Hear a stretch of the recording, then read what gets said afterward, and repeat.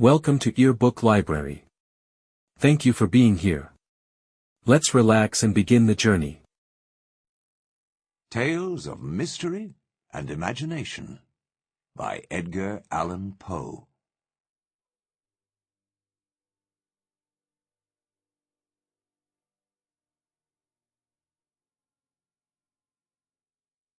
The Pit and the Pendulum. Impia tortorum longas hic turba furoris, sanguinis innocui non satiata aluit. Sospite nunc patria, fracto nunc funeris antro, mors ubi dira fuit vita salusque patent. Here an unholy crowd of torturers cherished long, mad desires for innocent blood. They could never be satisfied. Now the country is saved, now the cave of death has been broken, and where terrible death was, life and safety lie open. Quatrain composed for the gates of a market to be erected upon the site of the Jacobin clubhouse at Paris. I was sick unto death with that long agony, and when they at length unbound me, and I was permitted to sit, I felt that my senses were leaving me. The sentence, the dread sentence of death, was the last of distinct accentuation which reached my ears. After that, the sound of the inquisitorial voices seemed merged in one dreamy, indeterminate hum. It conveyed to my soul the idea of revolution, perhaps from its association in fancy with the burr of a mill-wheel. This only for a brief period, for presently I heard no more. Yet for a while I saw, but with how terrible an exaggeration, I saw the lips of the black-robed judges. They appeared to me white, whiter than the sheet upon which I trace these words, and thin even to grotesqueness, thin with the intensity of their expression of firmness, of immovable resolution, of stern contempt of human torture. I saw that the decrees of what to me was fate were still issuing from those lips. I saw them writhe with a deadly locution. I saw them fashion the syllables of my name, and I shuddered, because no sound succeeded. I saw, too, for a few moments of delirious horror, the soft and nearly imperceptible waving of the sable draperies which enwrapped the walls of the apartment. And then my vision fell upon the 7 tall candles upon the table. At first they wore the aspect of charity, and seemed white, slender angels who would save me. But then, all at once, there came a most deadly nausea over my spirit, and I felt every fibre in my frame thrill, as if I had touched the wire of a galvanic battery, while the angel forms became meaningless spectres with heads of flame, and I saw that from them there would be no help. And then there stole into my fancy, like a rich musical note, the thought of what sweet rest there must be in the grave. The thought came gently and stealthily, and it seemed long before it attained full appreciation. But just as my spirit came at length properly to feel and entertain it, the figures of the judges vanished, as if magically from before me. The tall candles sank into nothingness, their flames went out utterly. The blackness of darkness supervened. All sensations appeared swallowed up in a mad, rushing descent, as of the soul into Hades. Then silence, and stillness, and night were the universe. I had swooned, but still will not say that all of consciousness was lost. What of it there remained I will not attempt to define, or even to describe, yet all was not lost. In the deepest slumber, no. In delirium, no. In a swoon, no. In death, no. Even in the grave, all is not lost. Else there is no immortality for man.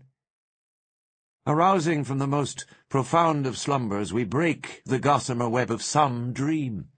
Yet in a second afterward, so frail may that web have been, we remember not what we have dreamed. In the return to life from the swoon, there are 2 stages. First, that of the sense of mental or spiritual. Secondly, that of the sense of physical existence.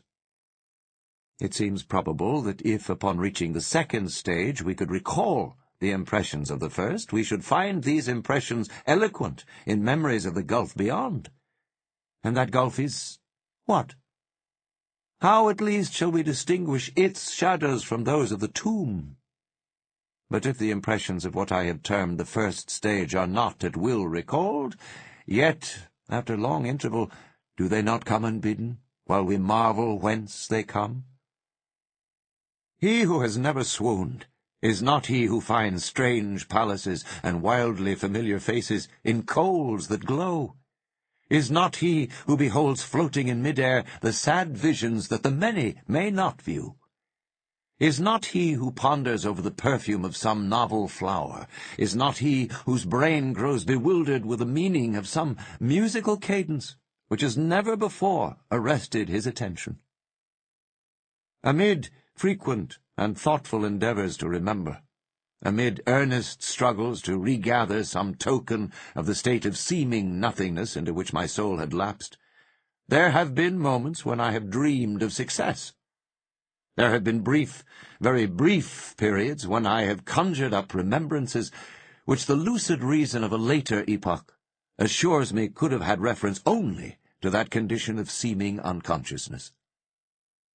These shadows of memory tell indistinctly of tall figures that lifted and bore me in silence down, down, still down, till a hideous dizziness oppressed me at the mere idea of the interminableness of the descent. They tell also of a vague horror at my heart on account of that heart's unnatural stillness. Then comes a sense of sudden motionlessness throughout all things, as if those who bore me, a ghastly train, had outrun, in their descent, the limits of the limitless, and paused from the wearisomeness of their toil.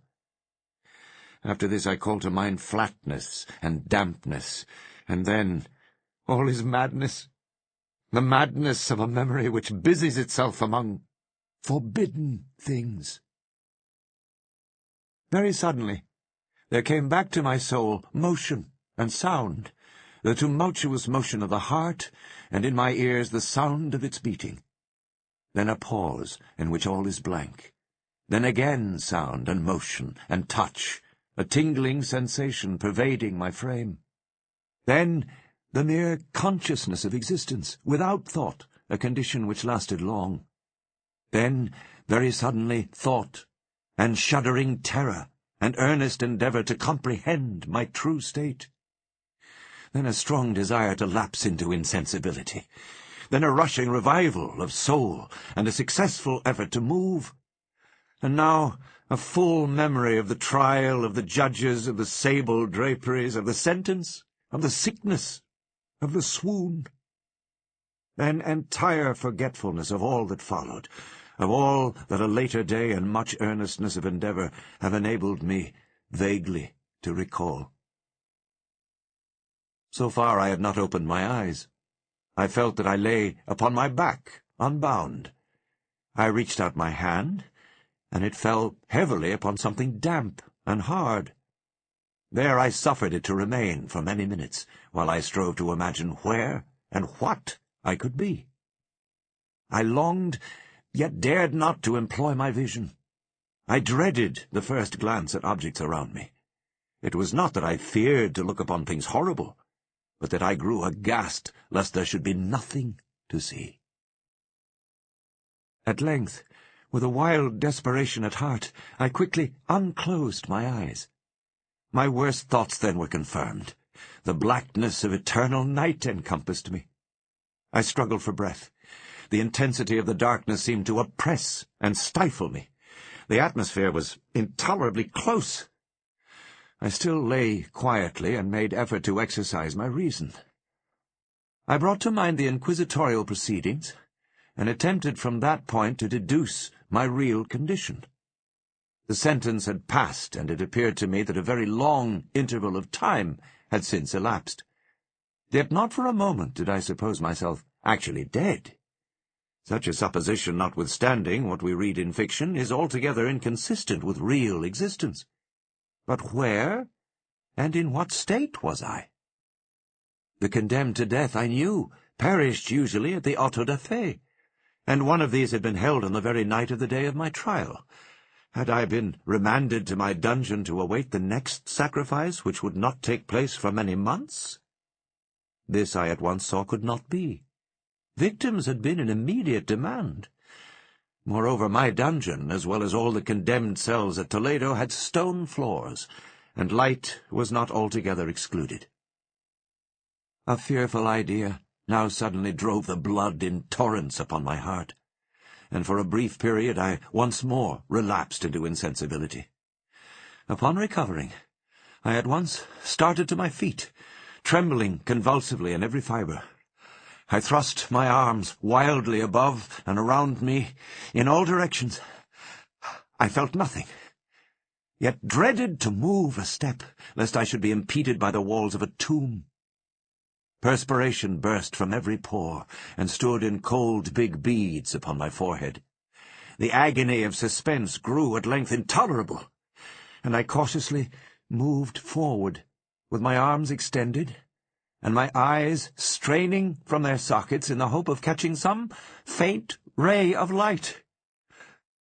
I proceeded for many paces, but still all was blackness and vacancy. I breathed more freely.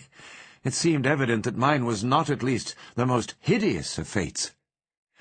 And now, as I still continued to step cautiously onward, there came thronging upon my recollection 1,000 vague rumours of the horrors of Toledo.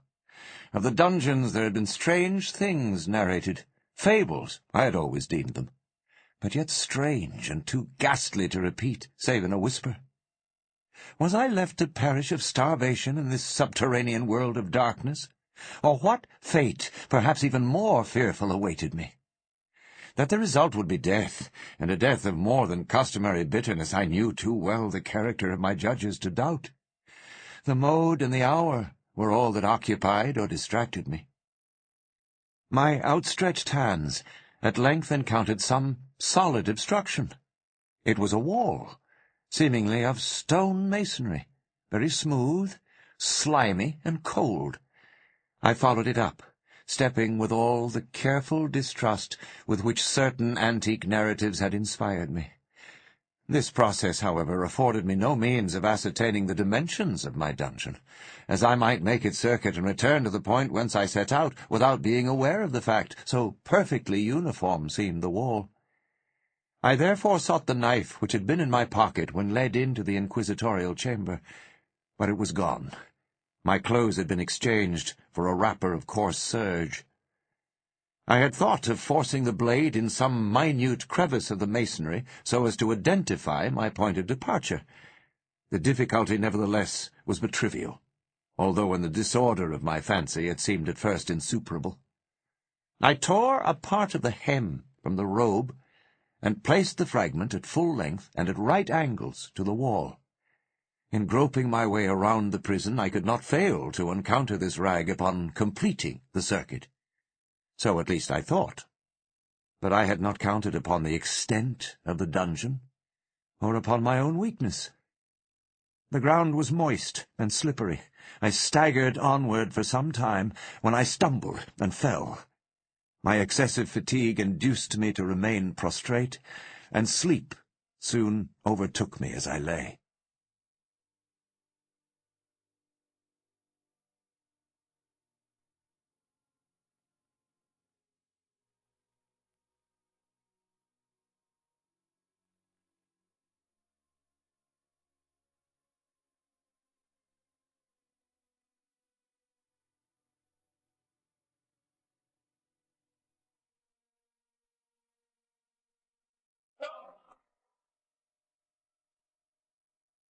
Upon awaking, and stretching forth an arm, I found beside me a loaf and a pitcher with water. I was too much exhausted to reflect upon this circumstance, but ate and drank with avidity. Shortly afterward I resumed my tour around the prison, and with much toil came at last upon the fragment of the serge. Up to the period when I fell, I had counted 52 paces.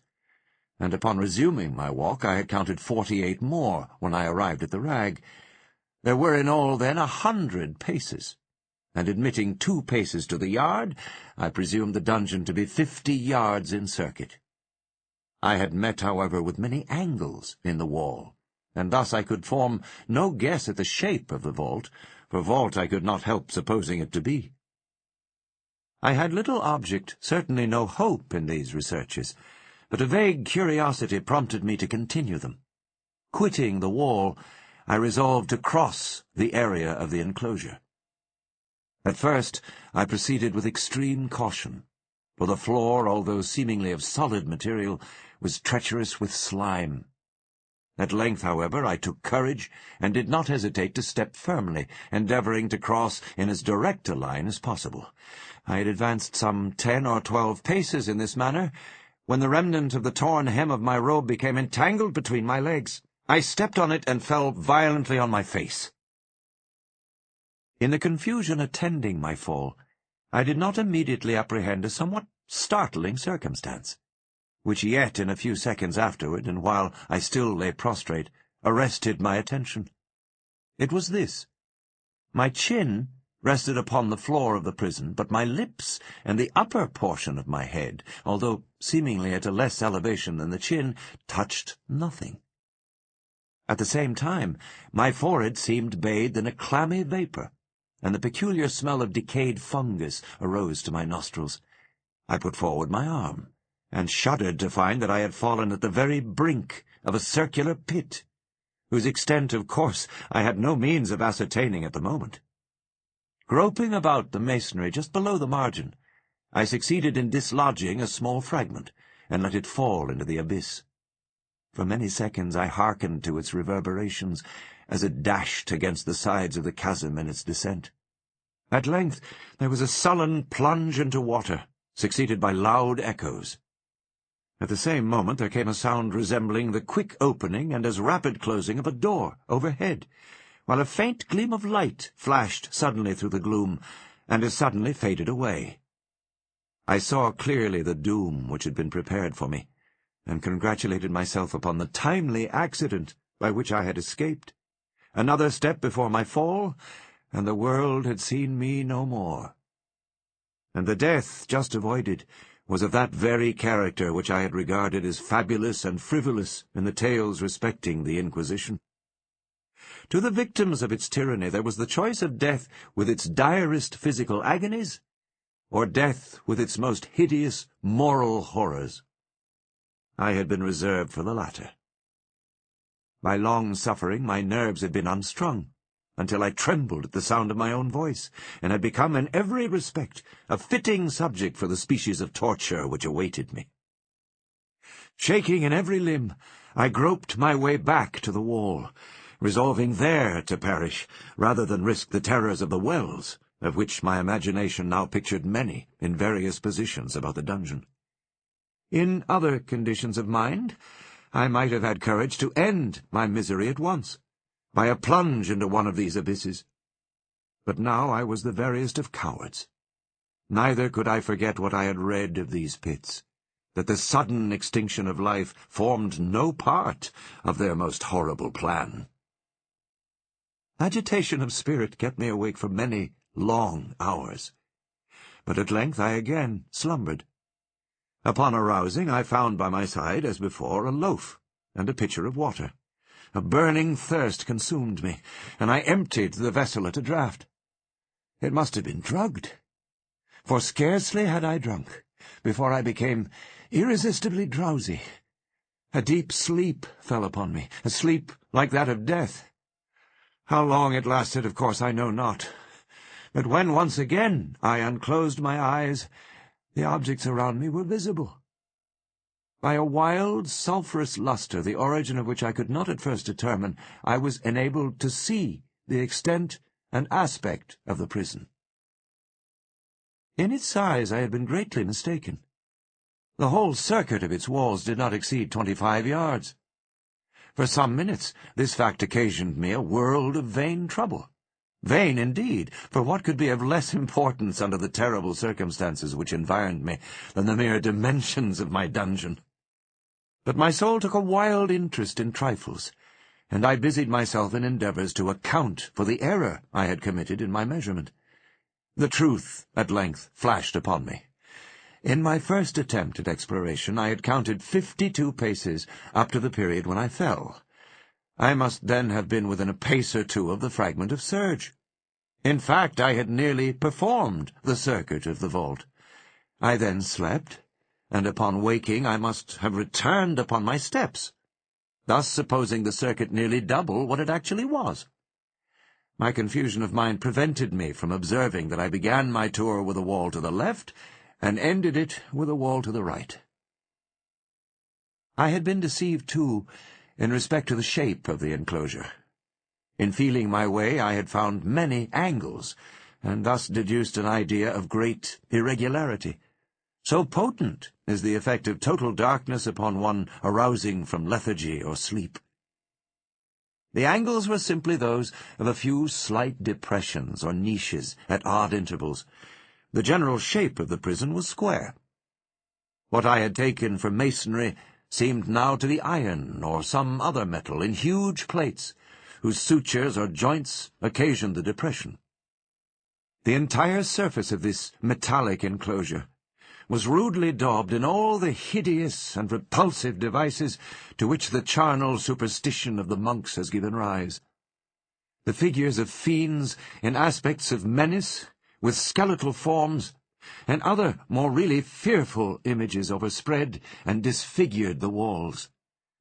I observed that the outlines of these monstrosities were sufficiently distinct, but that the colours seemed faded and blurred, as if from the effects of a damp atmosphere. I now noticed the floor, too, which was of stone. In the centre yawned the circular pit, from whose jaws I had escaped, but it was the only one in the dungeon. All this I saw indistinctly, and by much effort, for my personal condition had been greatly changed during slumber. I now lay upon my back, and at full length, on a species of low framework of wood. To this I was securely bound by a long strap resembling a surcingle. It passed in many convolutions about my limbs and body, leaving at liberty only my head and my left arm, to such extent that I could, by dint of much exertion, supply myself with food from an earthen dish which lay by my side on the floor. I saw to my horror that the pitcher had been removed. I say to my horror, for I was consumed with intolerable thirst. This thirst it appeared to be the design of my persecutors to stimulate, for the food in the dish was meat, pungently seasoned. Looking upward, I surveyed the ceiling of my prison. It was some 30 or 40 feet overhead, and constructed much as the side walls. In one of its panels, a very singular figure riveted my whole attention. It was the painted figure of Time, as he is commonly represented, save that, in lieu of a scythe, he held what at a casual glance I supposed to be the pictured image of a huge pendulum, such as we see on antique clocks. There was something, however, in the appearance of this machine which caused me to regard it more attentively. While I gazed directly upward at it, for its position was immediately over my own, I fancied that I saw it in motion. In an instant afterward the fancy was confirmed. Its sweep was brief, and of course slow. I watched it for some minutes, somewhat in fear, but more in wonder. Wearied at length with observing its dull movement, I turned my eyes upon the other objects in the cell. A slight noise attracted my notice, and looking to the floor I saw several enormous rats traversing it. They had issued from the well which lay just within view to my right. Even then, while I gazed, they came up in troops, hurriedly, with ravenous eyes, allured by the scent of the meat. From this it required much effort and attention to scare them away. It might have been half an hour, perhaps even an hour, for I could take but imperfect note of time, before I again cast my eyes upward. What I then saw confounded and amazed me. The sweep of the pendulum had increased in extent by nearly a yard. As a natural consequence, its velocity was also much greater. But what mainly disturbed me was the idea that it had perceptibly descended. I now observed, with what horror it is needless to say, that its nether extremity was formed of a crescent of glittering steel, about a foot in length from horn to horn, the horns upward, and the under edge evidently as keen as that of a razor. Like a razor also it seemed massy and heavy, tapering from the edge into a solid and broad structure above. It was appended to a weighty rod of brass, and the whole hissed as it swung through the air. I could no longer doubt the doom prepared for me by monkish ingenuity and torture.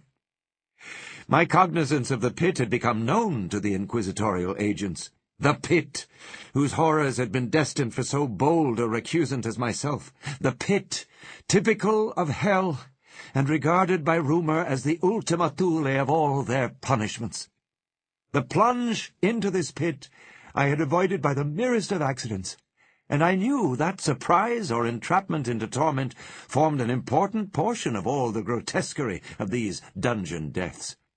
Having failed to fall, it was no part of the demon plan to hurl me into the abyss, and thus, there being no alternative, a different and a milder destruction awaited me. Milder! I half smiled in my agony as I thought of such application of such a term. What boots it to tell of the long, long hours of horror more than mortal, during which I counted the rushing oscillations of the steel?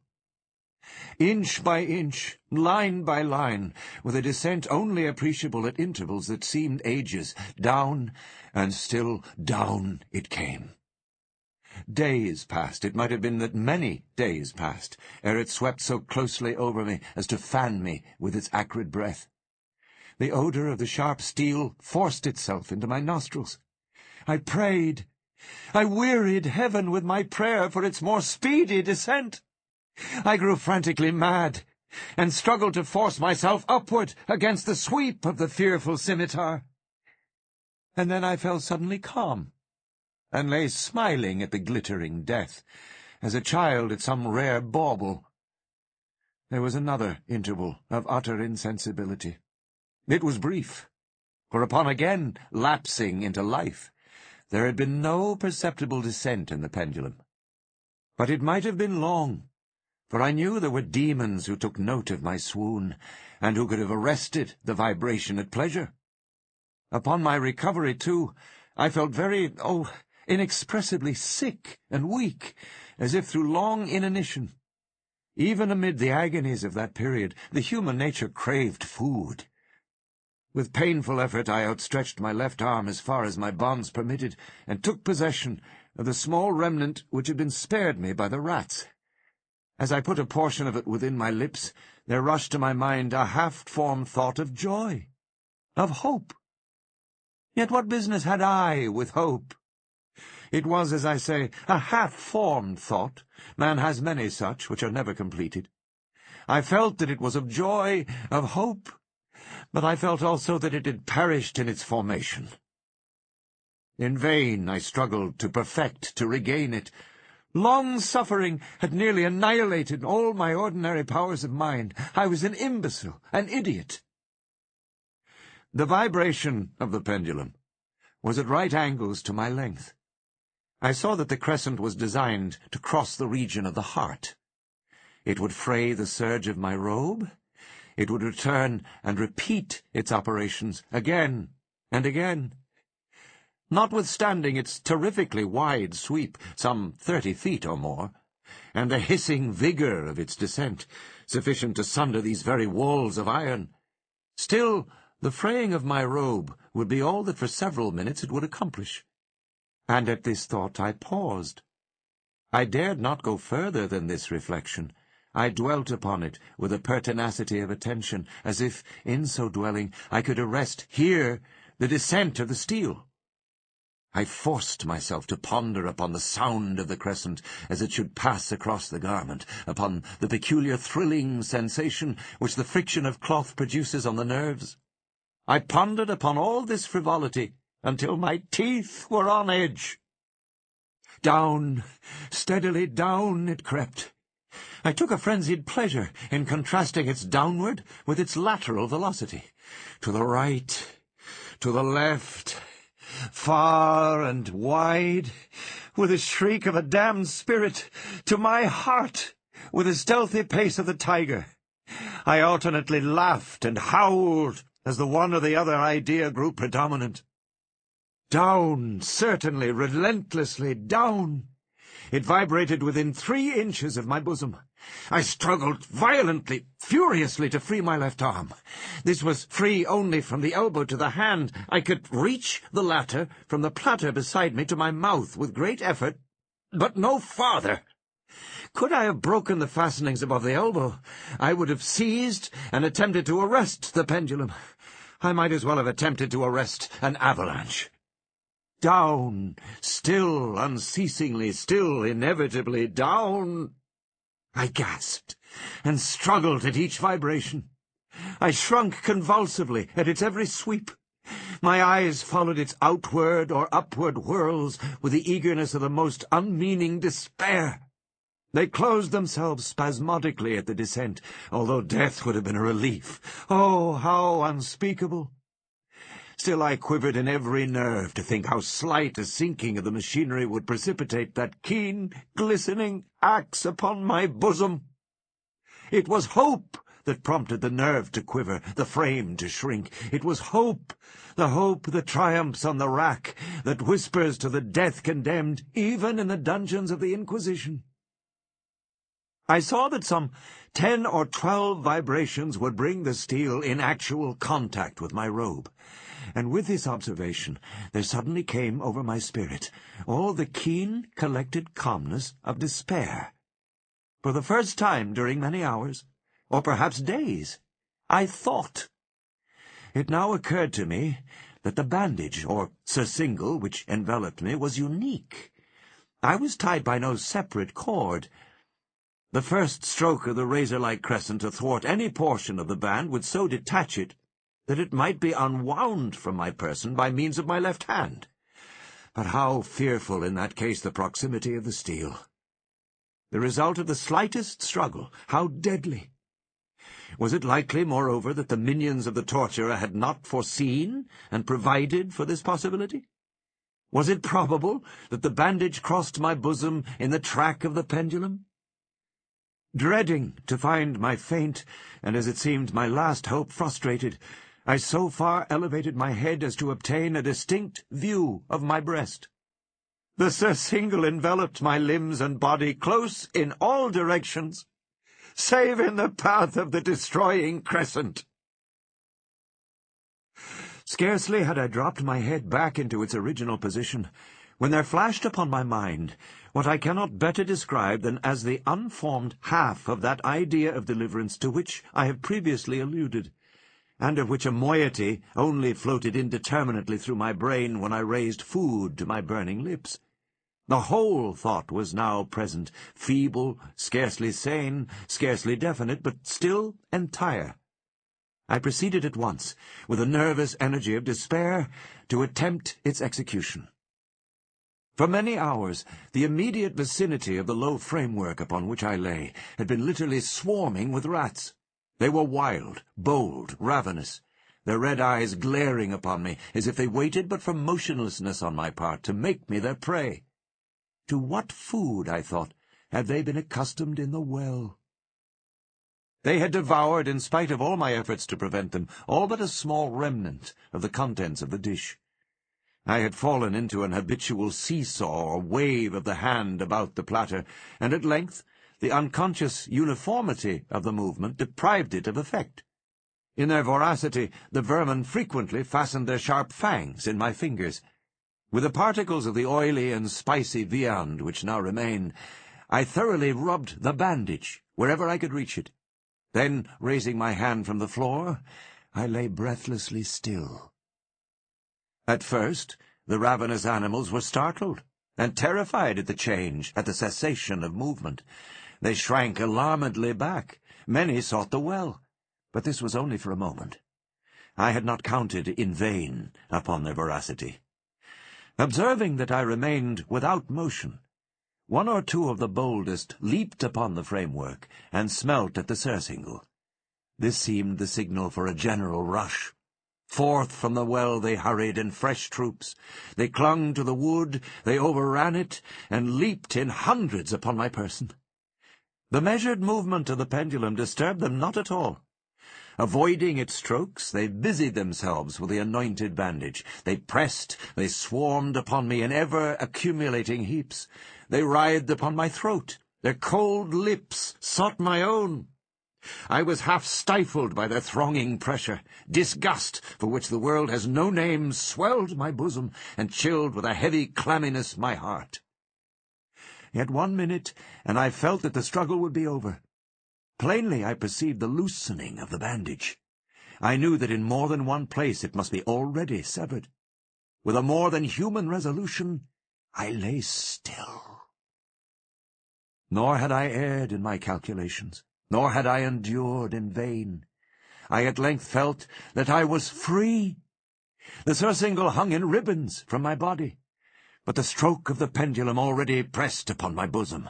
It had divided the serge of the robe. It had cut through the linen beneath.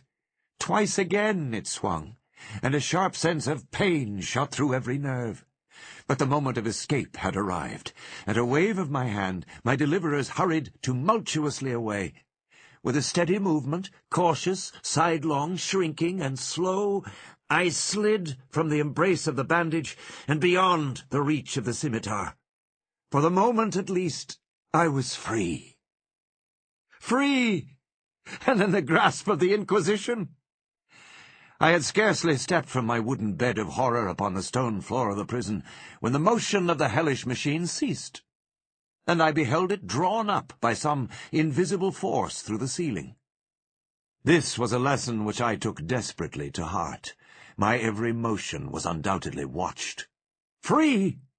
I had but escaped death in one form of agony, to be delivered unto worse than death in some other. With that thought I rolled my eyes nervously around on the barriers of iron that hemmed me in.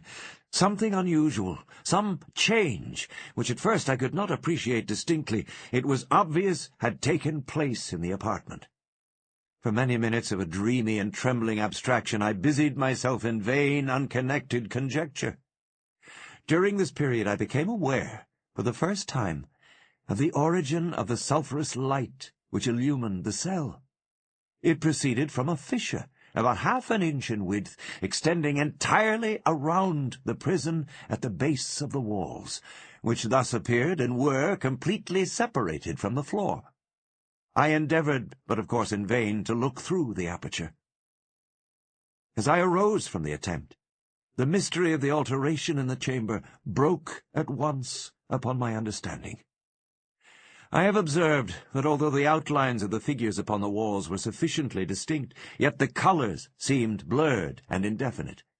These colours had now assumed, and were momentarily assuming, a startling and most intense brilliancy, that gave to the spectral and fiendish portraitures an aspect that might have thrilled even firmer nerves than my own.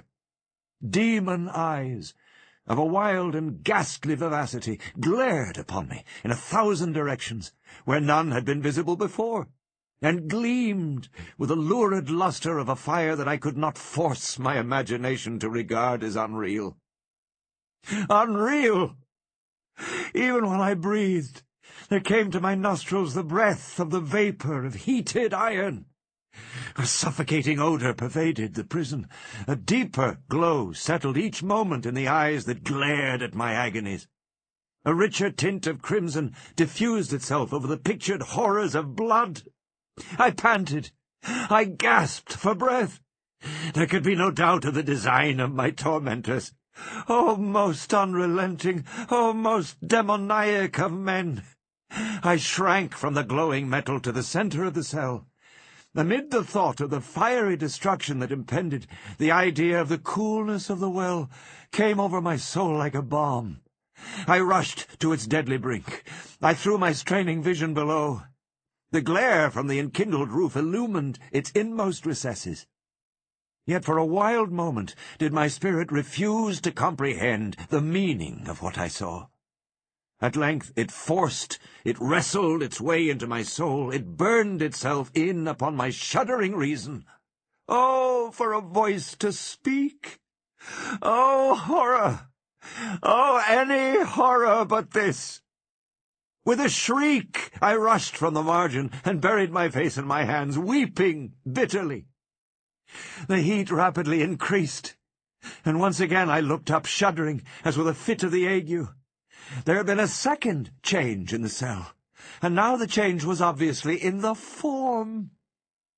As before, it was in vain that I had first endeavoured to appreciate or understand what was taking place, but not long was I left in doubt. The inquisitorial vengeance had been hurried by my twofold escape, and there was to be no more dallying with the king of terrors. The room had been square. I saw that 2 of its iron angles were now acute, 2 consequently obtuse. The fearful difference quickly increased with a low rumbling or moaning sound. In an instant the apartment had shifted its form into that of a lozenge. But the alteration stopped not here. I neither hoped nor desired it to stop. I could have clasped the red walls to my bosom as a garment of eternal peace. "Death," I said, "any death but that of the pit." Fool! Might I not have known that into the pit it was the object of the burning iron to urge me? Could I resist its glow? Or if even that, could I withstand its pressure? And now flatter and flatter grew the lozenge, with a rapidity that left me no time for contemplation. Its centre, and of course its greatest width, came just over the yawning gulf. I shrank back, but the closing walls pressed me resistlessly onward. At length, for my seared and writhing body, there was no longer an inch of foothold on the firm floor of the prison. I struggled no more, but the agony of my soul found vent in one loud, long, and final scream of despair. I felt that I tottered upon the brink. I averted my eyes. There was a discordant hum of human voices. There was a loud blast as of many trumpets. There was a harsh grating as of 1,000 thunders. The fiery walls rushed back. An outstretched arm caught my own as I fell, fainting, into the abyss. It was that of General Lassalle. The French army had entered Toledo. The Inquisition was in the hands of its enemies.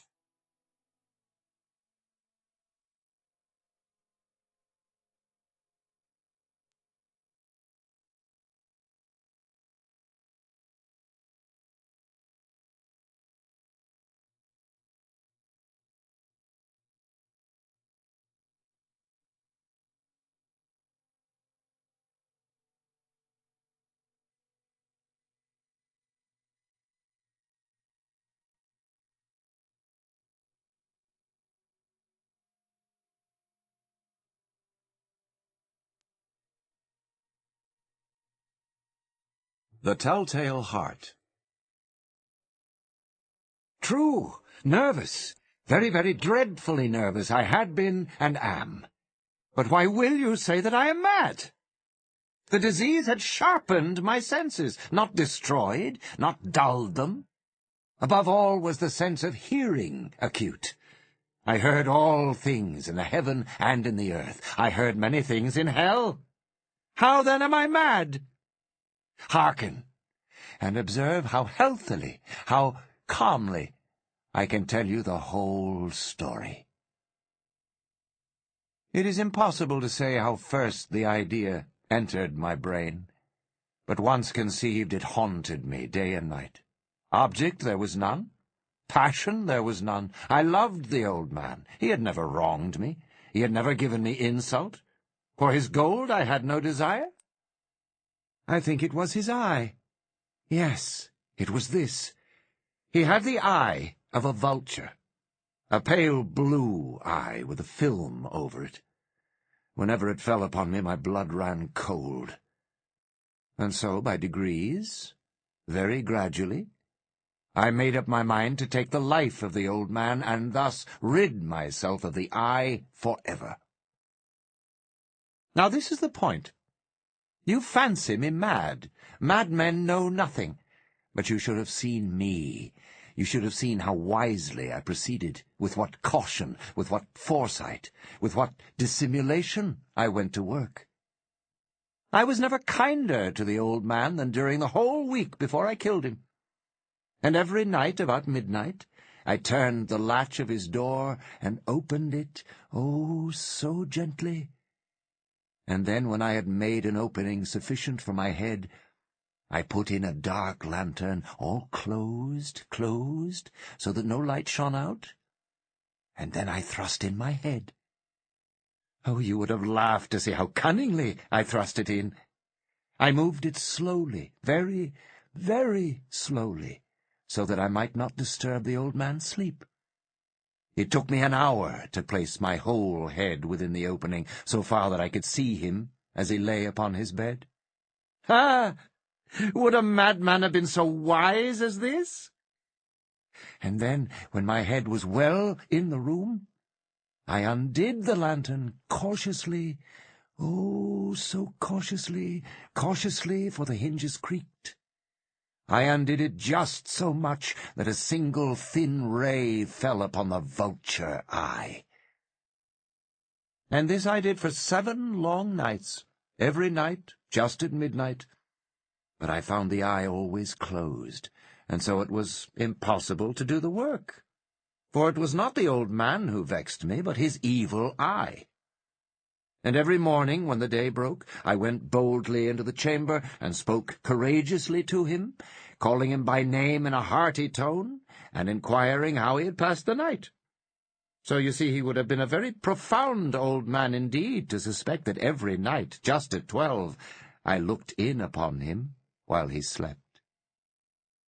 Upon the 8th night I was more than usually cautious in opening the door. A watch's minute hand moves more quickly than did mine. Never before that night had I felt the extent of my own powers, of my sagacity. I could scarcely contain my feelings of triumph. To think that there I was, opening the door little by little, and he not even to dream of my secret deeds or thoughts.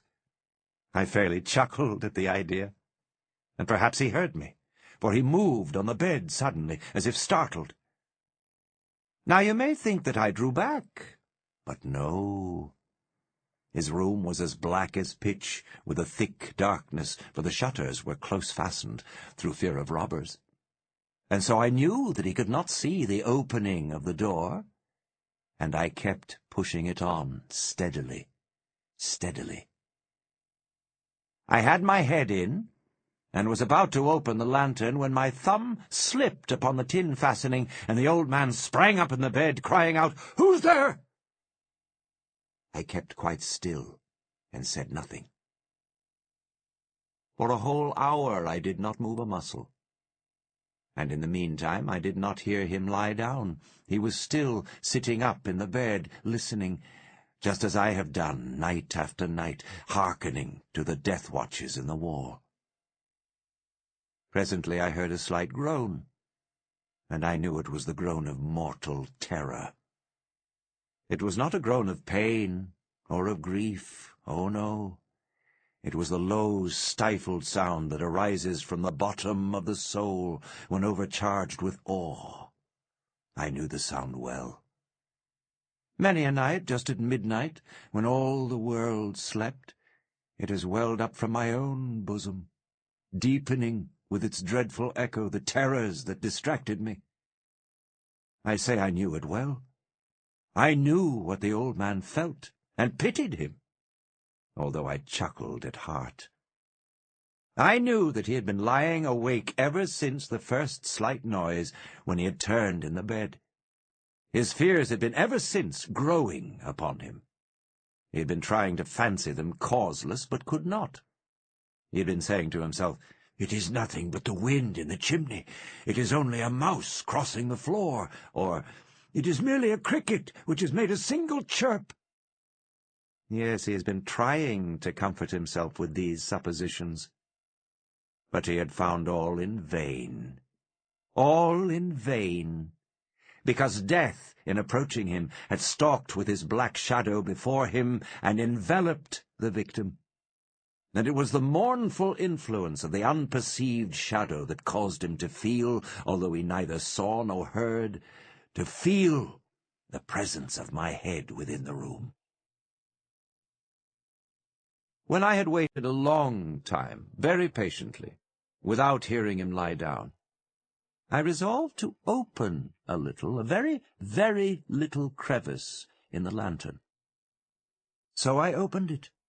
You cannot imagine how stealthily, until at length a simple dim ray like the thread of the spider shot from out the crevice and fell full upon the vulture eye. It was open, wide open, and I grew furious as I gazed upon it. I saw it with perfect distinctness, all a dull blue, with a hideous veil over it that chilled the very marrow in my bones. But I could see nothing else of the old man's face or person, for I had directed the ray as if by instinct precisely upon the damned spot.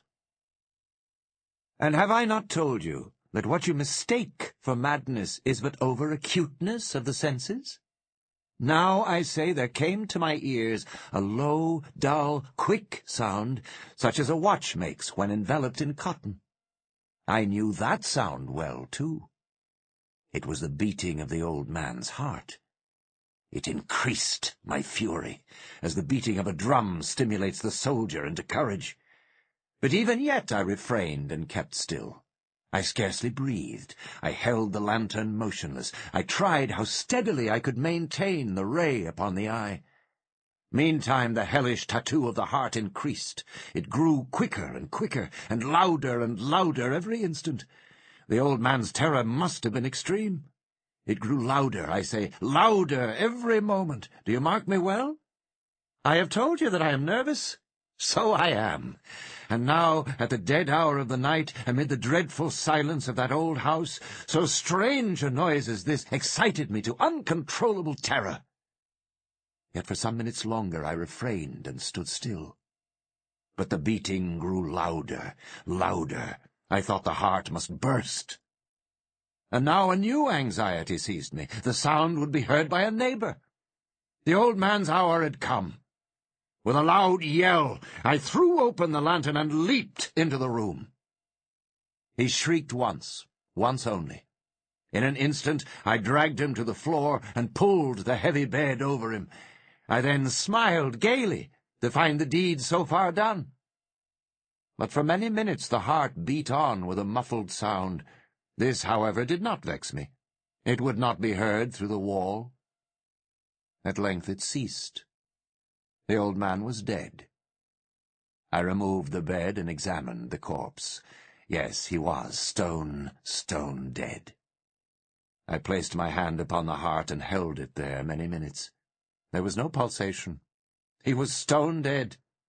His eye would trouble me no more.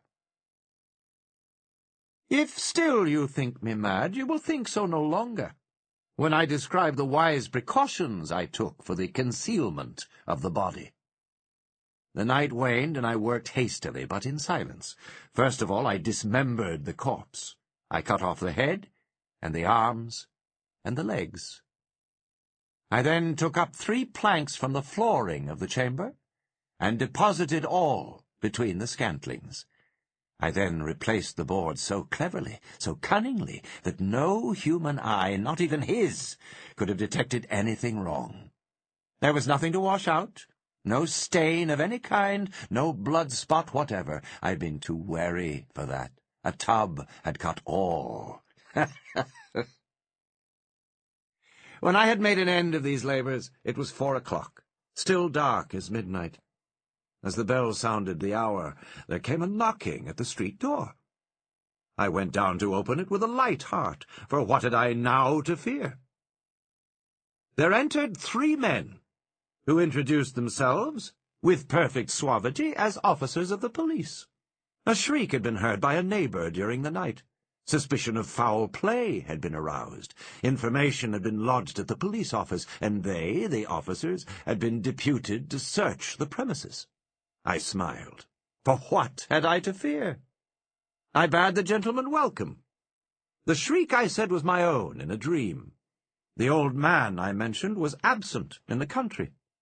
I took my visitors all over the house. I bade them search well. I led them at length to his chamber. I showed them his treasures, secure, undisturbed. In the enthusiasm of my confidence, I brought chairs into the room, and desired them here to rest from their fatigues, while I myself, in the wild audacity of my perfect triumph, placed my own seat upon the very spot beneath which reposed the corpse of the victim. The officers were satisfied. My manner had convinced them. I was singularly at ease. They sat, and while I answered cheerily, they chatted of familiar things. But ere long I felt myself getting pale, and wished them gone. My head ached, and I fancied a ringing in my ears. But still they sat, and still chatted. The ringing became more distinct. It continued, and became more distinct. I talked more freely to get rid of the feeling, but it continued and gained definiteness, until at length I found that the noise was not within my ears. No doubt I now grew very pale, but I talked more fluently, and with a heightened voice, yet the sound increased. And what could I do? It was a low, dull, quick sound, much such a sound as a watch makes when enveloped in cotton. I gasped for breath, and yet the officers heard it not. I talked more quickly, more vehemently, but the noise steadily increased. I arose and argued about trifles in a high key and with violent gesticulations, but the noise steadily increased. Why would they not be gone? I paced the floor to and fro with heavy strides, as if excited to fury by the observations of the men, but the noise steadily increased. Oh, God! What could I do? I foamed, I raved, I swore! I swung the chair upon which I had been sitting and grated it upon the boards, but the noise arose over all and continually increased. It grew louder, louder, louder, and still the men chatted pleasantly and smiled. Was it possible they heard not? Almighty God, no, no! They heard, they suspected, they knew. They were making a mockery of my horror. This I thought, and this I think. But anything was better than this agony. Anything was more tolerable than this derision. I could bear those hypocritical smiles no longer. I felt that I must scream or die. And now, again, hark! Louder, louder, louder, louder! Villains! I shrieked. Dissemble no more! I admit the deed. Tear up the planks! Here, here! It is the beating of his hideous heart!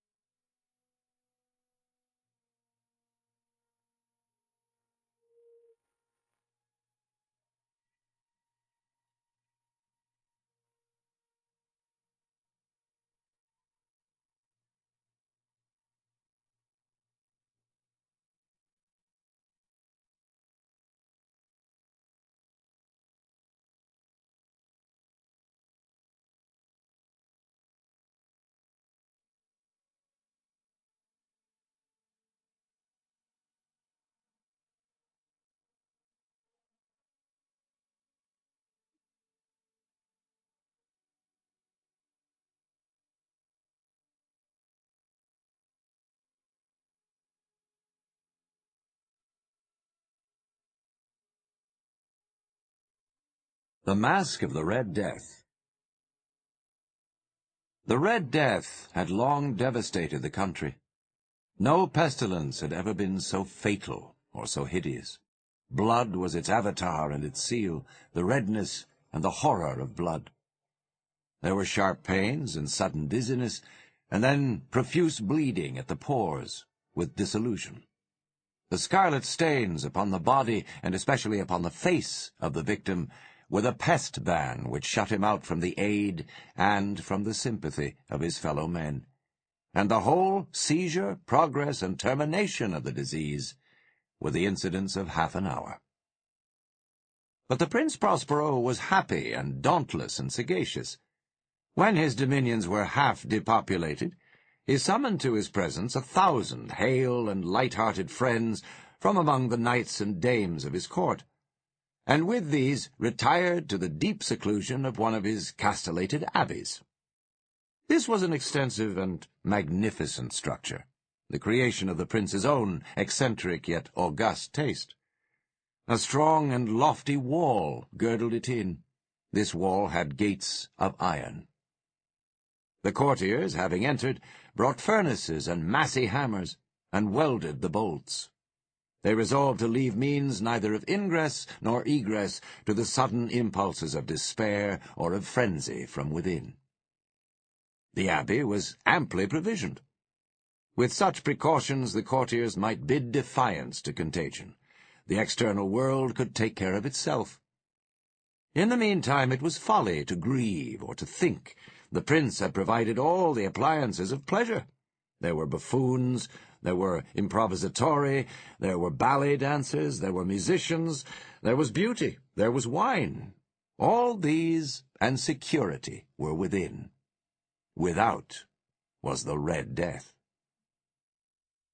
It was toward the close of the 5th or 6th month of his seclusion, and while the pestilence raged most furiously abroad, that the Prince Prospero entertained his 1,000 friends at a masked ball of the most unusual magnificence. It was a voluptuous scene, that masquerade. But first let me tell of the rooms in which it was held. There were 7, an imperial suite.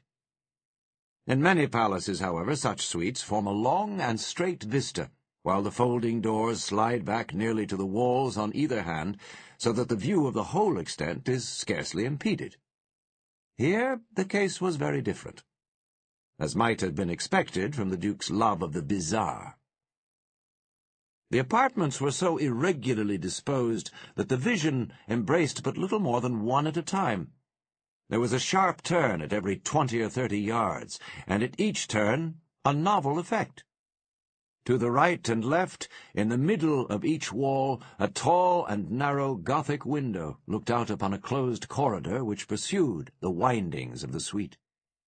These windows were of stained glass, whose colour varied in accordance with the prevailing hue of the decorations of the chamber into which it opened. That at the eastern extremity was hung, for example, in blue, and vividly blue were its windows. The second chamber was purple in its ornaments and tapestries, and here the panes were purple. The third was green throughout, and so were the casements. The fourth was furnished and lighted with orange, the 5th with white, the 6th with violet. The 7th apartment was closely shrouded in black velvet tapestries that hung all over the ceiling and down the walls, falling in heavy folds upon a carpet of the same material and hue. But in this chamber only, the colour of the windows failed to correspond with the decorations. The panes here were scarlet, a deep blood colour. Now in no one of the 7 apartments was there any lamp or candelabrum amid the profusion of golden ornaments that lay scattered to and fro or depended from the roof. There was no light of any kind emanating from lamp or candle within the suite of chambers. But in the corridors that followed the suite there stood, opposite to each window, a heavy tripod, bearing a brazier of fire, that projected its rays through the tinted glass and so glaringly illumined the room. And thus were produced a multitude of gaudy and fantastic appearances. But in the western or black chamber, the effect of the firelight that streamed upon the dark hangings through the blood-tinted panes was ghastly in the extreme, and produced so wild a look upon the countenances of those who entered, that there were few of the company bold enough to set foot within its precincts at all. It was in this apartment also that there stood, against the western wall, a gigantic clock of ebony. Its pendulum swung to and fro with a dull, heavy, monotonous clang. And when the minute hand made the circuit of the face and the hour was to be stricken, there came from the brazen lungs of the clock a sound which was clear and loud and deep and exceedingly musical, but of so peculiar a note and emphasis that at each lapse of an hour the musicians of the orchestra were constrained to pause momentarily in their performance, to hearken to the sound. And thus the waltzers perforce ceased their evolutions, and there was a brief disconcert of the whole gay company. And while the chimes of the clock yet rang, it was observed that the giddiest grew pale, and the more aged and sedate passed their hands over their brows as if in confused reverie or meditation. But when the echoes had fully ceased, a light laughter at once pervaded the assembly. The musicians looked at each other and smiled, as if at their own nervousness and folly, and made whispering vows, each to the other, that the next chiming of the clock should produce in them no similar emotion. And then, after the lapse of 60 minutes, which embraced 3,600 seconds of the time that flies, there came yet another chiming of the clock, and then with the same disconcert and tremulousness and meditation as before. But in spite of these things, it was a gay and magnificent revel. The tastes of the Duke were peculiar. He had a fine eye for colours and effects. He disregarded the decora of mere fashion. His plans were bold and fiery, and his conceptions glowed with barbaric lustre. There are some who would have thought him mad. His followers felt that he was not. It was necessary to hear and see and touch him to be sure that he was not. He had directed in great part the movable embellishments of the 7 chambers upon occasion of this great fete, and it was his own guiding taste which had given character to the masqueraders. Be sure they were grotesque. There were much glare and glitter and piquancy and phantasm, much of what has been since seen in Hernani. There were arabesque figures with unsuited limbs and appointments. There were delirious fancies such as the madman fashions. There were much of the beautiful, much of the wanton, much of the bizarre, something of the terrible, and not a little of that which might have excited disgust. To and fro in the 7 chambers there stalked, in fact, a multitude of dreams. And these, the dreams, writhed in and about, taking hue from the rooms, and causing the wild music of the orchestra to seem as the echo of their steps. And anon there strikes the ebony clock, which stands in the hall of the velvet, and then, for a moment, all is still, and all is silent, save the voice of the clock. The dreams are stiff frozen as they stand. But the echoes of the chime die away. They have endured but an instant, and a light, half-subdued laughter floats after them as they depart. And now again the music swells, and the dreams live and writhe to and fro more merrily than ever, taking hue from the many-tinted windows through which stream the rays from the tripods. But to the chamber which lies most westwardly of the 7, there are now none of the maskers who venture, for the night is waning away, and there flows a ruddier light through the blood-coloured panes, and the blackness of the sable drapery appalls. And to him whose foot falls upon the sable carpet, there comes, from the near clock of ebony, a muffled peal more solemnly emphatic than any which reaches their ears who indulge in the more remote gaieties of the other apartments. But these other apartments were densely crowded, and in them beat feverishly the heart of life, and the revel went whirlingly on, until at length there commenced the sounding of midnight upon the clock. And then the music ceased, as I have told, and the evolutions of the waltzers were quieted, and there was an uneasy cessation of all things as before. But now there were 12 strokes to be sounded by the bell of the clock, and thus it happened, perhaps, that more of thought crept, with more of time, into the meditations of the thoughtful among those who revelled.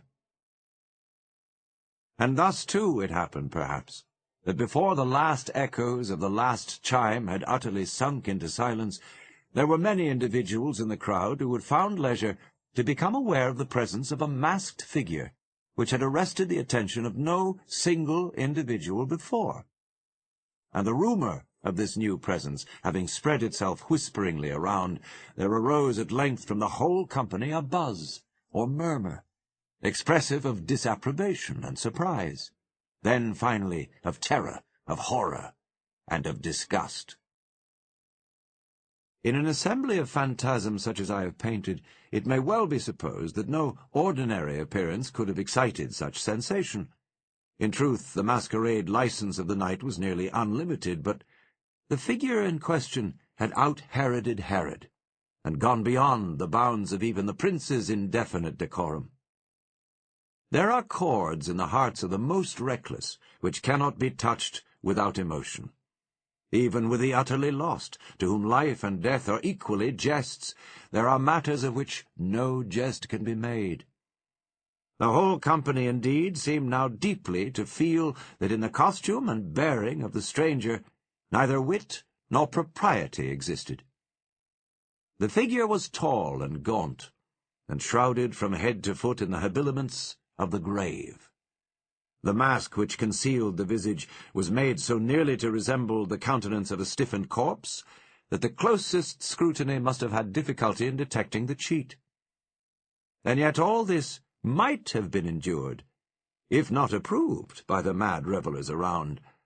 But the mummer had gone so far as to assume the type of the Red Death.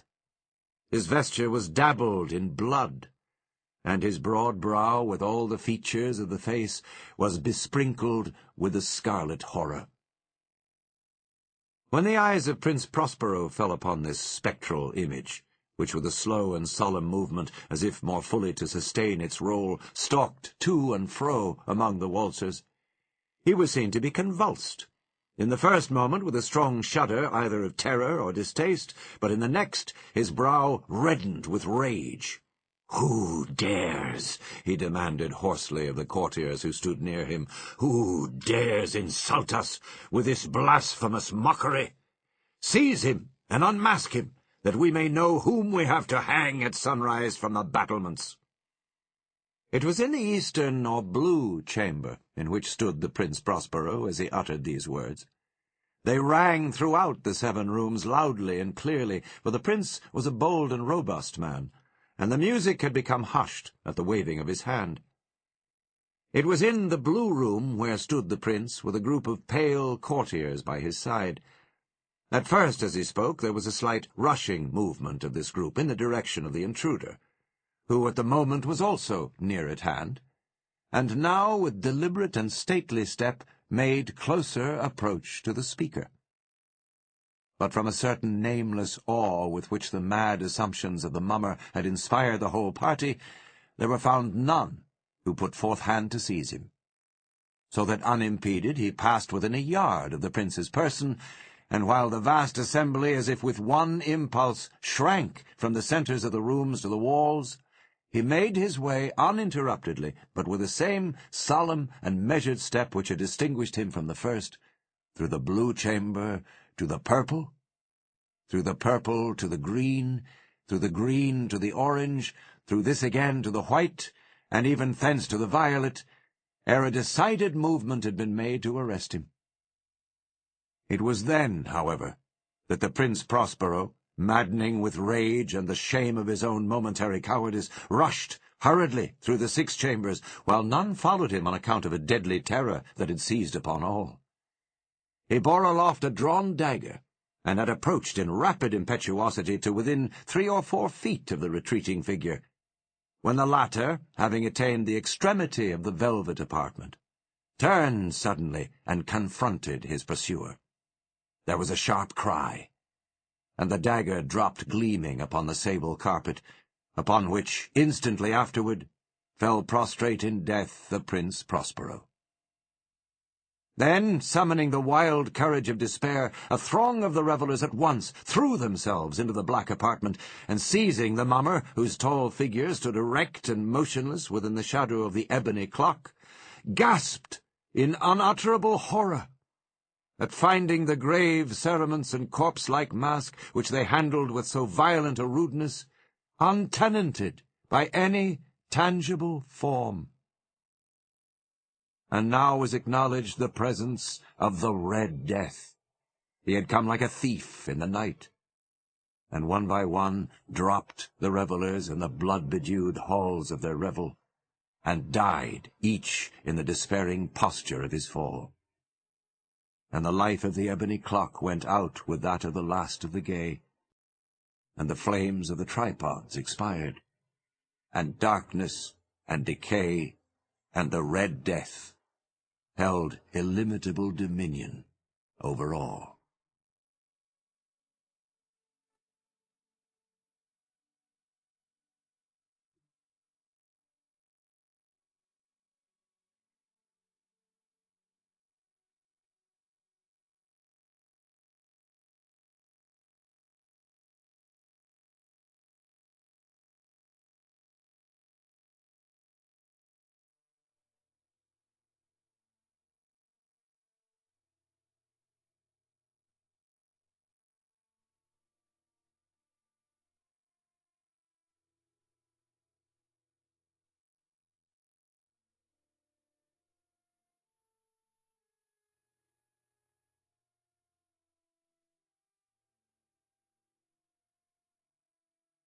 Ligeia.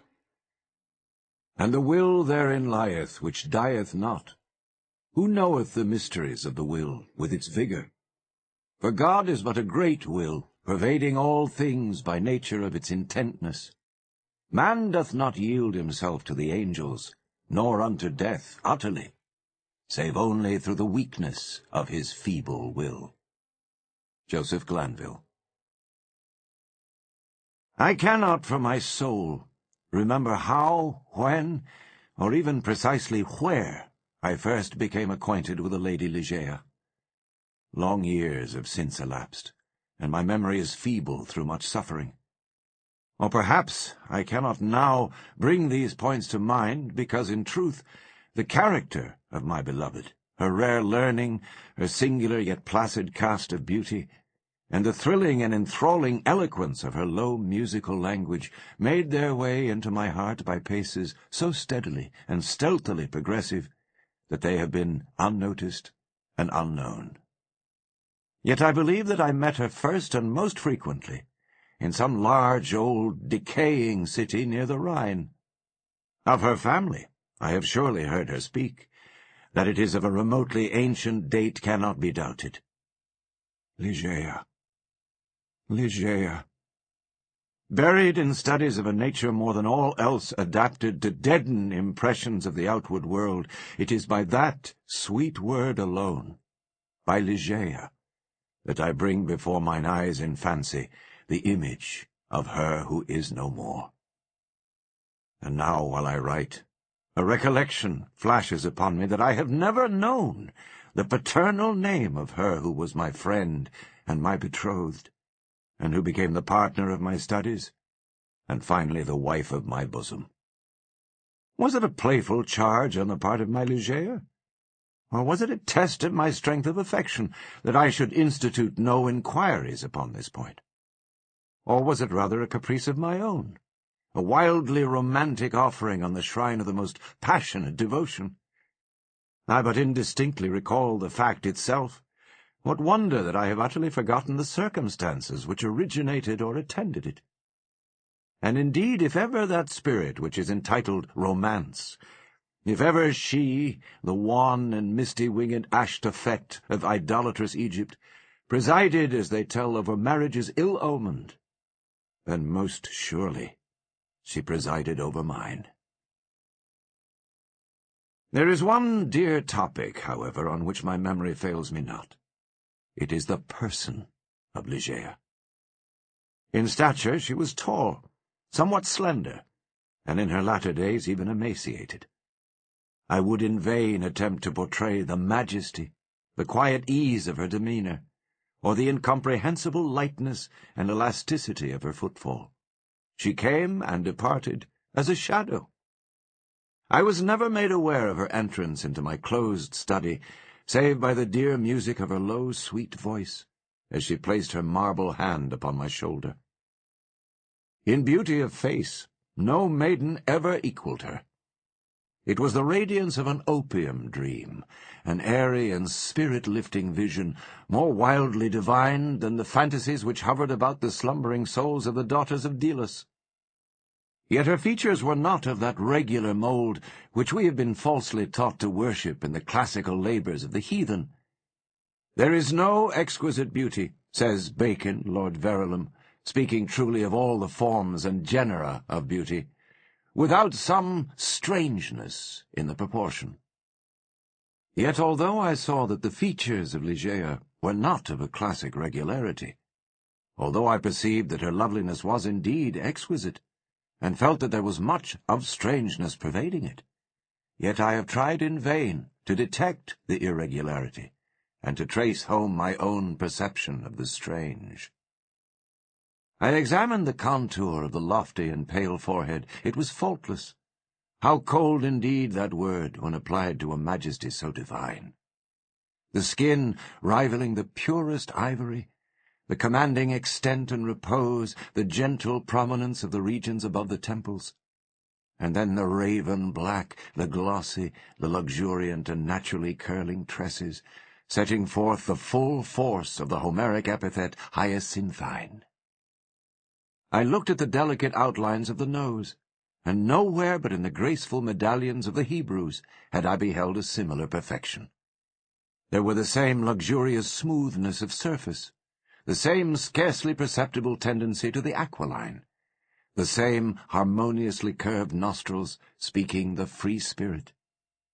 I regarded the sweet mouth. Here was indeed the triumph of all things heavenly. The magnificent turn of the short upper lip, the soft, voluptuous slumber of the under, the dimples which sported, and the colour which spoke, the teeth glancing back with a brilliancy almost startling, every ray of the holy light which fell upon them in her serene and placid, yet most exultingly radiant of all smiles. I scrutinized the formation of the chin, and here, too, I found the gentleness of breadth, the softness and the majesty, the fullness and the spirituality of the Greek, the contour which the god Apollo revealed but in a dream to Cleomenes, the son of the Athenian. And then I peered into the large eyes of Ligeia.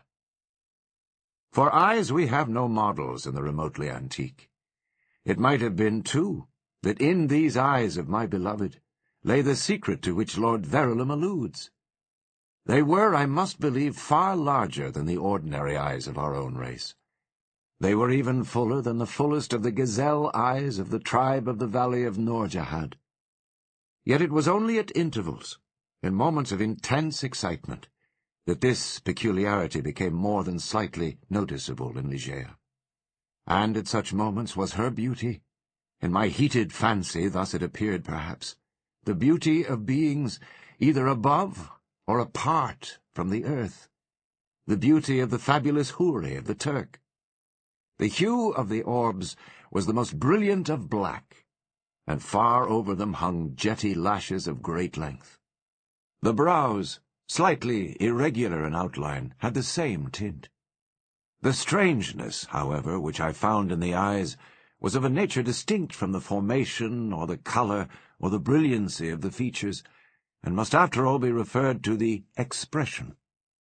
A word of no meaning, behind whose vast latitude of mere sound we entrench our ignorance of so much of the spiritual. The expression of the eyes of Ligeia. How for long hours have I pondered upon it! How have I, through the whole of a midsummer night, struggled to fathom it! What was it?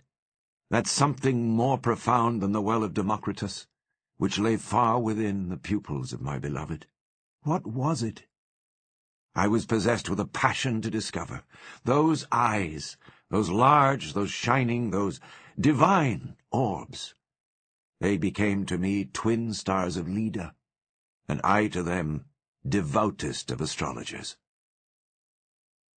There is no point, among the many incomprehensible anomalies of the science of mind, more thrillingly exciting than the fact, never I believe noticed in the schools, that in our endeavors to recall to memory something long forgotten, we often find ourselves upon the very verge of remembrance, without being able in the end to remember. And thus, how frequently, in my intense scrutiny of Ligeia's eyes, have I felt approaching the full knowledge of their expression, felt it approaching, yet not quite be mine, and so at length entirely depart. And strange, oh strangest mystery of all, I found, in the commonest objects of the universe, a circle of analogies to that expression. I mean to say that, subsequently to the period when Ligeia's beauty passed into my spirit, there, dwelling as in a shrine, I derived from many existences in the material world a sentiment such as I felt always aroused within me by her large and luminous orbs. Yet not the more could I define that sentiment, or analyze, or even steadily view it. I recognized it, let me repeat, sometimes in the survey of a rapidly growing vine, in the contemplation of a moth, a butterfly, a chrysalis, a stream of running water. I have felt it in the ocean, in the falling of a meteor. I have felt it in the glances of unusually aged people. And there are one or two stars in heaven, one especially, a star of the 6th magnitude, double and changeable, to be found near the large star in Lyra, in a telescopic scrutiny of which I have been made aware of the feeling. I have been filled with it by certain sounds from stringed instruments, and not unfrequently by passages from books. Among innumerable other instances I well remember something in a volume of Joseph Glanville, which, perhaps merely from its quaintness, who shall say, never failed to inspire me with a sentiment.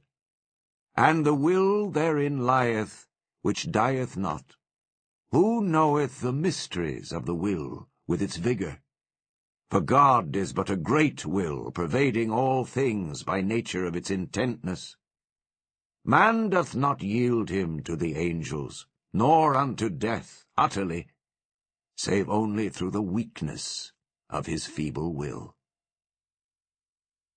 Length of years and subsequent reflection have enabled me to trace indeed some remote connection between this passage in the English moralist and a portion of the character of Ligeia.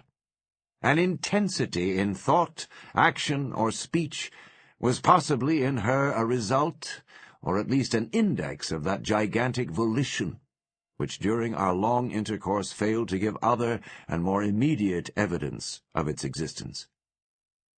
Of all the women whom I have ever known, she, the outwardly calm, the ever-placid Ligeia, was the most violently a prey to the tumultuous vultures of stern passion. And of such passion I could form no estimate, save by the miraculous expansion of those eyes, which at once so delighted and appalled me, by the almost magical melody, modulation, distinctness, and placidity of her very low voice, and by the fierce energy, rendered doubly effective by contrast with her manner of utterance, of the wild words which she habitually uttered. I have spoken of the learning of Ligeia. It was immense, such as I have never known in woman. In the classical tongues was she deeply proficient, and as far as my own acquaintance extended in regard to the modern dialects of Europe, I have never known her at fault. Indeed, upon any theme of the most admired, because simply the most abstruse, of the boasted erudition of the Academy, have I ever found Ligeia at fault? How singularly, how thrillingly, this one point in the nature of my wife has forced itself at this late period only upon my attention. I said her knowledge was such as I have never known in woman, but where breathes the man who has traversed unsuccessfully all the wide areas of moral, physical, and mathematical science? I saw not then what I now clearly perceive, that the acquisitions of Ligeia were gigantic, were astounding. Yet I was sufficiently aware of her infinite supremacy to resign myself with a childlike confidence to her guidance through the chaotic world of metaphysical investigation, at which I was most busily occupied during the earlier years of our marriage. With how vast a triumph, with how vivid a delight, with how much of all that is ethereal in hope did I feel as she bent over me in studies but little sought, but less known, that delicious vista by slow degrees expanding before me, down whose long, gorgeous, and all untrodden path I might at length pass onward to the goal of a wisdom too divinely precious not to be forbidden. How poignant, then, must have been the grief with which, after some years, I beheld my well-grounded expectations take wings to themselves and fly away. Without Ligeia, I was but as a child groping benighted. Her presence, her readings alone, rendered vividly luminous the many mysteries of the transcendentalism in which we were immersed. Wanting the radiant lustre of her eyes, letters, lambent and golden, grew duller than Saturnian lead. And now those eyes shone less and less frequently upon the pages over which I pored. Ligeia grew ill.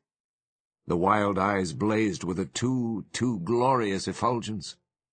The pale fingers became of the transparent, waxen hue of the grave, and the blue veins upon the lofty forehead swelled and sank impetuously with the tides of the most gentle emotion. I saw that she must die, and I struggled desperately in spirit with a grim Azrael. And the struggles of the passionate wife were, to my astonishment, even more energetic than my own. There had been much in her stern nature to impress me with a belief that to her death would have come without its terrors. But not so. Words are impotent to convey any just idea of the fierceness of resistance with which she wrestled with the shadow. I groaned in anguish at the pitiable spectacle. I would have soothed, I would have reasoned, but in the intensity of her wild desire for life, but for life, solace and reason were alike the uttermost of folly. Yet not until the last instance, amid the most convulsive writhings of her fierce spirit, was shaken the external placidity of her demeanour. Her voice grew more gentle, grew more low, yet I would not wish to dwell upon the wild meaning of the quietly uttered words. My brain reeled as I hearkened, entranced to a melody more than mortal, to assumptions and aspirations which mortality had never before known. That she loved me, I should not have doubted, and I might have been easily aware that in a bosom such as hers love would have reigned no ordinary passion. But in death only was I fully impressed with the strength of her affection. For long hours detaining my hand, would she pour out before me the overflowing of a heart whose more than passionate devotion amounted to idolatry. How had I deserved to be so blessed by such confessions? How had I deserved to be so cursed with the removal of my beloved in the hour of her making them? But upon this subject I cannot bear to dilate. Let me say only that in Ligeia's more than womanly abandonment to a love, alas, all unmerited, all unworthily bestowed, I at length recognized the principle of her longing, with so wildly earnest a desire for the life which was now fleeing so rapidly away. It is this wild longing, it is this eager vehemence of desire for life, but for life, that I have no power to portray, no utterance capable of expressing. At high noon of the night in which she departed, beckoning me peremptorily to her side, she bade me repeat certain verses composed by herself not many days before. I obeyed her. They were these. Lo, 'tis a gala night, within the lonesome latter years, an angel throng, bewinged, bedight, in veils and drowned in tears, sit in a theatre, to see a play of hopes and fears, while the orchestra breathes fitfully the music of the spheres. Mimes, in the form of God on high, mutter and mumble low, and hither and thither fly. Mere puppets they who come and go at bidding of vast formless things that shift the scenery to and fro, flapping from out their condor wings invisible woe.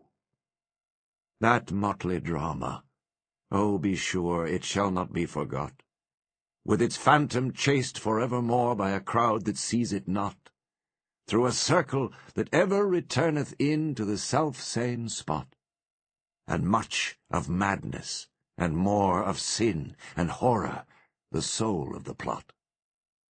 But see, amid the mimic rout, a crawling shape intrude, a blood-red thing that writhes from out the scenic solitude. It writhes, with mortal pangs, the mimes become its food, and the seraphs sob at vermin fangs, in human gore imbued.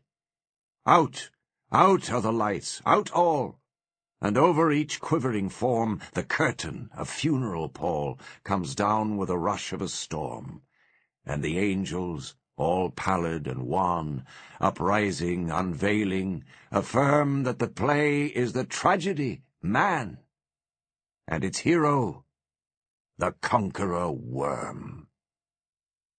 "Oh, God!" half-shrieked Ligeia, leaping to her feet and extending her arms aloft with a spasmodic movement as I made an end of these lines. "Oh, God! Oh, divine Father! Shall these things be undeviatingly so? Shall this conqueror be not once conquered? Are we not part and parcel in thee? Who knoweth the mysteries of the will with its vigour? Man doth not yield him to the angels, nor unto death utterly, save only through the weakness of his feeble will." And now, as if exhausted with emotion, she suffered her white arms to fall, and returned solemnly to her bed of death. And as she breathed her last sighs, there came mingled with them a low murmur from her lips.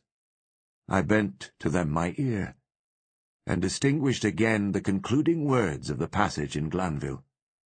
"Man doth not yield him to the angels, nor unto death utterly, save only through the weakness of his feeble will."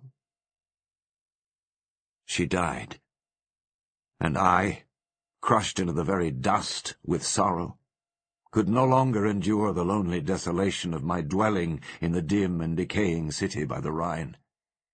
I had no lack of what the world calls wealth. Ligeia had brought me far more, very far more, than ordinarily falls to the lot of mortals.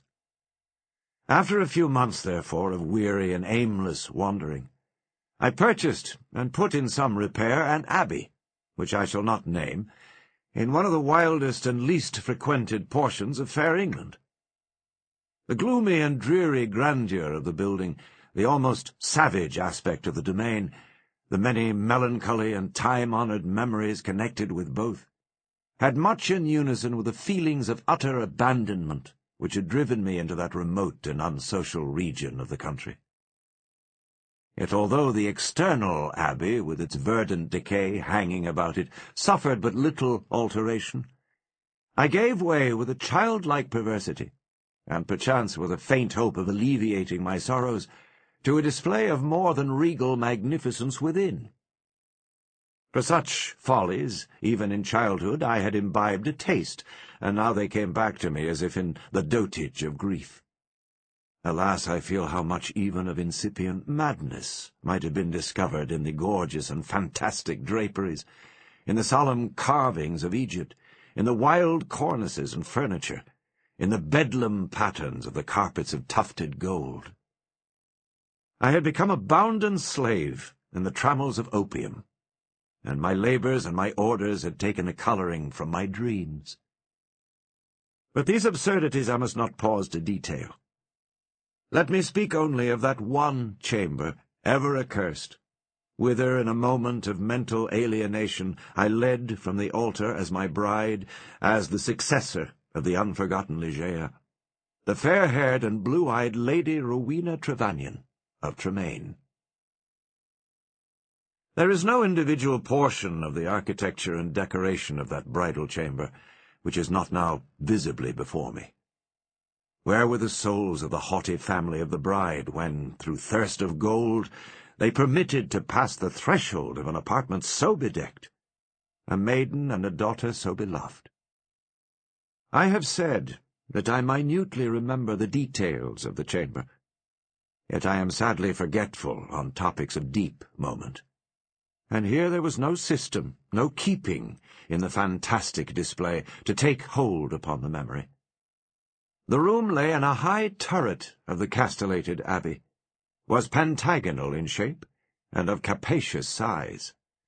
Occupying the whole southern face of the pentagon was the sole window, an immense sheet of unbroken glass from Venice, a single pane, and tinted of a leaden hue, so that the rays of either the sun or moon, passing through it, fell with a ghastly lustre on the objects within. Over the upper portion of this huge window extended the trellis-work of an aged vine, which clambered up the massy walls of the turret. The ceiling, of gloomy-looking oak, was excessively lofty, vaulted, and elaborately fretted with the wildest and most grotesque specimens of a semi-Gothic, semi-Druidical device. From out the most central recess of this melancholy vaulting depended, by a single chain of gold with long links, a huge censer of the same metal, Saracenic in pattern, and with many perforations so contrived that there writhed in and out of them, as if endued with a serpent vitality, a continual succession of party-coloured fires. Some few ottomans and golden candelabra of Eastern figure were in various stations about, and there was the couch, too, the bridal couch, of an Indian model, and low, and sculptured of solid ebony, with a pall-like canopy above. In each of the angles of the chamber stood on end a gigantic sarcophagus of black granite, from the tombs of the kings over against Luxor, with their aged lids full of immemorial sculpture. But in the draping of the apartment lay, alas, the chief fantasy of all. The lofty walls, gigantic in height, even unproportionably so, were hung from summit to foot, in vast folds, with a heavy and massive-looking tapestry of a material which was found alike as a carpet on the floor, as a covering for the ottomans and the ebony bed, as a canopy for the bed, and as the gorgeous volutes of the curtains which partially shaded the window. The material was the richest cloth of gold. It was spotted all over at irregular intervals with arabesque figures about a foot in diameter, and wrought upon the cloth in patterns of the most jetty black. But these figures partook of the true character of the arabesque only when regarded from a single point of view. By a contrivance now common, and indeed traceable to a very remote period of antiquity, they were made changeable in aspect. To one entering the room they bore the appearance of simple monstrosities, but upon a farther advance this appearance gradually departed, and step by step, as the visitor moved his station in the chamber, he saw himself surrounded by an endless succession of the ghastly forms which belong to the superstition of the Norman, or arise in the guilty slumbers of the monk. The phantasmagoric effect was vastly heightened by the artificial introduction of a strong, continual current of wind behind the draperies, giving a hideous and uneasy animation to the whole. In halls such as these, in a bridal chamber such as this, I passed with the Lady of Tremaine the unhallowed hours of the first month of our marriage, passed them with but little disquietude. That my wife dreaded the fierce moodiness of my temper, that she shunned me and loved me but little, I could not help perceiving. But it gave me rather pleasure than otherwise. I loathed her, with a hatred belonging more to demon than to man. My memory flew back, oh, with what intensity of regret, to Ligeia, the beloved, the august, the beautiful, the entombed.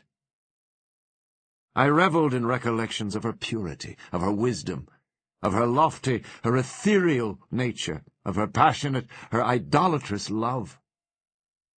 Now then did my spirit fully and freely burn with more than all the fires of her own. In the excitement of my opium dreams, for I was habitually fettered in the shackles of the drug. I would call aloud upon her name during the silence of the night, or among the sheltered recesses of the glens by day, as if, through the wild eagerness, the solemn passion, the consuming ardour of my longing for the departed, I could restore her to the pathways she had abandoned. Ah, could it be forever upon the earth?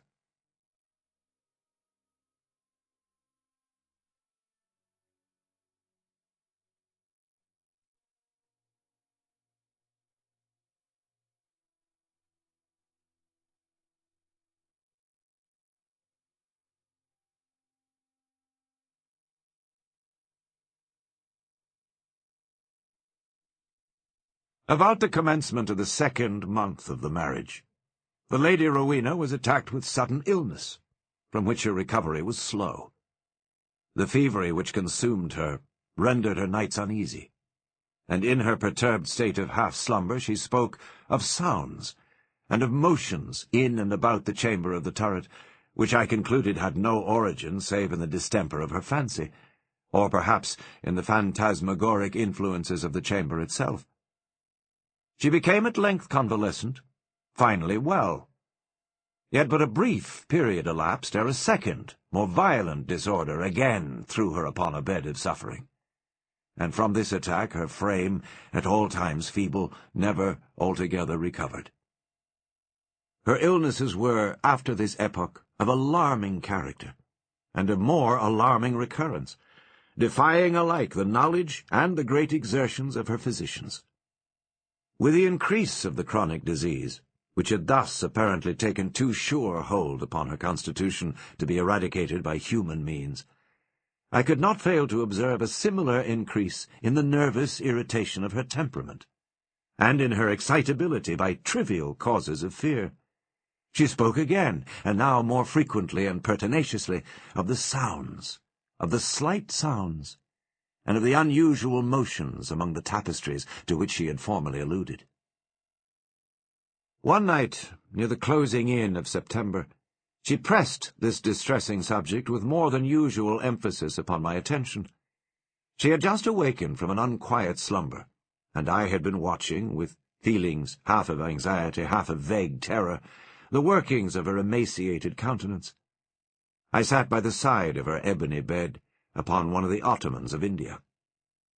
She partly arose and spoke, in an earnest low whisper, of sounds which she then heard, but which I could not hear, of motions which she then saw, but which I could not perceive. The wind was rushing hurriedly behind the tapestries, and I wished to show her, what, let me confess it, I could not all believe, that those almost inarticulate breathings and those very gentle variations of the figures upon the wall were but the natural effects of that customary rushing of the wind. But a deadly pallor, overspreading her face, had proved to me that my exertions to reassure her would be fruitless. She appeared to be fainting, and no attendants were within call. I remembered where was deposited a decanter of light wine, which had been ordered by her physicians, and hastened across the chamber to procure it. But as I stepped beneath the light of the censer, two circumstances of a startling nature attracted my attention.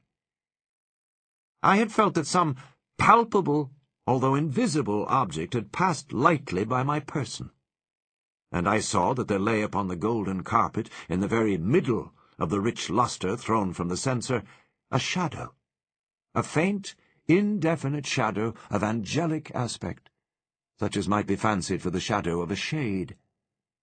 But I was wild with the excitement of an immoderate dose of opium, and heeded these things but little, nor spoke of them to Rowena. Having found the wine, I recrossed the chamber, and poured out a gobletful, which I held to the lips of the fainting lady. She had now partially recovered, however, and took the vessel herself, while I sank upon an ottoman near me, with my eyes fastened upon her person. It was then that I became distinctly aware of a gentle footfall upon the carpet, and near the couch, and in a second thereafter, as Rowena was in the act of raising the wine to her lips, I saw, or may have dreamt that I saw, fall within the goblet, as if from some invisible spring in the atmosphere of the room, 3 or 4 large drops of a brilliant and ruby-colored fluid. If this I saw, not so Rowena. She swallowed the wine unhesitatingly, and I forbore to speak to her of a circumstance which must, after all, I considered, have been but the suggestion of a vivid imagination, rendered morbidly active by the terror of the lady, by the opium, and by the hour. Yet I cannot conceal it from my own perception that immediately subsequent to the fall of the ruby drops, a rapid change for the worse took place in the disorder of my wife, so that on the 3rd subsequent night the hands of her menials prepared her for the tomb, and on the 4th I sat alone, with her shrouded body, in that fantastic chamber which had received her as my bride. Wild visions, opium-engendered, flitted shadow-like before me. I gazed with unquiet eye upon the sarcophagi in the angles of the room, upon the varying figures of the drapery, and upon the writhing of the party-coloured fires in the censer overhead. My eyes then fell, as I called to mind the circumstances of a former night, to the spot beneath the glare of the censer, where I had seen the faint traces of the shadow. It was there, however, no longer, and breathing with greater freedom, I turned my glances to the pallid and rigid figure upon the bed.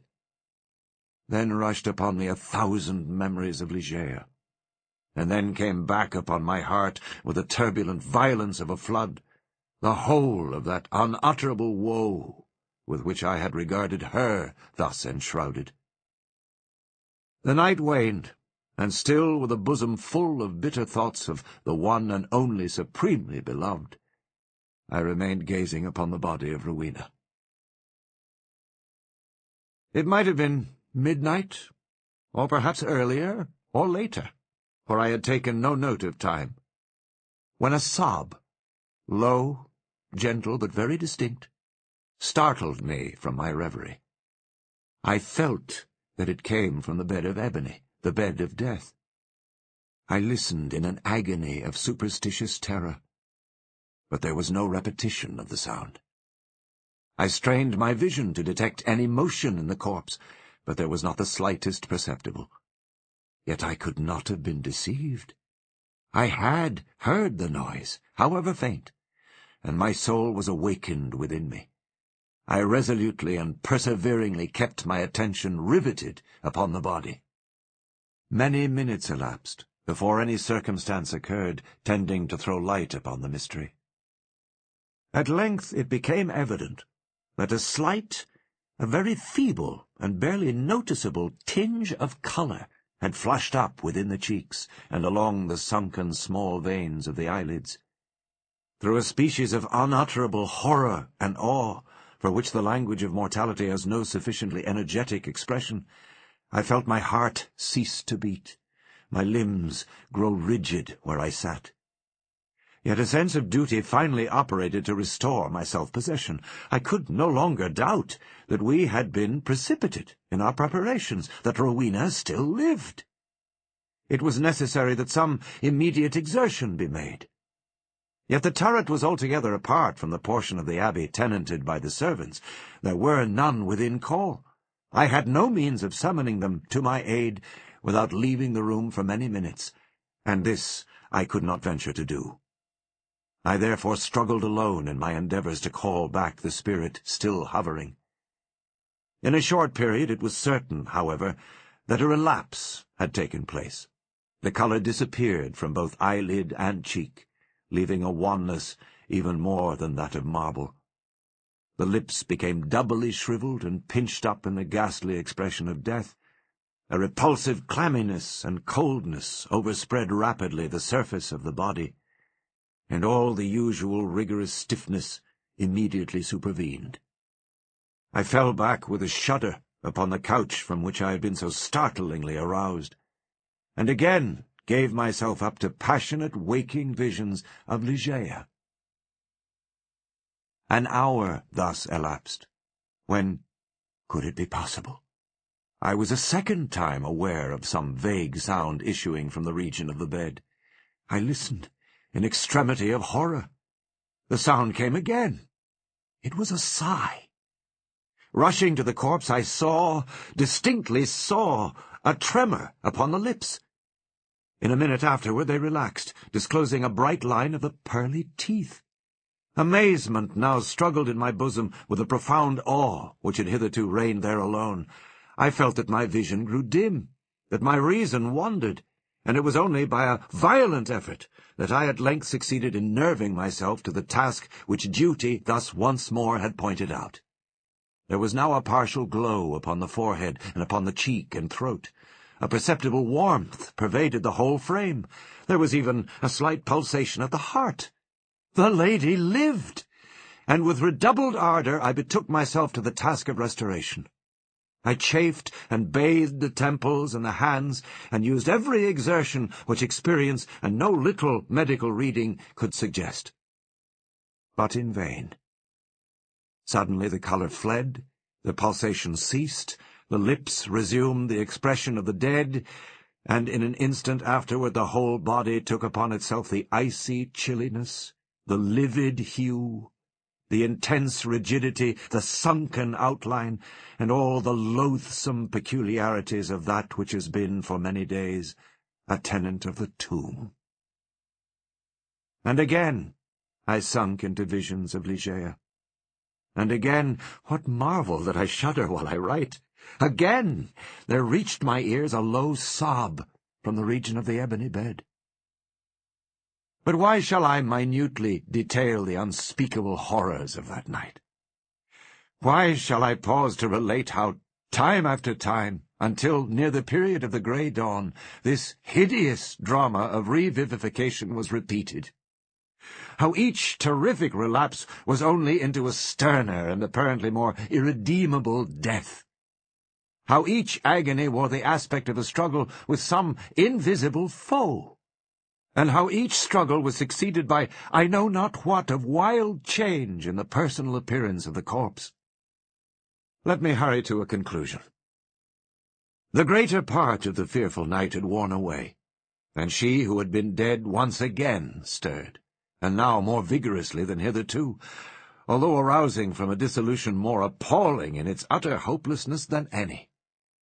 I had long ceased to struggle or to move, and remained sitting rigidly upon the ottoman, a helpless prey to a whirl of violent emotions, of which extreme awe was perhaps the least terrible, the least consuming.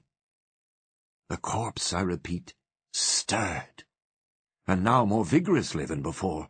The hues of life flushed up with unwonted energy into the countenance, the limbs relaxed, and save that the eyelids were yet pressed heavily together, and that the bandages and draperies of the grave still imparted their charnel character to the figure, I might have dreamt that Rowena had indeed shaken off utterly the fetters of death.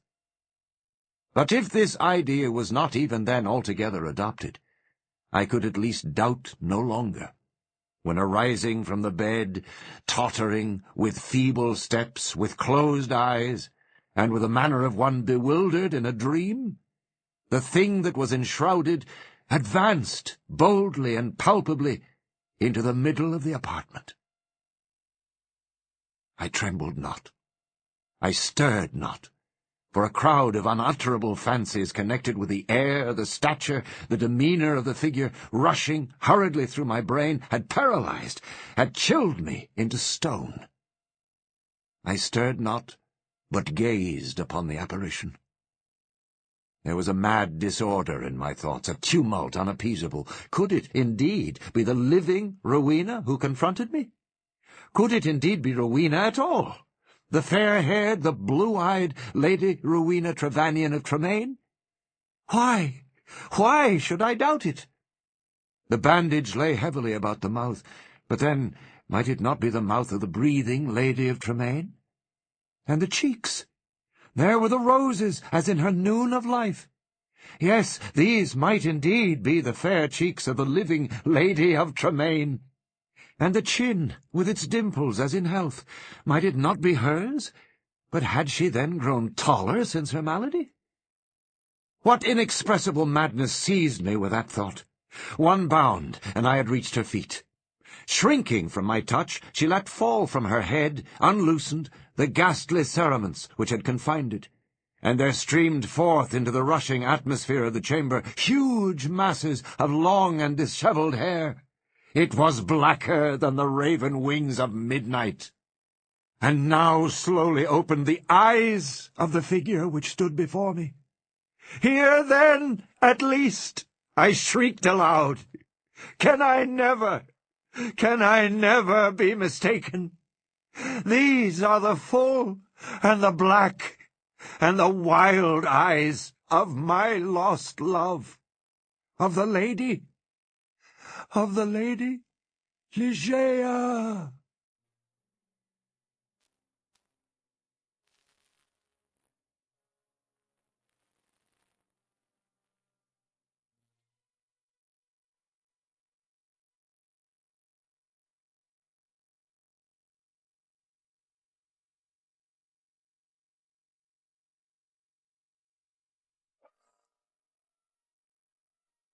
The Raven.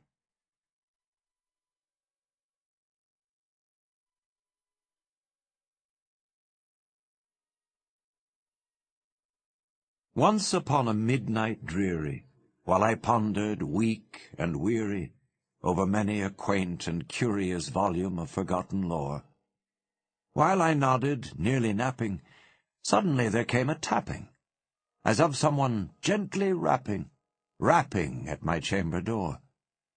"'Tis some visitor," I muttered, tapping at my chamber door. "Only this, and nothing more." Ah, distinctly I remember. It was in the bleak December, and each separate dying ember wrought its ghost upon the floor. Eagerly I wished the morrow. Vainly I had sought to borrow from my books surcease of sorrow. Sorrow for the lost Lenore, for the rare and radiant maiden, whom the angels name Lenore, nameless here forevermore. And the silken, sad, uncertain rustling of each purple curtain thrilled me, filled me with fantastic terrors never felt before, so that now, to still the beating of my heart, I stood repeating, "'Tis some visitor, entreating entrance at my chamber door. Some late visitor, entreating entrance at my chamber door. This it is, and nothing more." Presently my soul grew stronger. Hesitating then no longer, "Sir," said I, "or madam, truly your forgiveness I implore. But the fact is I was napping, and so gently you came rapping, and so faintly you came tapping at my chamber door, that I scarce was sure I heard you. Here I opened wide the door. Darkness there, and nothing more." Deep into that darkness peering, long I stood there, wondering, fearing, doubting, dreaming dreams no mortal ever dared to dream before. But the silence was unbroken, and the stillness gave no token, and the only word there spoken was the whispered word, "Lenore." This I whispered, and an echo murmured back the word, "Lenore." Merely this, and nothing more. Back into the chamber turning, all my soul within me burning, soon again I heard a tapping something louder than before. "Surely," said I, "surely that is something at my window lattice. Let me see then what thereat is, and this mystery explore. Let my heart be still a moment, and this mystery explore. 'Tis the wind, and nothing more." Open here I flung the shutter, when with many a flirt and flutter in there stepped a stately raven of the saintly days of yore. Not the least obeisance made he, not a minute stopped or stayed he, but with mien of lord or lady perched above my chamber door, perched upon a bust of Pallas, just above my chamber door, perched, and sat, and nothing more.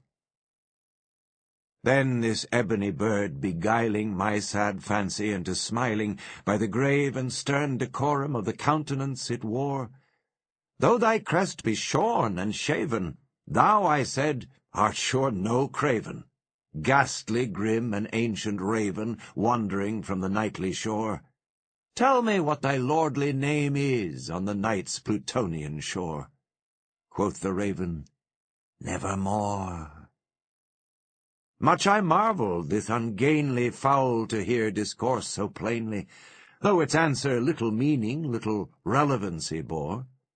For we cannot help agreeing that no living human being ever yet was blessed with seeing bird above his chamber door, bird or beast upon the sculptured bust above his chamber door, with such name as Evermore. But the raven, sitting lonely on that placid bust, spoke only that one word, as if his soul in that one word he did outpour. Nothing farther then he uttered, not a feather then he fluttered, till I scarcely more than muttered, "Other friends have flown before. On the morrow he will leave me, as my hopes have flown before." Then the bird said, "Nevermore." Startled at the stillness broken by reply so aptly spoken, "Doubtless," said I, "what it utters is its only stock and store, caught from some unhappy master, whom unmerciful disaster followed fast and followed faster, till his songs one burden bore, till the dirges of his hope that melancholy burden bore of nevermore." But the raven, still beguiling all my fancy into smiling, straight I wheeled a cushioned seat in front of bird and bust and door. Then, upon the velvet sinking, I betook myself to linking fancy unto fancy, thinking what this ominous bird of yore, what this grim, ungainly, ghastly, gaunt, and ominous bird of yore meant in croaking "Nevermore." This I sat engaged in guessing, but no syllable expressing to the fowl whose fiery eyes now burned into my bosom's core. This and more I sat divining, with my head at ease, reclining on the cushion's velvet lining that the lamplight gloated o'er, but whose velvet violet lining, with a lamplight gloating o'er, she shall press, ah, nevermore. Then methought the air grew denser, perfumed from an unseen censer, swung by seraphim, whose footfalls tinkled on the tufted floor. "Wretch," I cried, "thy God hath lent thee, by these angels he hath sent thee, respite, respite and nepenthe from thy memories of Lenore. Quaff, oh, quaff this kind nepenthe, and forget this lost Lenore." Quoth the raven, "Nevermore." "Prophet," said I, "thing of evil, prophet still, if bird or devil, whether tempter sent, or whether tempest tossed thee here ashore, desolate, yet all undaunted, on this desert land enchanted, on this home by horror haunted, tell me truly, I implore, is there balm in Gilead? Tell me, I implore." Quoth the raven, "Nevermore." "Prophet," said I, "thing of evil, prophet still, if bird or devil, by that heaven that bends above us, by that God we both adore, tell this soul with sorrow laden, if within the distant Aidenn it shall clasp a sainted maiden whom the angels name Lenore, clasp a rare and radiant maiden whom the angels name Lenore?" Quoth the raven, "Nevermore." "Be that word our sign of parting, bird or fiend," I shrieked, upstarting. "Get thee back into the tempest and the night's Plutonian shore. Leave no black plume as a token of that lie thy soul hath spoken. Leave my loneliness unbroken. Quit the bust above my door. Take thy beak from out my heart, and take thy form from off my door." Quoth the raven, nevermore. And the raven, never flitting, still is sitting on the pallid bust of Pallas just above my chamber door. And his eyes have all the seeming of a demon's that is dreaming, and the lamplight o'er him streaming throws his shadow on the floor. And my soul from out that shadow that lies floating on the floor shall be lifted nevermore.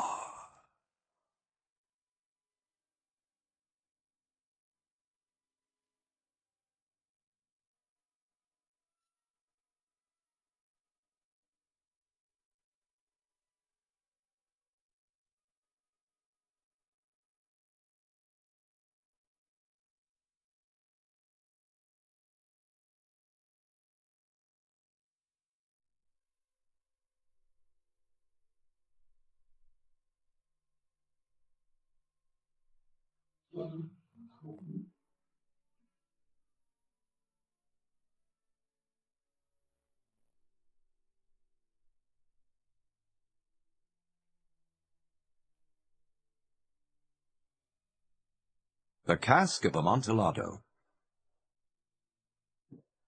The 1,000 injuries of Fortunato I had borne as best I could. But when he ventured upon insult, I vowed revenge. You, who so well know the nature of my soul, will not suppose, however, that I gave utterance to a threat. At length I would be avenged. This was a point definitively settled, but the very definitiveness with which it was resolved precluded the idea of risk. I must not only punish, but punish with impunity. A wrong is unredressed when retribution overtakes its redresser. It is equally unredressed when the avenger fails to make himself felt as such to him who has done the wrong. It must be understood that neither by word nor deed had I given Fortunato cause to doubt my goodwill. I continued, as was my wont, to smile in his face, and he did not perceive that my smile now was at the thought of his immolation.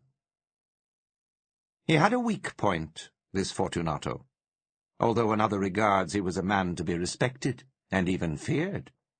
He prided himself on his connoisseurship in wine. Few Italians have the true virtuoso spirit.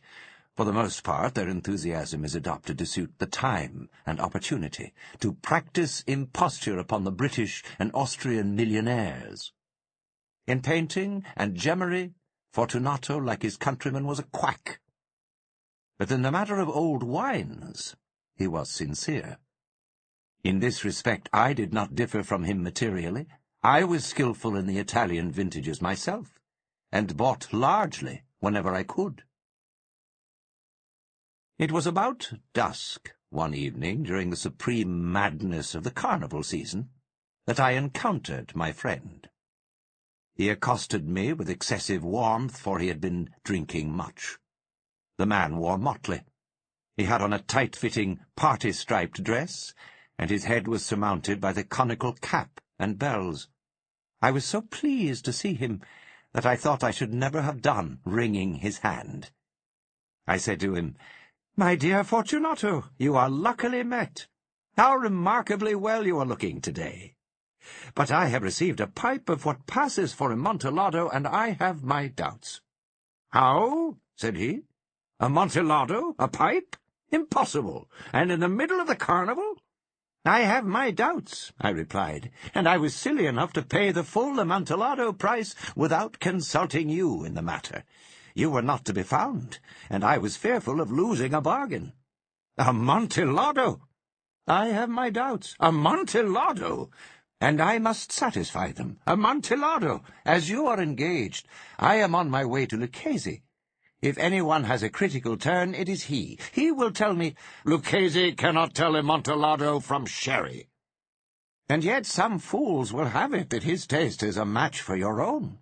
Come, let us go. Whither? To your vaults. My friend, no. I will not impose upon your good nature. I perceive you have an engagement, Lucchese. I have no engagement. Come. My friend, no. It is not the engagement, but the severe cold with which I perceive you are afflicted. The vaults are insufferably damp. They are encrusted with nitre. Let us go, nevertheless. The cold is merely nothing. Amontillado! You have been imposed upon, and as for Lucchese, he cannot distinguish sherry from Amontillado. Thus speaking, Fortunato possessed himself of my arm. Putting on a mask of black silk, and drawing a roquelaire closely about my person, I suffered him to hurry me to my palazzo. There were no attendants at home. They had absconded to make merry in honour of the time. I had told them that I should not return until the morning, and had given them explicit orders not to stir from the house. These orders were sufficient, I well knew, to ensure their immediate disappearance, one and all, as soon as my back was turned. I took from their sconces 2 flambeaux, and giving one to Fortunato, bowed him through several suites of rooms to the archway that led into the vaults. I passed down a long and winding staircase, requesting him to be cautious as he followed. We came at length to the foot of the descent, and stood together on the damp ground of the catacombs of the Montresors. The gait of my friend was unsteady, and the bells upon his cap jingled as he strode. "The pipe?" said he. "It is farther on," said I, "but observe the white web-work which gleams from these cavern walls." He turned toward me, and looked into my eyes with 2 filmy orbs that distilled the rheum of intoxication.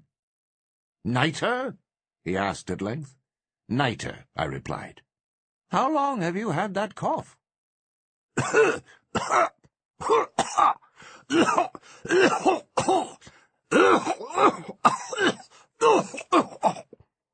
My poor friend found it impossible to reply for many minutes.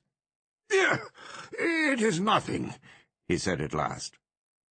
"Come," I said with decision, "we will go back. Your health is precious. You are rich, respected, admired, beloved. You are happy, as once I was.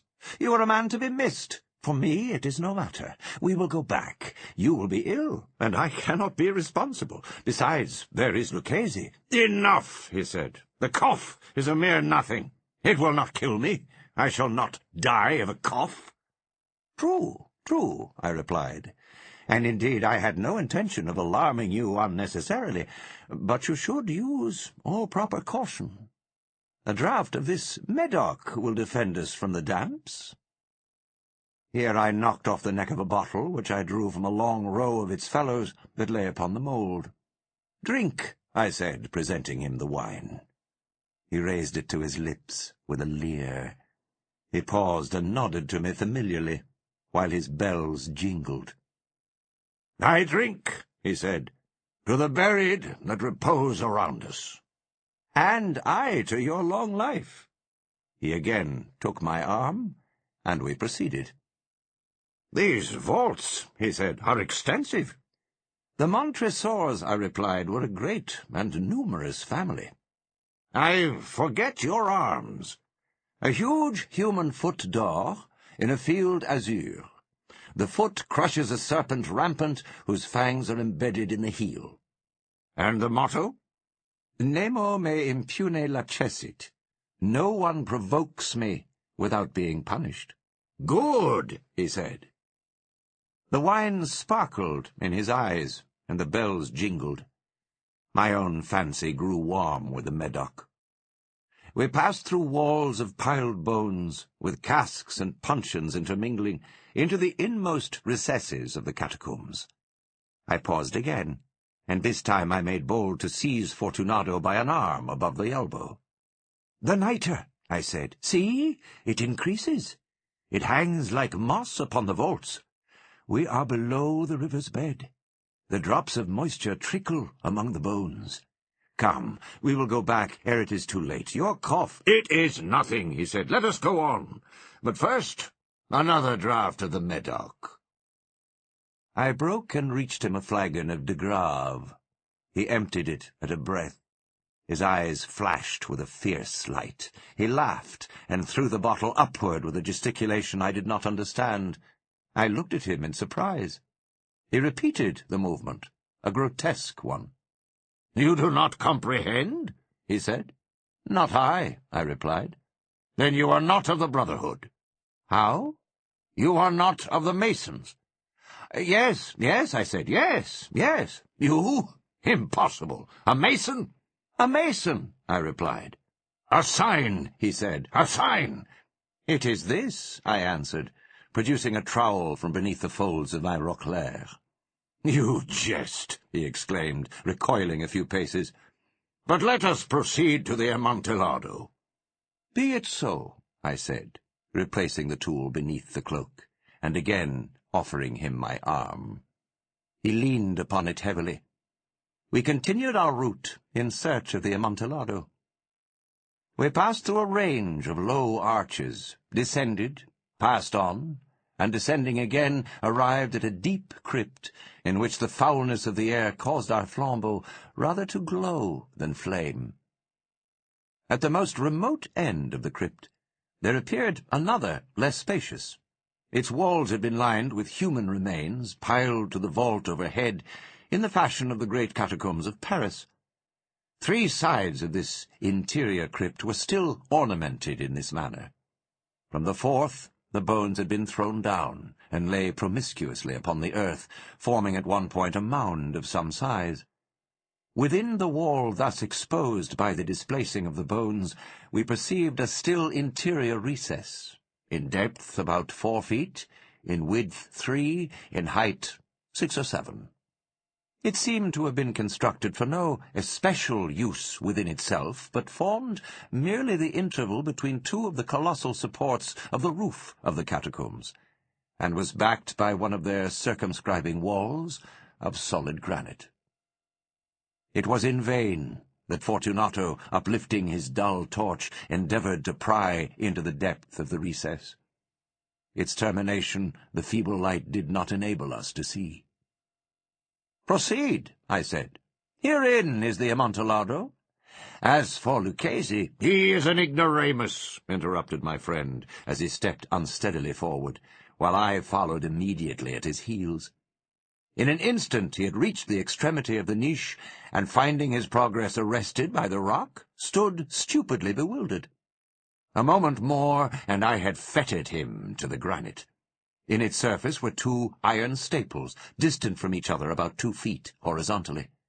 From one of these depended a short chain, from the other a padlock. Throwing the links about his waist, it was but the work of a few seconds to secure it. He was too much astounded to resist. Withdrawing the key, I stepped back from the recess. "Pass your hand," I said, "over the wall. You cannot help feeling the nitre. Indeed, it is very damp. Once more let me implore you to return.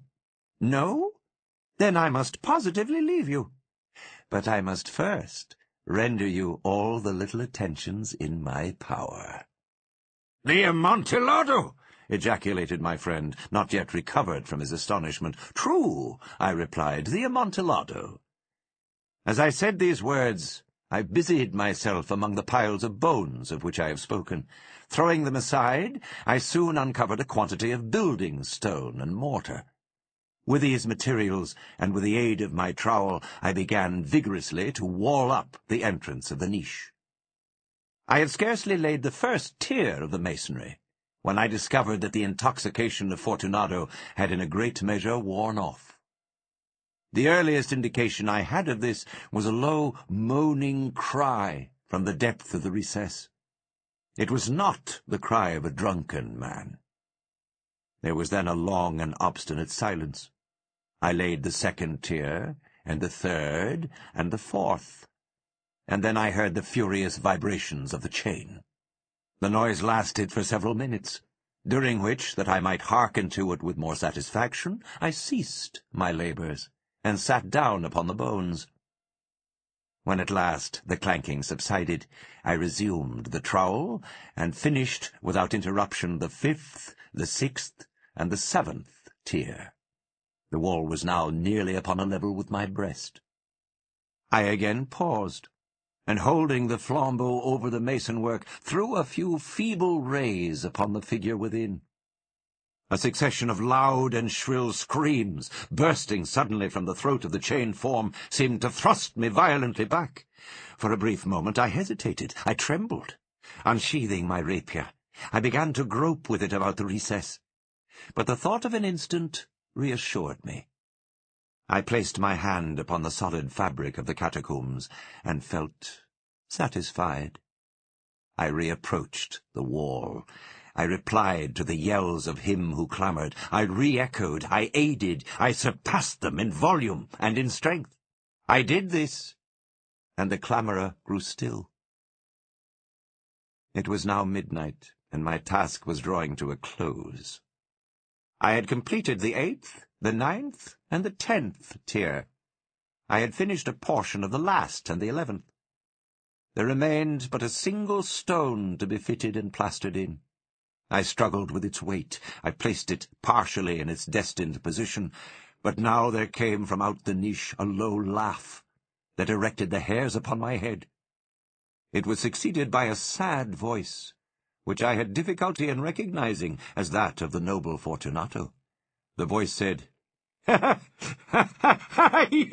very good joke indeed. An excellent jest. We will have many a rich laugh about it at the palazzo. Over our wine. The amontillado, I said. Yes, the amontillado. But is it not getting late? Will they not be awaiting us at the palazzo? The Lady Fortunato and the rest? Let us be gone. Yes, I said. Let us be gone. For the love of God, Montresor! Yes, I said, for the love of God. But to these words I hearkened in vain for a reply. I grew impatient. I called aloud, Fortunato! No answer. I called again, Fortunato! No answer still. I thrust a torch through the remaining aperture and let it fall within. There came forth in return only a jingling of the bells. My heart grew sick on account of the dampness of the catacombs. I hastened to make an end of my labour. I forced the last stone into its position. I plastered it up. Against the new masonry, I re-erected the old rampart of bones. For the half of a century, no mortal has disturbed them. In pace requiescat.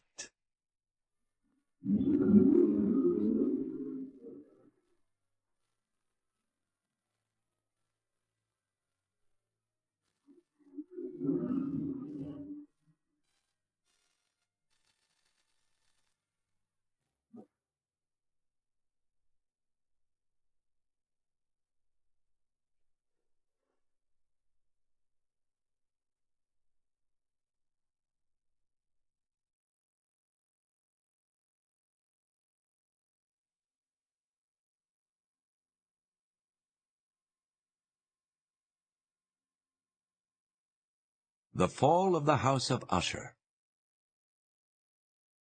Son cœur est un luth suspendu. Sitôt qu'on le touche, il résonne. His heart is a lute suspended. When once it is touched, it resonates. De Béranger. During the whole of a dull, dark, and soundless day in the autumn of the year, when the clouds hung oppressively low in the heavens, I had been passing alone on horseback through a singularly dreary tract of country, and at length found myself, as the shades of the evening drew on, within view of the melancholy House of Usher. I know not how it was, but with the first glimpse of the building a sense of insufferable gloom pervaded my spirit. I say insufferable, for the feeling was unrelieved by any of that half-pleasurable, because poetic sentiment with which the mind usually receives even the sternest natural images of the desolate or terrible. I looked upon the scene before me, upon the mere house, and the simple landscape features of the domain, upon the bleak walls, upon the vacant eye-like windows, upon a few rank sedges, and upon a few white trunks of decayed trees, with an utter depression of soul, which I can compare to no earthly sensation more properly than to the after-dream of the reveller upon opium, the bitter lapse into everyday life, the hideous dropping off of the veil. There was an iciness, a sinking, a sickening of the heart, an unredeemed dreariness of thought, which no goading of the imagination could torture into aught of the sublime. What was it, I paused to think, what was it that so unnerved me in the contemplation of the House of Usher? It was a mystery all insoluble. Nor could I grapple with the shadowy fancies that crowded upon me as I pondered. I was forced to fall back upon the unsatisfactory conclusion that while beyond doubt there are combinations of very simple natural objects which have the power of thus affecting us, still the analysis of this power lies among considerations beyond our depth. It was possible, I reflected, that a mere different arrangement of the particulars of the scene, of the details of the picture, would be sufficient to modify, or perhaps to annihilate, its capacity for sorrowful impression. And acting upon this idea, I reined my horse to the precipitous brink of a black and lurid tarn that lay in unruffled lustre by the dwelling, and gazed down, but with a shudder even more thrilling than before, upon the remodelled and inverted images of the grey sedge and the ghastly tree stems and the vacant and eye-like windows. Nevertheless, in this mansion of gloom, I now proposed to myself a sojourn of some weeks. Its proprietor, Roderick Usher, had been one of my boon companions in boyhood, but many years had elapsed since our last meeting. A letter, however, had lately reached me in a distant part of the country, a letter from him, which in its wildly importunate nature had admitted of no other than a personal reply. The manuscript gave evidence of nervous agitation. The writer spoke of acute bodily illness, of a mental disorder which oppressed him, and of an earnest desire to see me, as his best and indeed his only personal friend, with a view of attempting, by the cheerfulness of my society, some alleviation of his malady. It was the manner in which all this and much more was said, it was the apparent heart that went with his request, which allowed me no room for hesitation, and I accordingly obeyed forthwith what I still considered a very singular summons. Although as boys we had been even intimate associates, yet I really knew little of my friend. His reserve had always been excessive and habitual. I was aware, however, that his very ancient family had been noted, time out of mind, for a peculiar sensibility of temperament, displaying itself through long ages in many works of exalted art, and manifested of late in repeated deeds of munificent yet unobtrusive charity, as well as in a passionate devotion to the intricacies, perhaps even more than to the orthodox and easily recognizable beauties, of musical science. I had learned, too, the very remarkable fact that the stem of the Usher race, all time-honored as it was, had put forth at no period any enduring branch. In other words, that the entire family lay in the direct line of descent, and had always, with very trifling and very temporary variation, so lain. It was this deficiency, I considered, while running over in thought the perfect keeping of the character of the premises with the accredited character of the people, and while speculating upon the possible influence which the one, in the long lapse of centuries, might have exercised upon the other, it was this deficiency, perhaps, of collateral issue, and the consequent undeviating transmission from sire to son of the patrimony with the name, which had at length so identified the two as to merge the original title of the estate in the quaint and equivocal appellation of the House of Usher, an appellation which seemed to include, in the minds of the peasantry who used it, both the family and the family mansion. I have said that the sole effect of my somewhat childish experiment, that of looking down within the tarn, had been to deepen the first singular impression. There can be no doubt that the consciousness of the rapid increase of my superstition, for why should I not so term it, served mainly to accelerate the increase itself.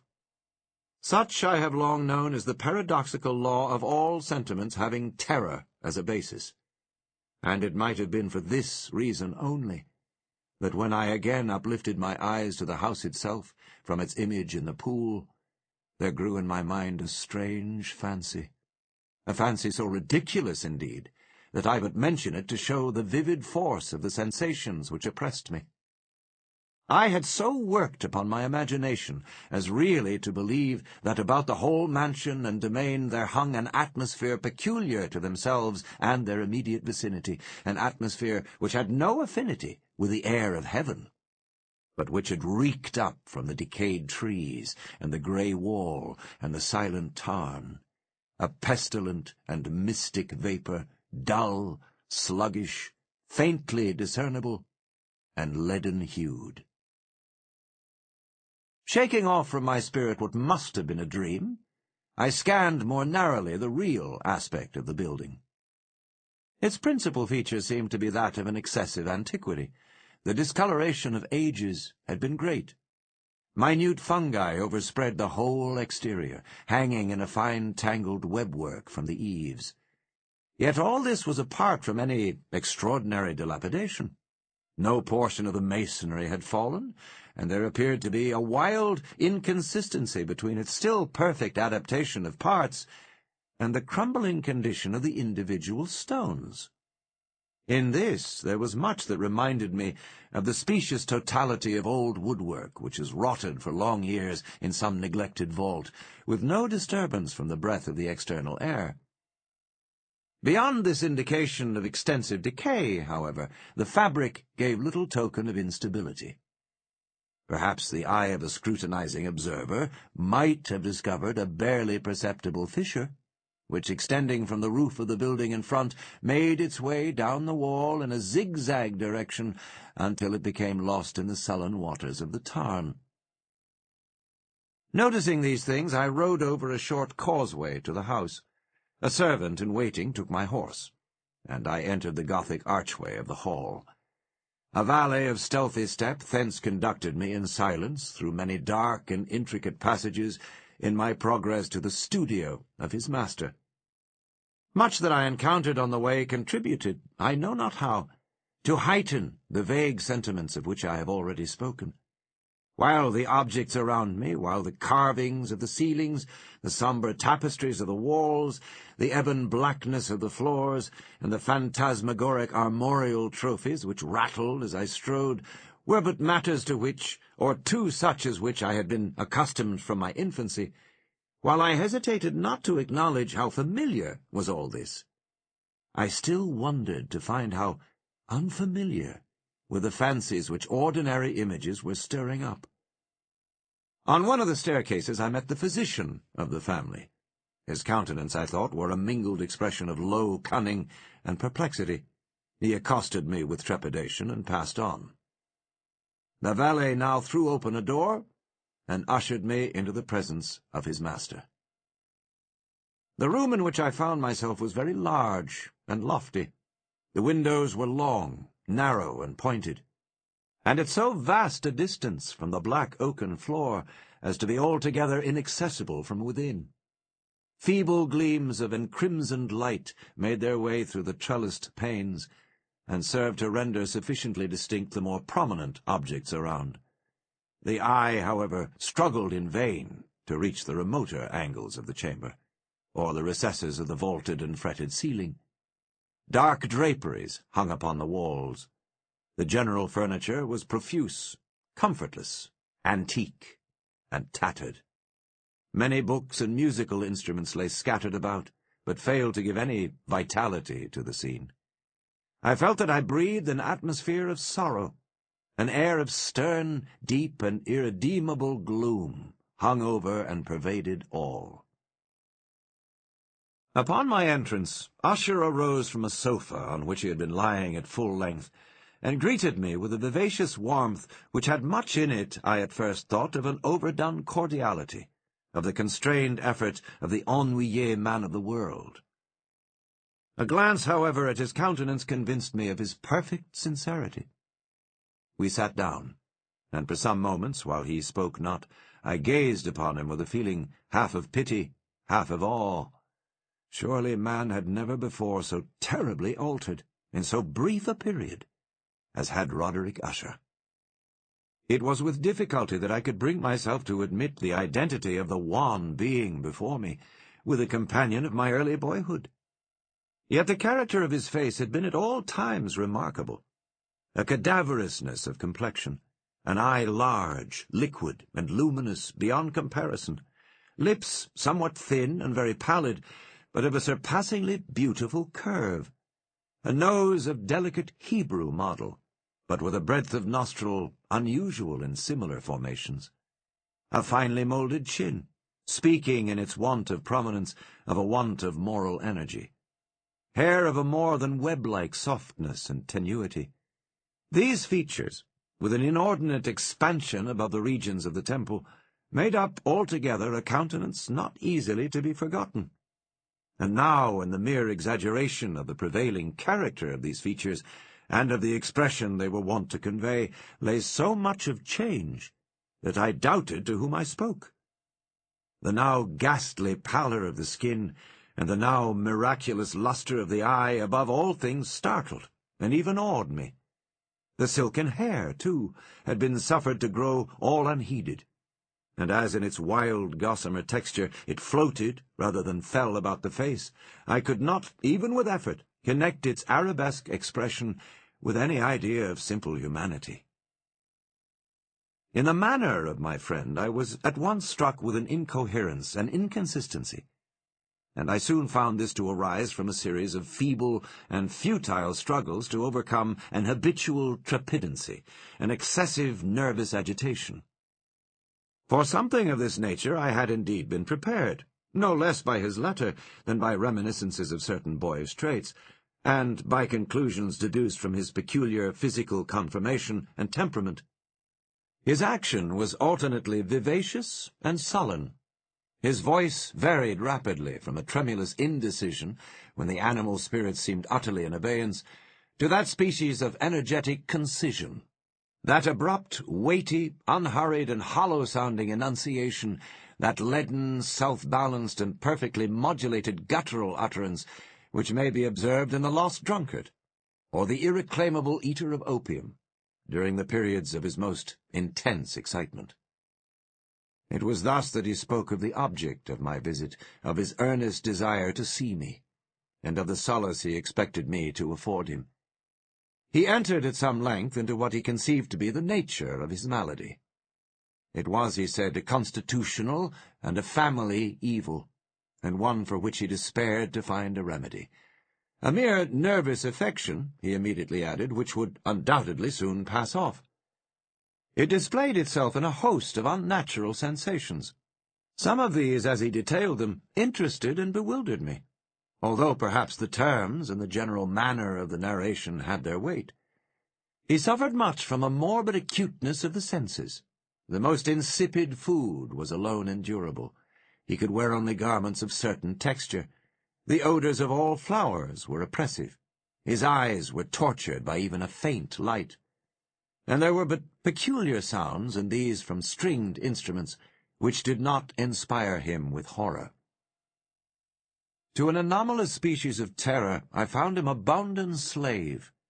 "I shall perish," said he. "I must perish in this deplorable folly. Thus, and not otherwise shall I be lost.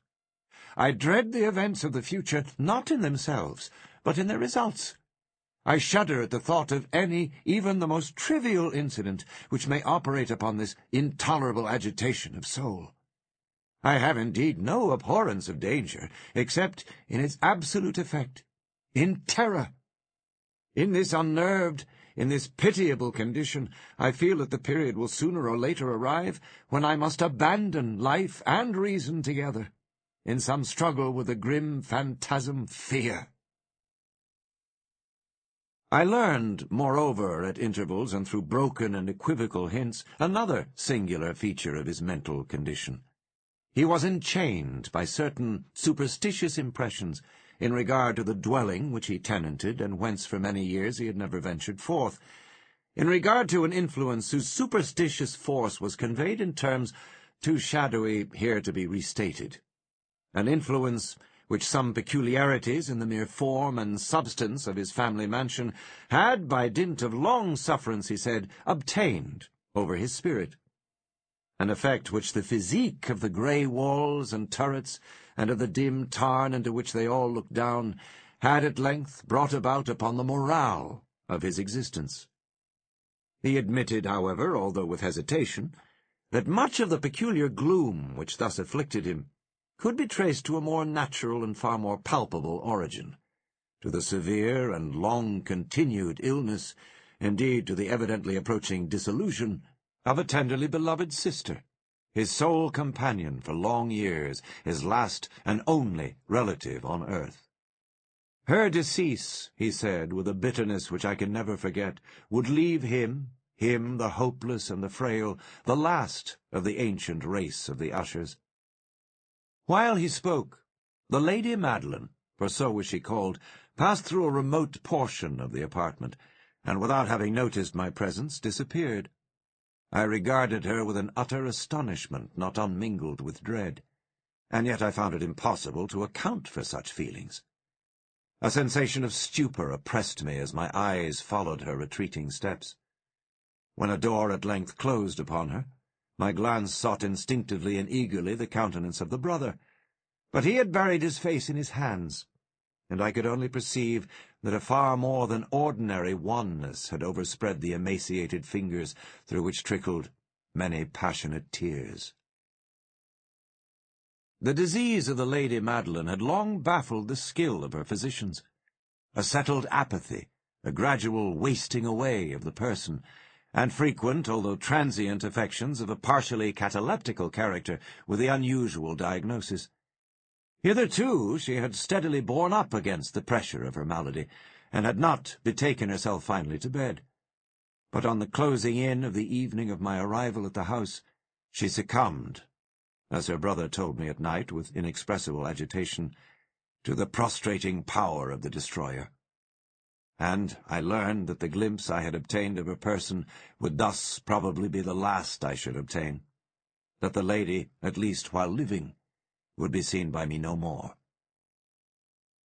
For several days ensuing her name was unmentioned by either Usher or myself, and during this period I was busied in earnest endeavours to alleviate the melancholy of my friend. We painted and read together, or I listened, as if in a dream, to the wild improvisations of his speaking guitar. And thus, as a closer and still closer intimacy admitted me more unreservedly into the recesses of his spirit, the more bitterly did I perceive the futility of all attempt at cheering a mind from which darkness, as if an inherent positive quality, poured forth upon all objects of the moral and physical universe in one unceasing radiation of gloom.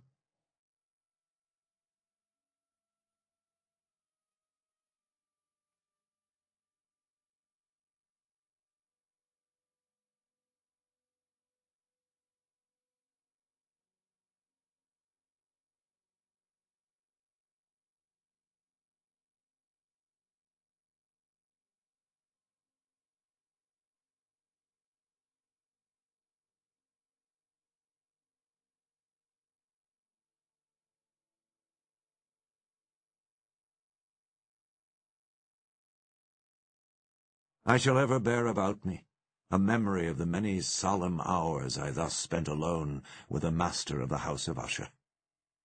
Yet I should fail in any attempt to convey an idea of the exact character of the studies, or of the occupations in which he involved me, or led me the way. An excited and highly distempered ideality threw a sulphurous lustre over all. His long improvised dirges will ring forever in my ears. Among other things, I hold painfully in mind a certain singular perversion and amplification of the wild air of the last waltz of von Weber. From the paintings over which his elaborate fancy brooded, and which grew, touch by touch, into vaguenesses at which I shuddered the more thrillingly, because I shuddered knowing not why, from these paintings, vivid as their images now are before me, I would in vain endeavour to adduce more than a small portion which should lie within the compass of merely written words. By the utter simplicity, by the nakedness of his designs, he arrested and overawed attention. If ever mortal painted an idea, that mortal was Roderick Usher. For me, at least, in the circumstances then surrounding me, there arose out of the pure abstractions which the hypochondriac contrived to throw upon his canvas an intensity of intolerable awe, no shadow of which felt I ever yet in the contemplation of the certainly glowing, yet too concrete reveries of Fuseli. One of the phantasmagoric conceptions of my friend, partaking not so rigidly of the spirit of abstraction, may be shadowed forth, although feebly, in words. A small picture presented the interior of an immensely long and rectangular vault or tunnel, with low walls, smooth, white, and without interruption or device. Certain accessory points of the design served well to convey the idea that this excavation lay at an exceeding depth below the surface of the earth.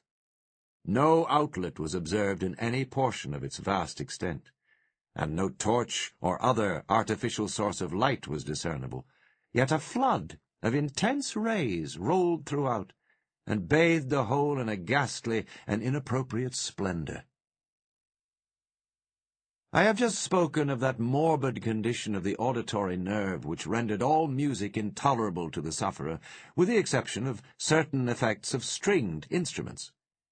It was perhaps the narrow limits to which he thus confined himself upon the guitar which gave birth, in great measure, to the fantastic character of his performances.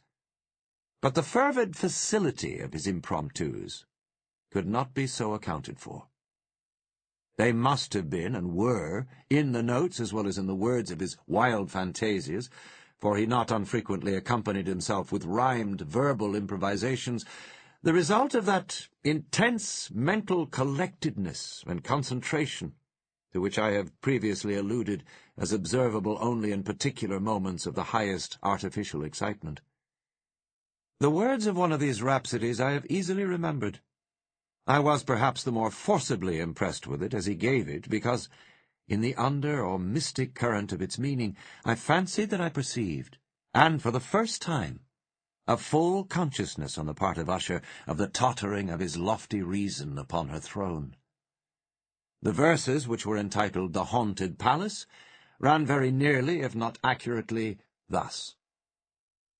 In the greenest of our valleys, by good angels tenanted, once a fair and stately palace, radiant palace, reared its head. In the monarch thought's dominion it stood there. Never seraph spread a pinion over fabric half so fair.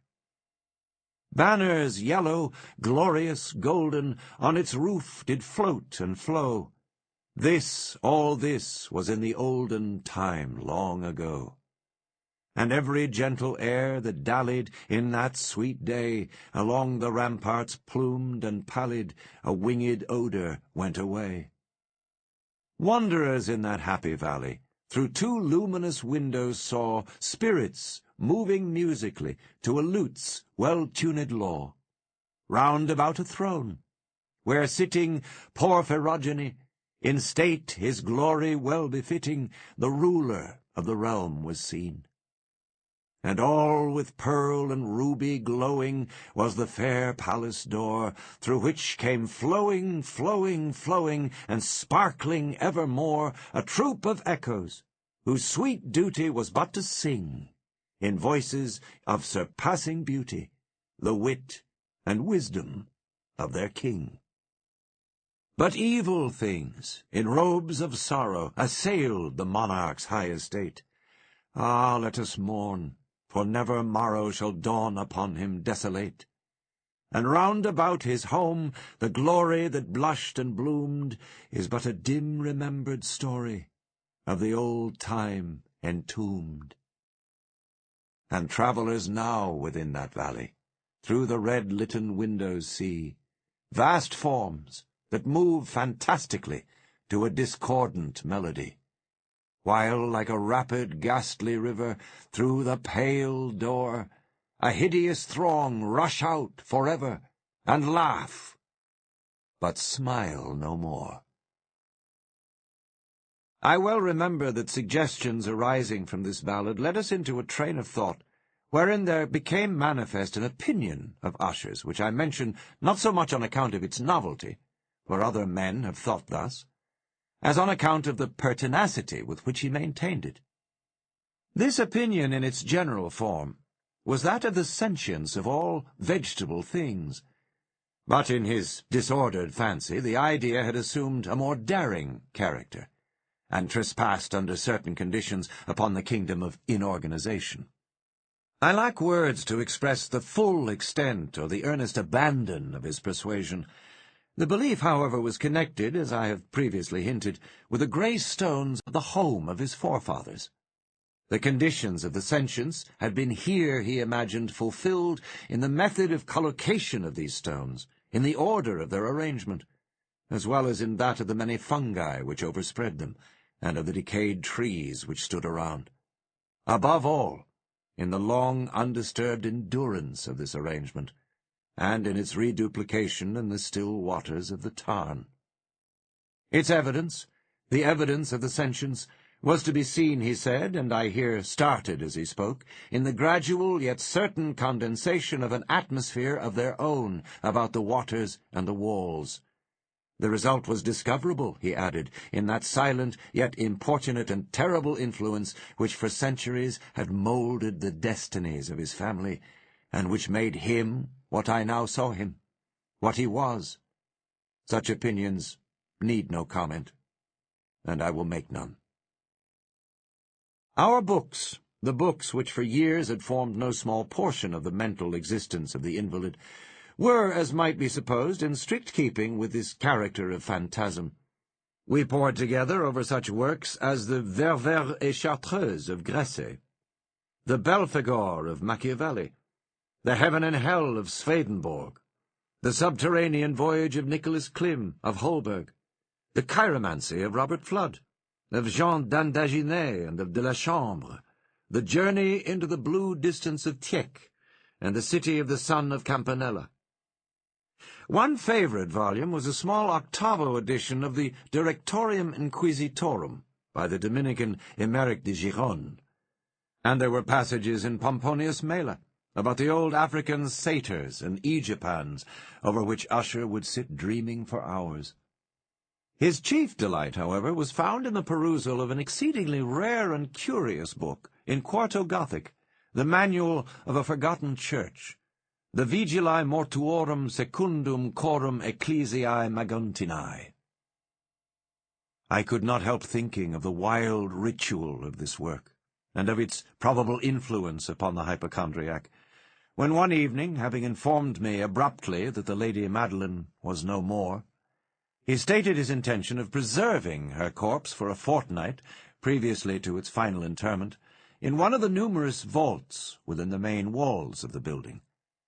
The worldly reason, however, assigned for this singular proceeding was one which I did not feel at liberty to dispute. The brother had been led to his resolution, so he told me, by consideration of the unusual character of the malady of the deceased, of certain obtrusive and eager inquiries on the part of her medical men, and of the remote and exposed situation of the burial ground of the family.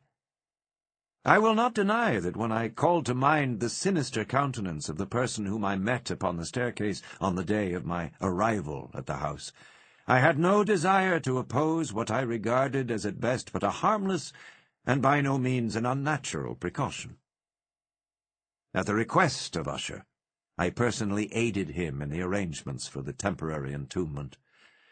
The body having been encoffined, we two alone bore it to its rest.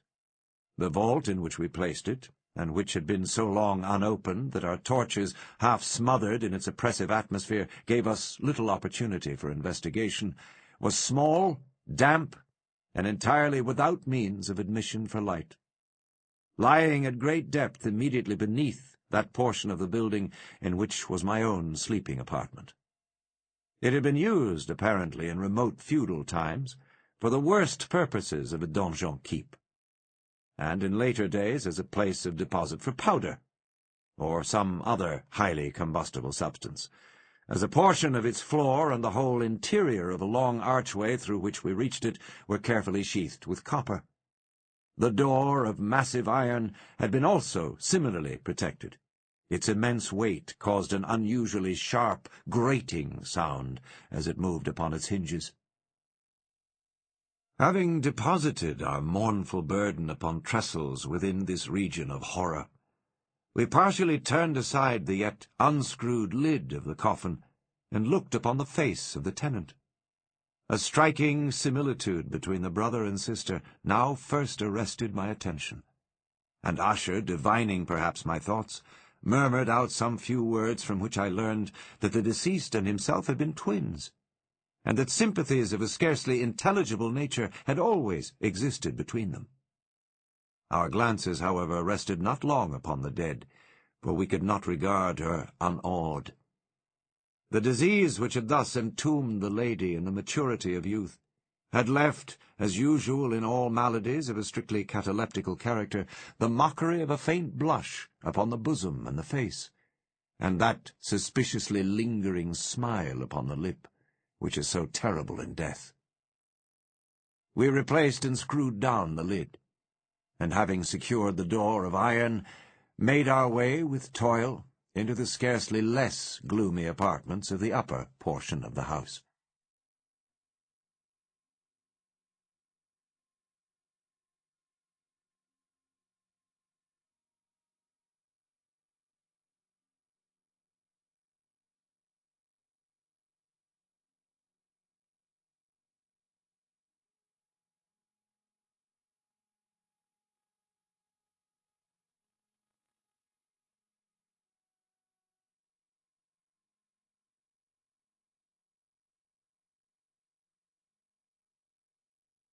And now, some days of bitter grief having elapsed, an observable change came over the features of the mental disorder of my friend.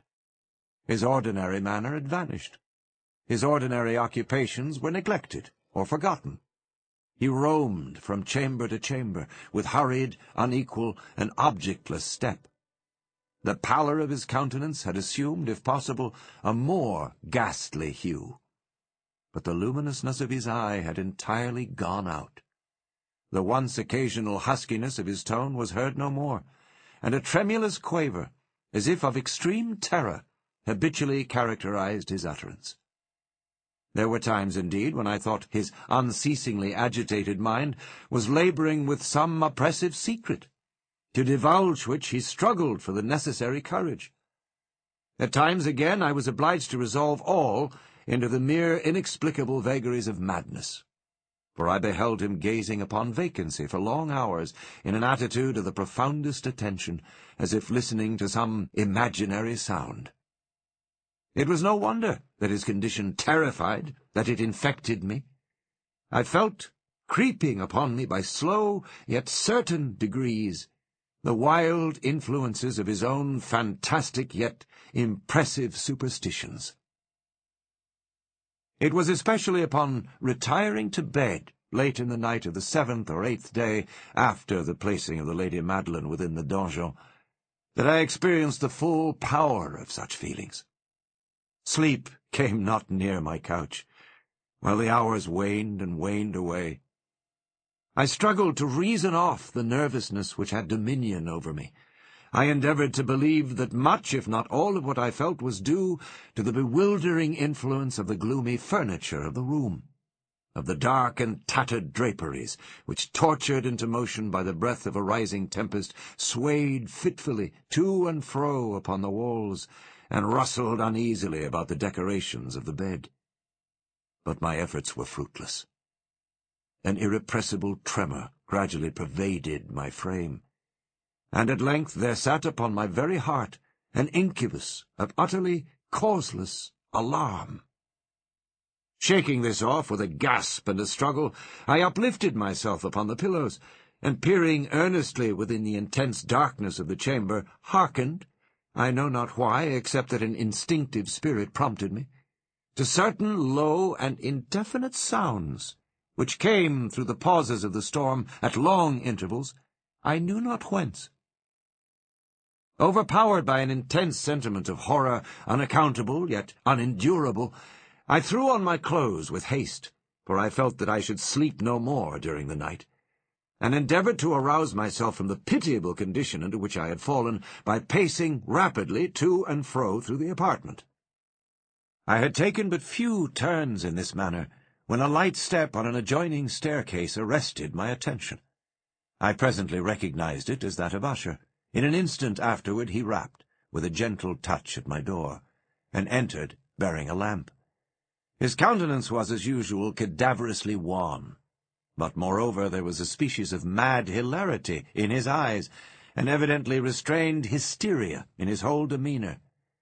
His air appalled me, but anything was preferable to the solitude which I had so long endured, and I even welcomed his presence as a relief.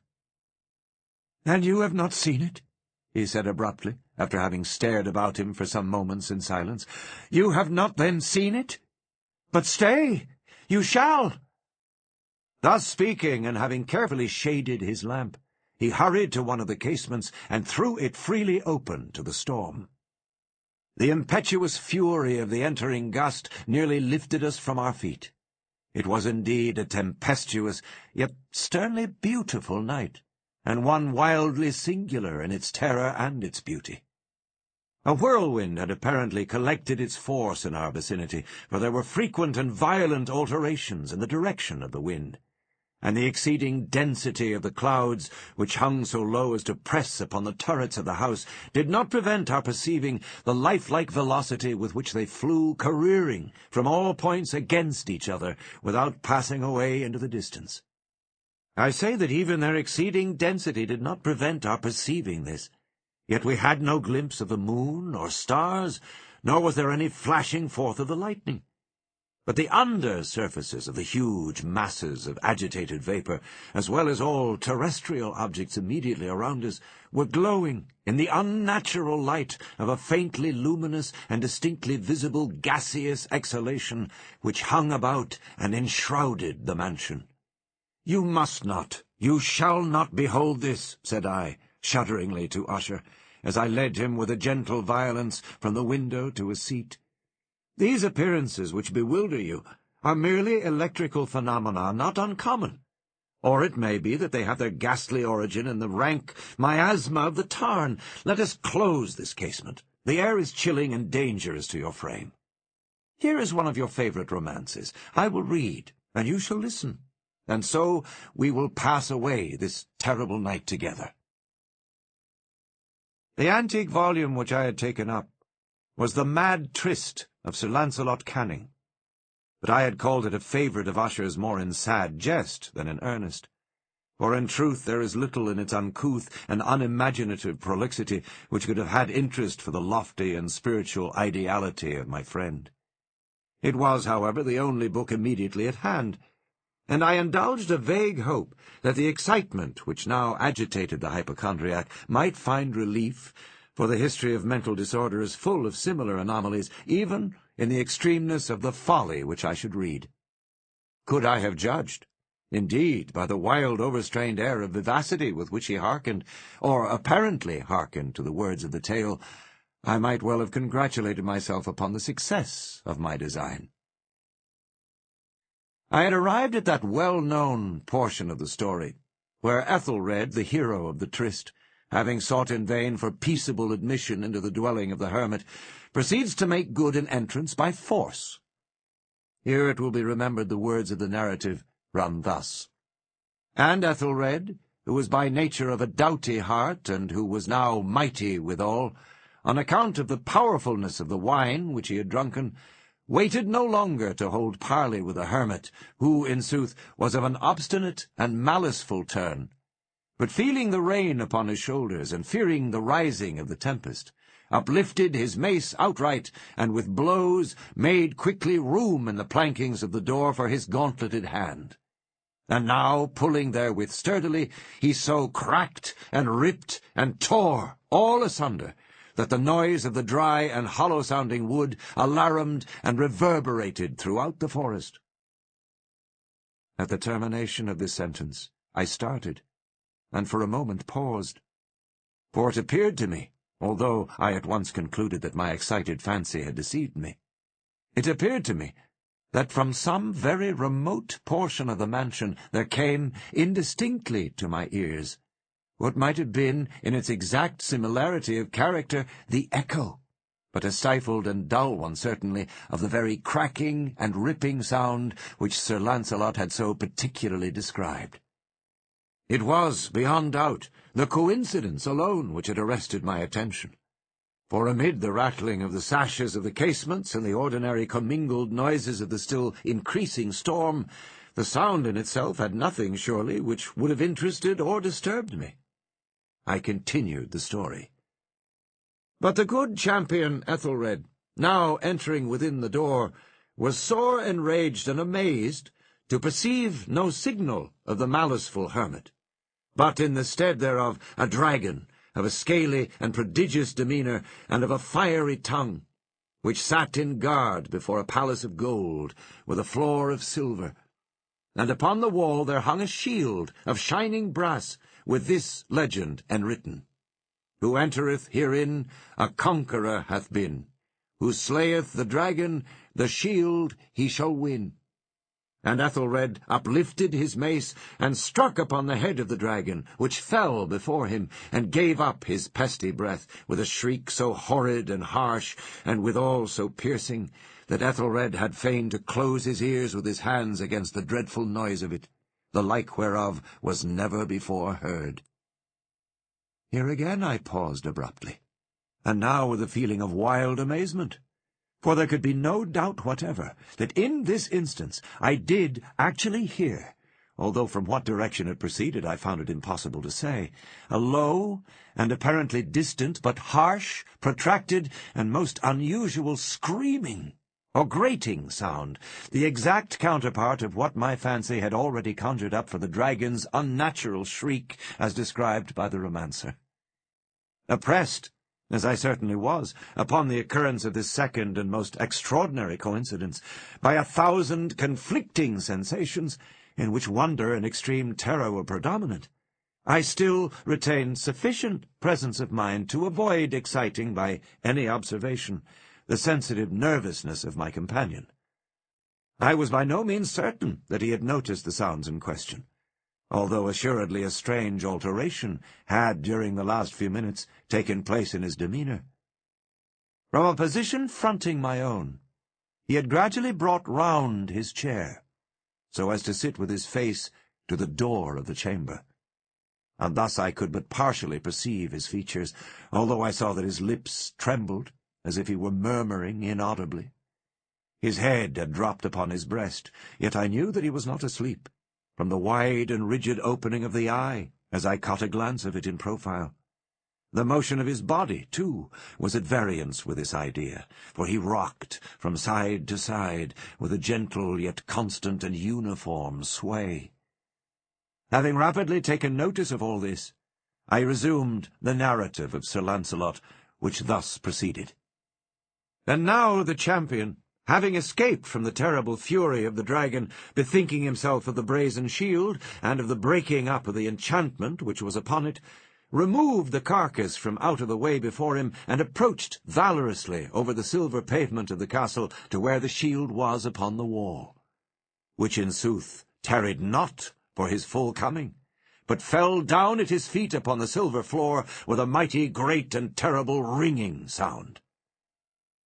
No sooner had these syllables passed my lips, than, as if a shield of brass had indeed at the moment fallen heavily upon a floor of silver, I became aware of a distinct, hollow, metallic, and clangorous, yet apparently muffled reverberation. Completely unnerved, I leaped to my feet, but the measured rocking movement of Usher was undisturbed. I rushed to the chair in which he sat. His eyes were bent fixedly before him, and throughout his whole countenance there reigned a stony rigidity. But as I placed my hand upon his shoulder, there came a strong shudder over his whole person. A sickly smile quivered about his lips, and I saw that he spoke in a low, hurried, and gibbering murmur, as if unconscious of my presence. Bending closely over him, I at length drank in the hideous import of his words. "Not hear it? Yes, I hear it, and have heard it. Long, many minutes, many hours, many days have I heard it. Yet I dared not. Oh, pity me, miserable wretch that I am. I dared not speak. We have put her living in the tomb. Said I not that my senses were acute? I now tell you that I heard her first feeble movements in the hollow coffin. I heard them many days ago. Yet I dared not speak. And now, tonight, Ethelred, the breaking of the hermit's door, and the death cry of the dragon, and the clangor of the shield, say rather, the rending of her coffin, and the grating of the iron hinges of her prison, and her struggles within the coppered archway of the vault. Oh, whither shall I fly? Will she not be here anon? Is she not hurrying to upbraid me for my haste? Have I not heard her footstep on the stair? Do I not distinguish that heavy and horrible beating of her heart? Madman! Here he sprang furiously to his feet and shrieked out his syllables, as if in the effort he were giving up his soul. Madman! I tell you that she now stands without the door! As if in the superhuman energy of his utterance there had been found the potency of a spell, the huge antique panels to which the speaker pointed threw slowly back upon the instant their ponderous and ebony jaws. It was the work of the rushing gust, but then without those doors there did stand the lofty and enshrouded figure of the Lady Madeline of Usher. There was blood upon her white robes, and the evidence of some bitter struggle upon every portion of her emaciated frame. For a moment she remained trembling and reeling to and fro upon the threshold, then with a low, moaning cry fell heavily inward upon the person of her brother, and in her violent and now final death agonies bore him to the floor a corpse and a victim to the terrors he had anticipated. From that chamber and from that mansion I fled, aghast. The storm was still abroad in all its wrath as I found myself crossing the old causeway. Suddenly there shot along the path a wild light, and I turned to see whence a gleam so unusual could have issued, for the vast house and its shadows were alone behind me. The radiance was that of the full, setting and blood-red moon, which now shone vividly through that once barely discernible fissure, of which I have before spoken as extending from the roof of the building in a zigzag direction to the base. While I gazed, this fissure rapidly widened. There came a fierce breath of the whirlwind. The entire orb of the satellite burst at once upon my sight. My brain reeled as I saw the mighty walls rushing asunder. There was a long, tumultuous shouting sound like the voice of 1,000 waters, and the deep and dank tarn at my feet closed sullenly and silently over the fragments of the House of Usher.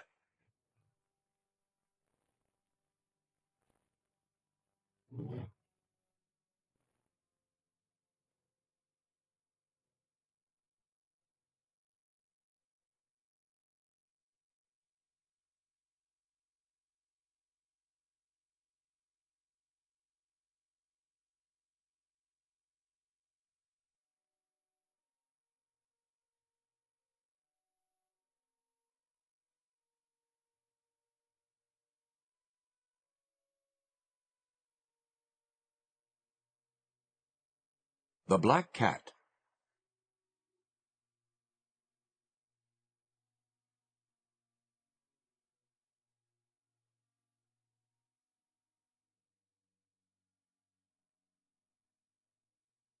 For the most wild, yet most homely narrative which I am about to pen, I neither expect nor solicit belief. Mad indeed would I be to expect it, in a case where my very senses reject their own evidence. Yet mad am I not, and very surely do I not dream. But tomorrow I die, and today I would unburden my soul. My immediate purpose is to place before the world, plainly, succinctly, and without comment, a series of mere household events. In their consequences, these events have terrified, have tortured, have destroyed me. Yet I will not attempt to expound them. To me they have presented little but horror. To many they will seem less terrible than Baroque.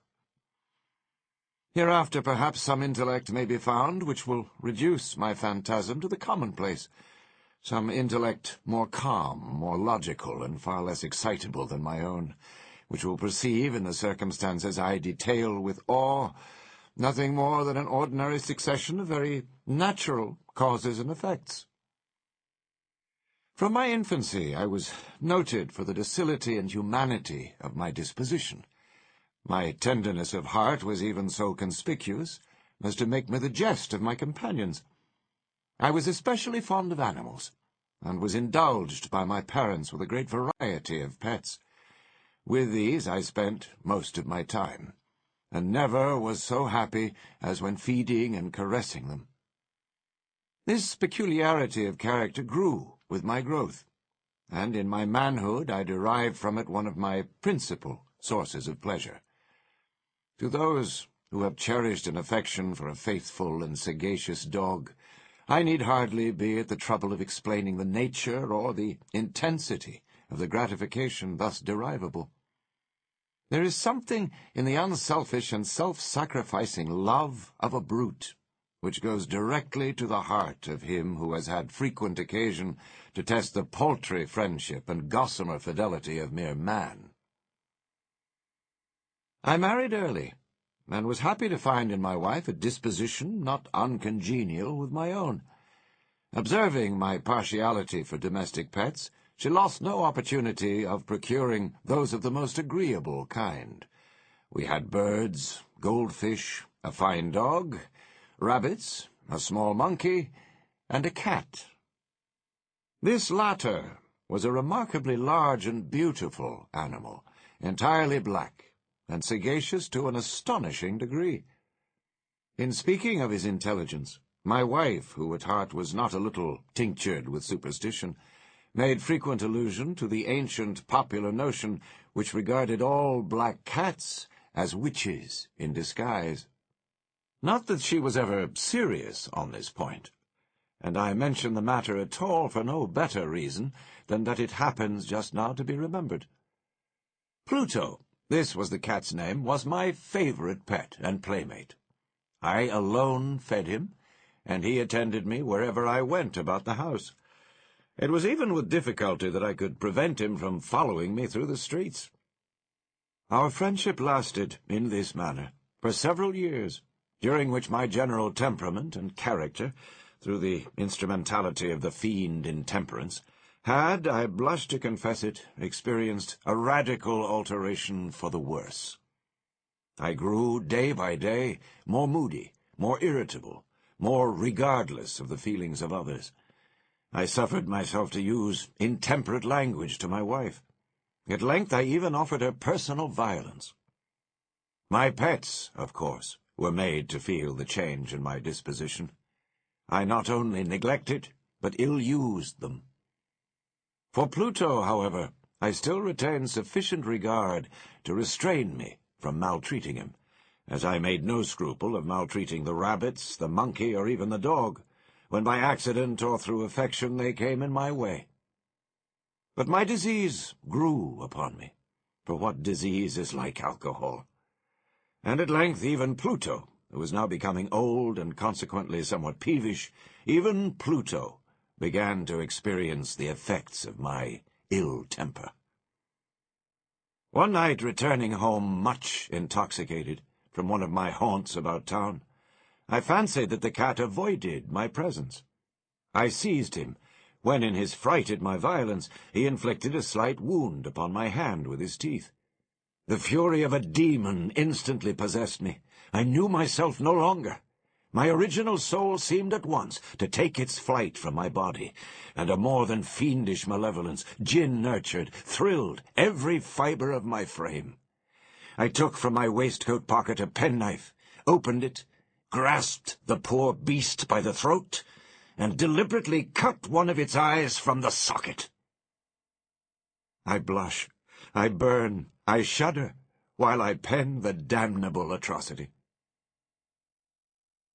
When reason returned with the morning, when I had slept off the fumes of the night's debauch, I experienced a sentiment half of horror, half of remorse, for the crime of which I had been guilty. But it was, at best, a feeble and equivocal feeling, and the soul remained untouched. I again plunged into excess, and soon drowned in wine all memory of the deed. In the meantime, the cat slowly recovered. The socket of the lost eye presented, it is true, a frightful appearance, but he no longer appeared to suffer any pain. He went about the house as usual, but, as might be expected, fled in extreme terror at my approach. I had so much of my old heart left as to be at first grieved by this evident dislike on the part of a creature which had once so loved me. But this feeling soon gave place to irritation. And then came, as if to my final and irrevocable overthrow, the spirit of perverseness. Of this spirit, philosophy takes no account. Yet I am not more sure that my soul lives than I am that perverseness is one of the primitive impulses of the human heart, one of the indivisible primary faculties or sentiments which give direction to the character of man. Who has not 100 times found himself committing a vile or a stupid action for no other reason than because he knows he should not? Have we not a perpetual inclination in the teeth of our best judgment to violate that which is law, merely because we understand it to be such? This spirit of perverseness, I say, came to my final overthrow. It was this unfathomable longing of the soul to vex itself, to offer violence to its own nature, to do wrong for the wrong's sake only, that urged me to continue, and finally to consummate the injury I had inflicted upon the unoffending brute. One morning, in cold blood, I slipped a noose about its neck, and hung it to the limb of a tree, hung it with the tears streaming from my eyes, and with the bitterest remorse at my heart, hung it because I knew that it had loved me, and because I felt it had given me no reason of offence. Hung it because I knew that in so doing I was committing a sin, a deadly sin, that would so jeopardize my immortal soul as to place it, if such a thing were possible, even beyond the reach of the infinite mercy of the most merciful and most terrible God. On the night of the day on which this most cruel deed was done, I was aroused from sleep by the cry of fire. The curtains of my bed were in flames. The whole house was blazing. It was with great difficulty that my wife, a servant, and myself made our escape from the conflagration. The destruction was complete. My entire worldly wealth was swallowed up, and I resigned myself thenceforward to despair. I am above the weakness of seeking to establish a sequence of cause and effect between the disaster and the atrocity, but I am detailing a chain of facts, and wish not to leave even a possible link imperfect. On the day succeeding the fire, I visited the ruins. The walls, with one exception, had fallen in. This exception was found in a compartment wall, not very thick, which stood about the middle of the house, and against which had rested the head of my bed. The plastering had here, in great measure, resisted the action of the fire, a fact which I attributed to its having been recently spread. About this wall, a dense crowd were collected, and many persons seemed to be examining a particular portion of it with very minute and eager attention.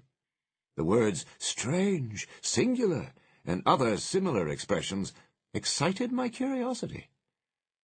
I approached and saw, as if graven in bas-relief upon the white surface, the figure of a gigantic cat.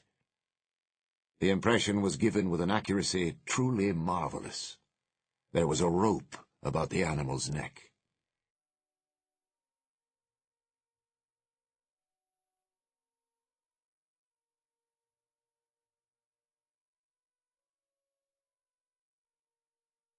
When I first beheld this apparition, for I could scarcely regard it as less, my wonder and my terror were extreme. But at length reflection came to my aid. The cat, I remembered, had been hung in a garden adjacent to the house. Upon the alarm of fire, this garden had been immediately filled by the crowd, by some one of whom the animal must have been cut from the tree and thrown through an open window into my chamber. This had probably been done with a view of arousing me from sleep. The falling of other walls had compressed the victim of my cruelty into the substance of the freshly spread plaster, the lime of which, with the flames and the ammonia from the carcass, had then accomplished the portraiture as I saw it.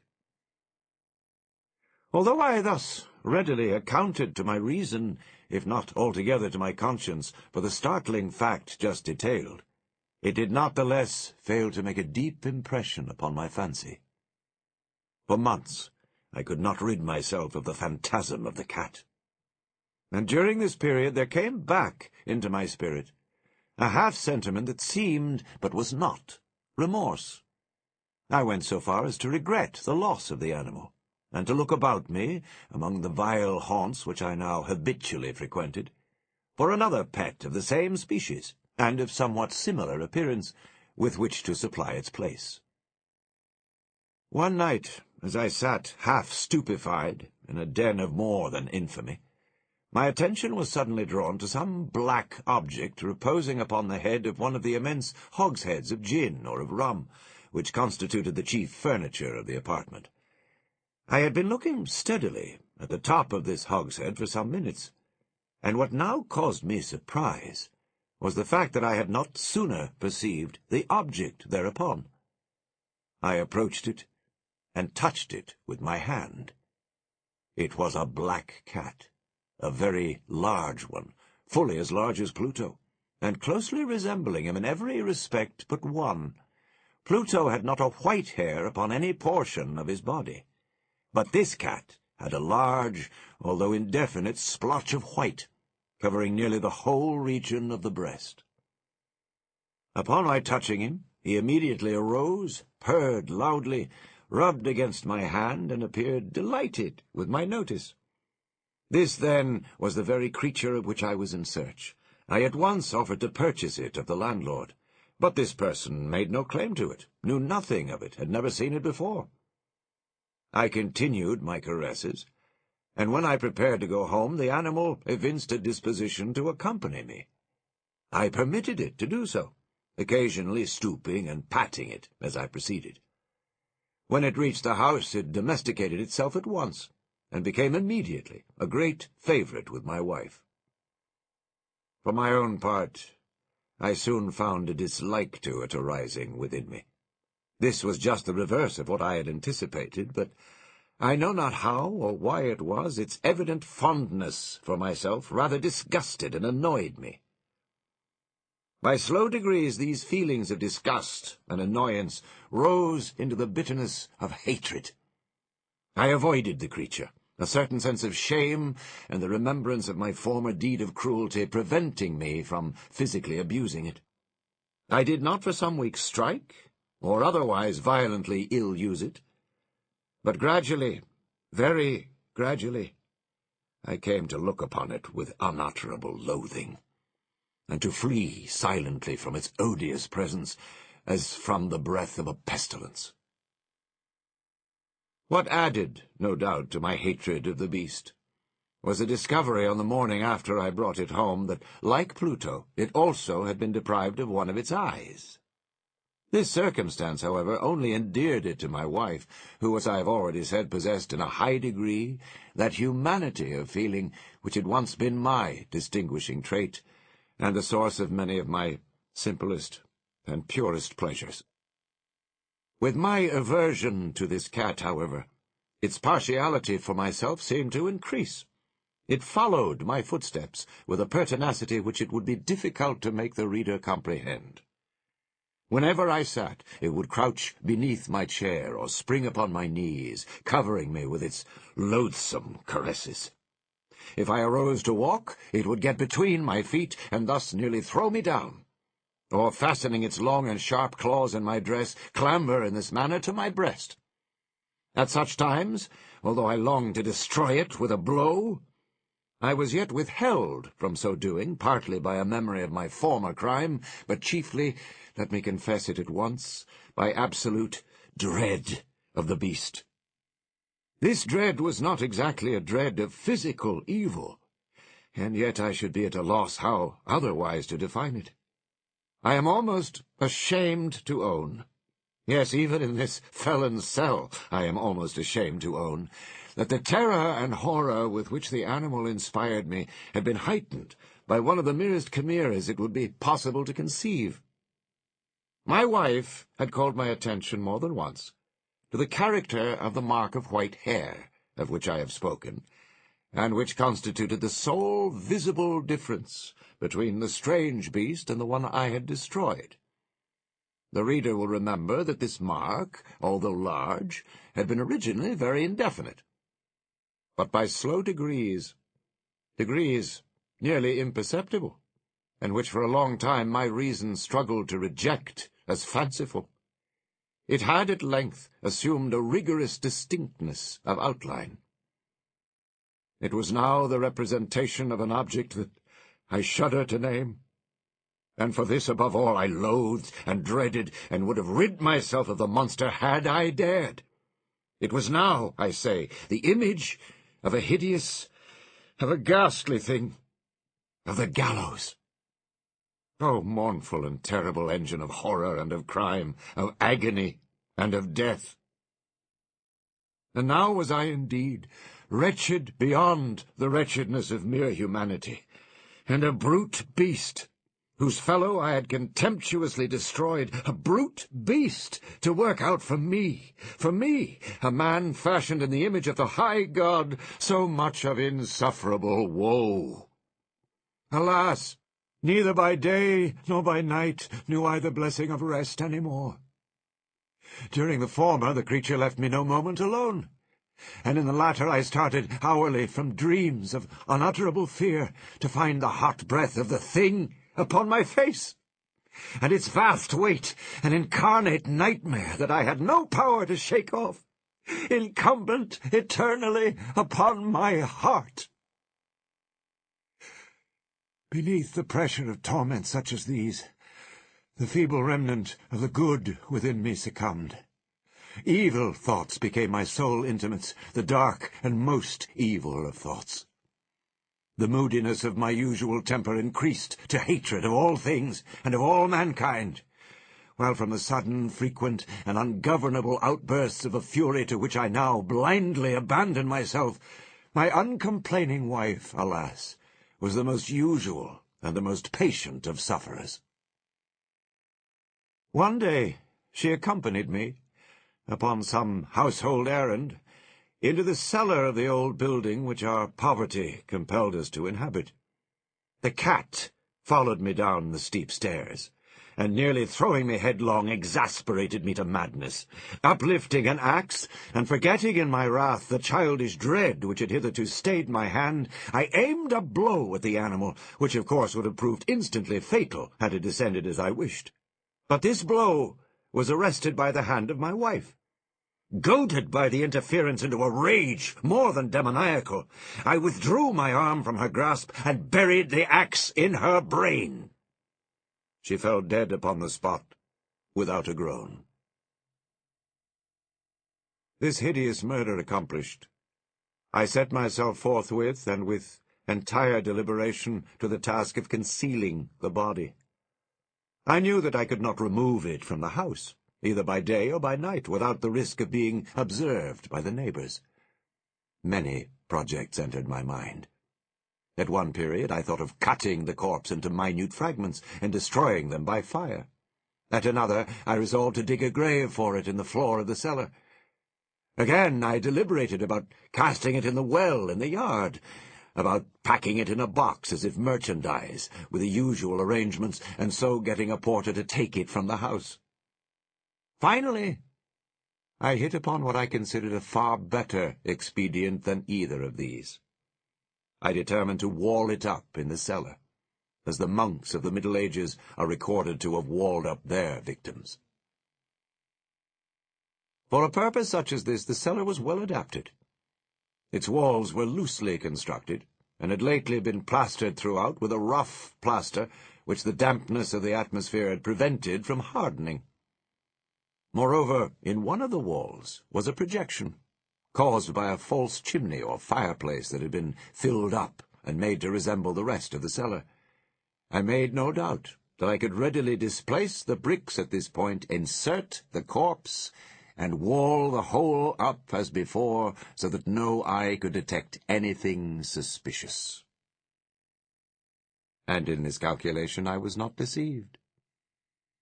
By means of a crowbar, I easily dislodged the bricks, and having carefully deposited the body against the inner wall, I propped it in that position, while with little trouble I relaid the whole structure as it originally stood.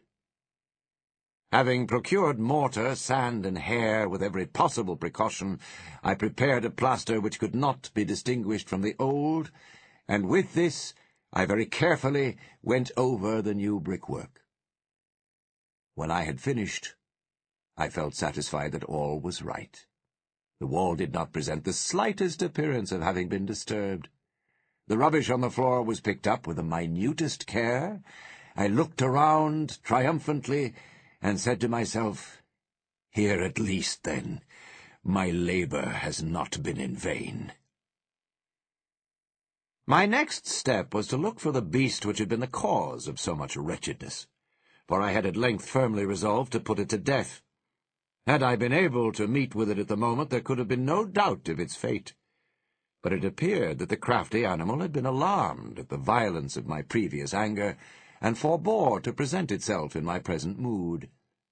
It is impossible to describe or to imagine the deep, the blissful sense of relief which the absence of the detested creature occasioned in my bosom. It did not make its appearance during the night, and thus, for one night at least, since its introduction into the house, I soundly and tranquilly slept. I slept, even with a burden of murder upon my soul. The second and third day passed, and still my tormentor came not. Once again I breathed as a free man. The monster, in terror, had fled the premises forever. I should behold it no more. My happiness was supreme. The guilt of my dark deed disturbed me but little. Some few inquiries had been made, but these had been readily answered. Even a search had been instituted, but of course nothing was to be discovered. I looked upon my future felicity as secured. Upon the fourth day of the assassination, a party of the police came, very unexpectedly, into the house, and proceeded again to make rigorous investigation of the premises. Secure, however, in the inscrutability of my place of concealment, I felt no embarrassment whatever. The officers bade me accompany them in their search. They left no nook or corner unexplored. At length, for the third or fourth time, they descended into the cellar. I quivered not in a muscle. My heart beat calmly, as that of one who slumbers in innocence. I walked the cellar from end to end. I folded my arms upon my bosom, and roamed easily to and fro. The police were thoroughly satisfied and prepared to depart. The glee at my heart was too strong to be restrained. I burned to say, if but one word, by way of triumph, and to render doubly sure their assurance of my guiltlessness. "Gentlemen," I said at last, as the party ascended the steps, "I delight to have allayed your suspicions. I wish you all health and a little more courtesy. By the by, gentlemen, this is a very well-constructed house." In the rabid desire to say something easily, I scarcely knew what I uttered at all. "I may say an excellently well-constructed house. These walls— Are you going, gentlemen? These walls are solidly put together." And here, through the mere frenzy of bravado, I rapped heavily with a cane which I held in my hand upon that very portion of the brickwork behind which stood the corpse of the wife of my bosom. But may God shield and deliver me from the fangs of the arch-fiend. No sooner had the reverberation of my blows sunk into silence than I was answered by a voice from within the tomb, by a cry, at first muffled and broken like the sobbing of a child, and then quickly swelling into one long, loud, and continuous scream, utterly anomalous and inhuman, a howl, a wailing shriek, half of horror and half of triumph, such as might have arisen only out of hell, conjointly from the throats of the damned in their agony, and of the demons that exult in the damnation. Of my own thoughts it is folly to speak. Swooning, I staggered to the opposite wall. For one instant the party on the stairs remained motionless, through extremity of terror and awe. In the next, a dozen stout arms were toiling at the wall. It fell bodily. The corpse, already greatly decayed and clotted with gore, stood erect before the eyes of the spectators. Upon its head, with red, extended mouth and solitary eye of fire, sat the hideous beast whose craft had seduced me into murder, and whose informing voice had consigned me to the hangman.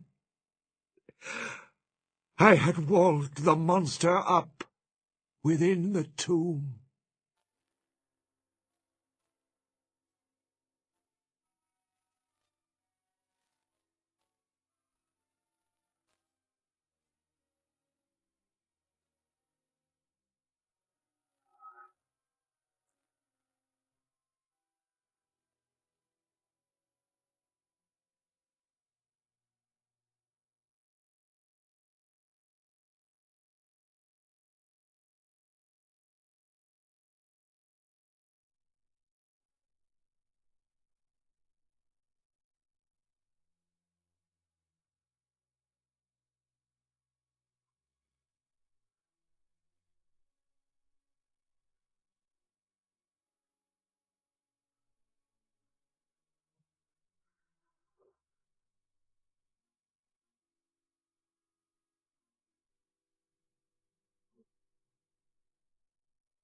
The premature burial.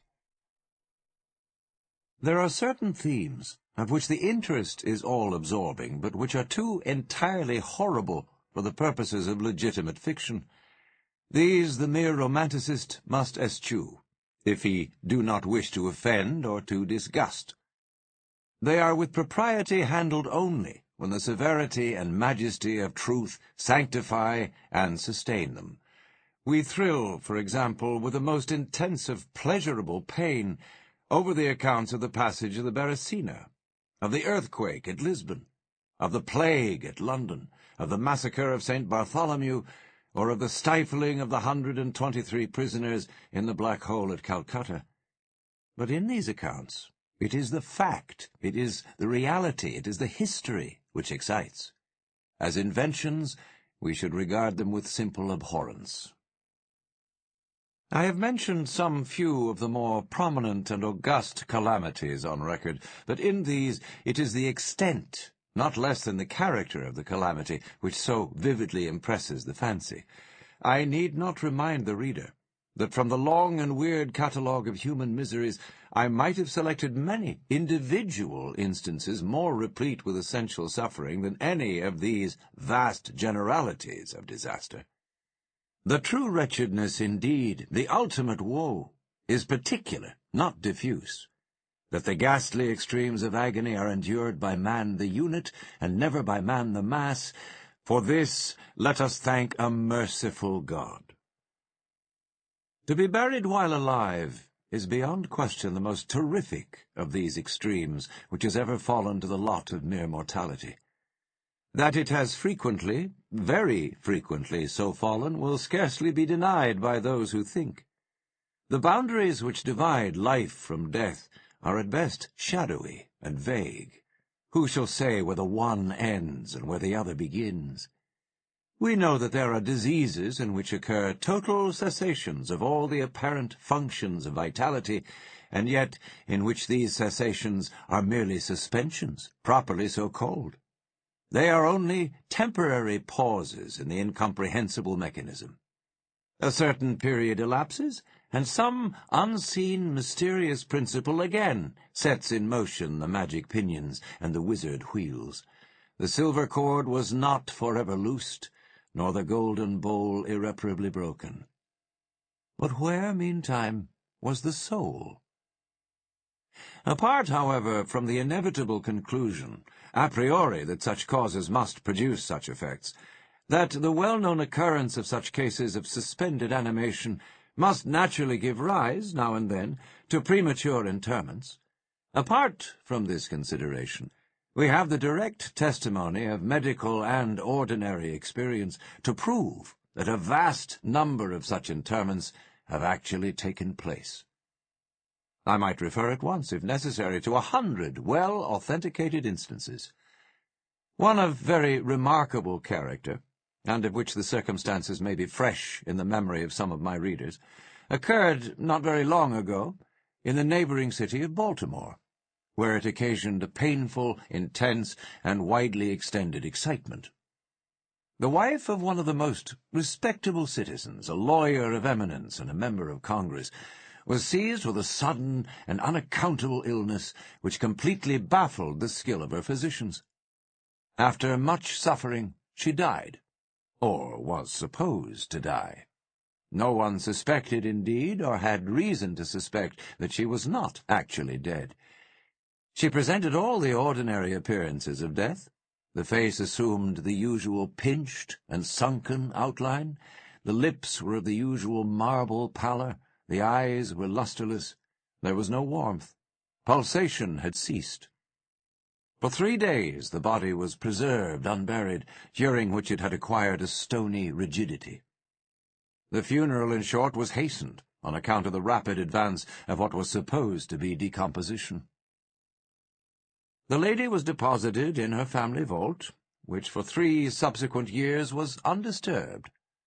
At the expiration of this term it was opened for the reception of a sarcophagus, but alas, how fearful a shock awaited the husband, who personally threw open the door. As its portal swung outwardly back, some white-apparelled object fell rattling within his arms. It was the skeleton of his wife, in her yet unmoulded shroud. A careful investigation rendered it evident that she had revived within 2 days after her entombment, that her struggles within the coffin had caused it to fall from a ledge or shelf to the floor, where it was so broken as to permit her escape. A lamp which had been accidentally left full of oil within the tomb was found empty. It might have been exhausted, however, by evaporation. On the uppermost of the steps which led down into the dread chamber was a large fragment of the coffin, with which it seemed that she had endeavoured to arrest attention by striking the iron door. While thus occupied, she probably swooned, or possibly died through sheer terror, and in falling, her shroud became entangled in some ironwork which projected interiorly. Thus she remained, and thus she rotted, erect. In the year 1810, a case of living inhumation happened in France, attended with circumstances which go far to warrant the assertion that truth is indeed stranger than fiction. The heroine of the story was a Mademoiselle Victorine Lafourcade, a young girl of illustrious family, of wealth and of great personal beauty. Among her numerous suitors was Julien Bossuet, a poor littérateur or journalist of Paris. His talents and general amiability had recommended him to the notice of the heiress, by whom he seems to have been truly beloved. But her pride of birth decided her finally to reject him, and to wed Monsieur Renal, a banker and a diplomatist of some eminence.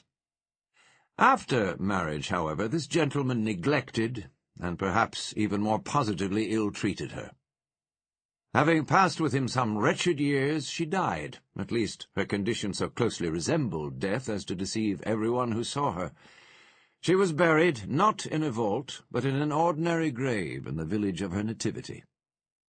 Filled with despair, and still inflamed by the memory of a profound attachment, the lover journeys from the capital to the remote province in which the village lies, with a romantic purpose of disinterring the corpse and possessing himself of its luxuriant tresses. He reaches the grave. At midnight he unearths the coffin, opens it, and is in the act of detaching the hair when he is arrested by the unclosing of the beloved eyes.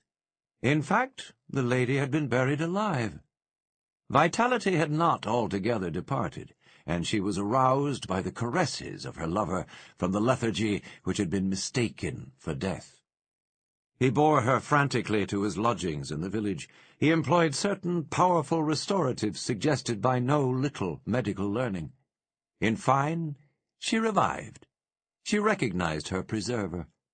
She remained with him until by slow degrees she fully recovered her original health. Her woman's heart was not adamant, and this last lesson of love sufficed to soften it. She bestowed it upon Bossuet. She returned no more to her husband, but concealing from him her resurrection, fled with her lover to America. 20 years afterward, the two returned to France, in the persuasion that time had so greatly altered the lady's appearance that her friends would be unable to recognize her. They were mistaken, however, for at the first meeting, Monsieur Renel did actually recognize and make claim to his wife. This claim she resisted, and a judicial tribunal sustained her in her resistance, deciding that the peculiar circumstances, with a long lapse of years, had extinguished not only equitably but legally the authority of the husband. The Chirurgical Journal of Leipzig, a periodical of high authority and merit which some American bookseller would do well to translate and republish, records in a late number a very distressing event of the character in question. An officer of artillery, a man of gigantic stature and of robust health, being thrown from an unmanageable horse, received a very severe contusion upon the head, which rendered him insensible at once. The skull was slightly fractured, but no immediate danger was apprehended. Trepanning was accomplished successfully, he was bled, and many other of the ordinary means of relief were adopted. Gradually, however, he fell into a more and more hopeless state of stupor, and finally it was thought that he died. The weather was warm, and he was buried with indecent haste in one of the public cemeteries. His funeral took place on Thursday. On the Sunday following, the grounds of the cemetery were, as usual, much thronged with visitors, and about noon an intense excitement was created by the declaration of a peasant that while sitting upon the grave of the officer he had distinctly felt a commotion of the earth, as if occasioned by someone struggling beneath. At first, little attention was paid to the man's asseveration, but his evident terror and the dogged obstinacy with which he persisted in his story had at length their natural effect upon the crowd.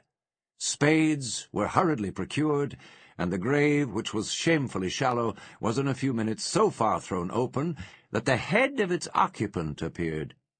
He was then seemingly dead, but he sat nearly erect within his coffin, the lid of which, in his furious struggles, he had partially uplifted. He was forthwith conveyed to the nearest hospital, and there pronounced to be still living, although in an asphytic condition.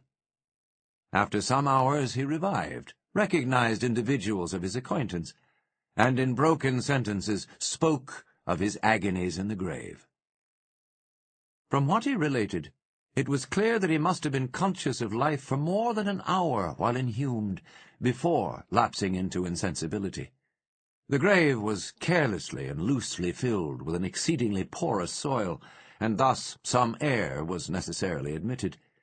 He heard the footsteps of the crowd overhead, and endeavored to make himself heard in turn. It was the tumult within the grounds of the cemetery, he said, which appeared to awaken him from a deep sleep. But no sooner was he awake than he became fully aware of the awful horrors of his position. This patient, it is recorded, was doing well, and seemed to be in a fair way of ultimate recovery, but fell a victim to the quackeries of medical experiment. The galvanic battery was applied, and he suddenly expired in one of those ecstatic paroxysms which occasionally it superinduces. The mention of the galvanic battery, nevertheless, recalls to my memory a well-known and very extraordinary case in point, where its action proved the means of restoring to animation a young attorney of London who had been interred for 2 days. This occurred in 1831, and created at the time a very profound sensation wherever it was made the subject of converse. The patient, Mr. Edward Stapleton, had died apparently of typhus fever, accompanied with some anomalous symptoms which had excited the curiosity of his medical attendants. Upon his seeming decease, his friends were requested to sanction a post-mortem examination, but declined to permit it. As often happens when such refusals are made, the practitioners resolved to disinter the body and dissect it at leisure, in private. Arrangements were easily effected with some of the numerous corps of body-snatchers with which London abounds, and upon the 3rd night after the funeral, the supposed corpse was unearthed from a grave 8 feet deep, and deposited in the operating chamber of one of the private hospitals. An incision of some extent had been actually made in the abdomen when the fresh and undecayed appearance of the subject suggested an application of the battery. One experiment succeeded another, and the customary effects supervened, with nothing to characterize them in any respect, except, upon 1 or 2 occasions, a more than ordinary degree of lifelikeness in the convulsive action. It grew late. The day was about to dawn, and it was thought expedient, at length, to proceed at once to the dissection. A student, however, was especially desirous of testing a theory of his own, and insisted upon applying the battery to one of the pectoral muscles. A rough gash was made, and a wire hastily brought in contact. When the patient, with a hurried but quite unconvulsive movement, arose from the table, stepped into the middle of the floor, gazed about him uneasily for a few seconds, and then spoke. What he said was unintelligible, but the words were uttered. The syllabification was distinct.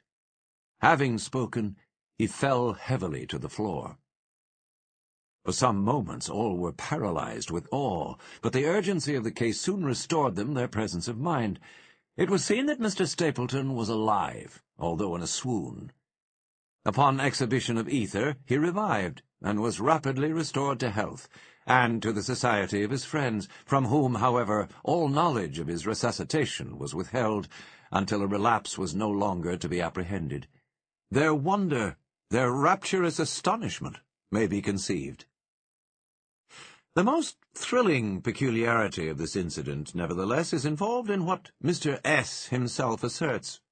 He declares that at no period was he altogether insensible, that dully and confusedly he was aware of everything which happened to him, from the moment in which he was pronounced dead by his physicians to that in which he fell swooning to the floor of the hospital.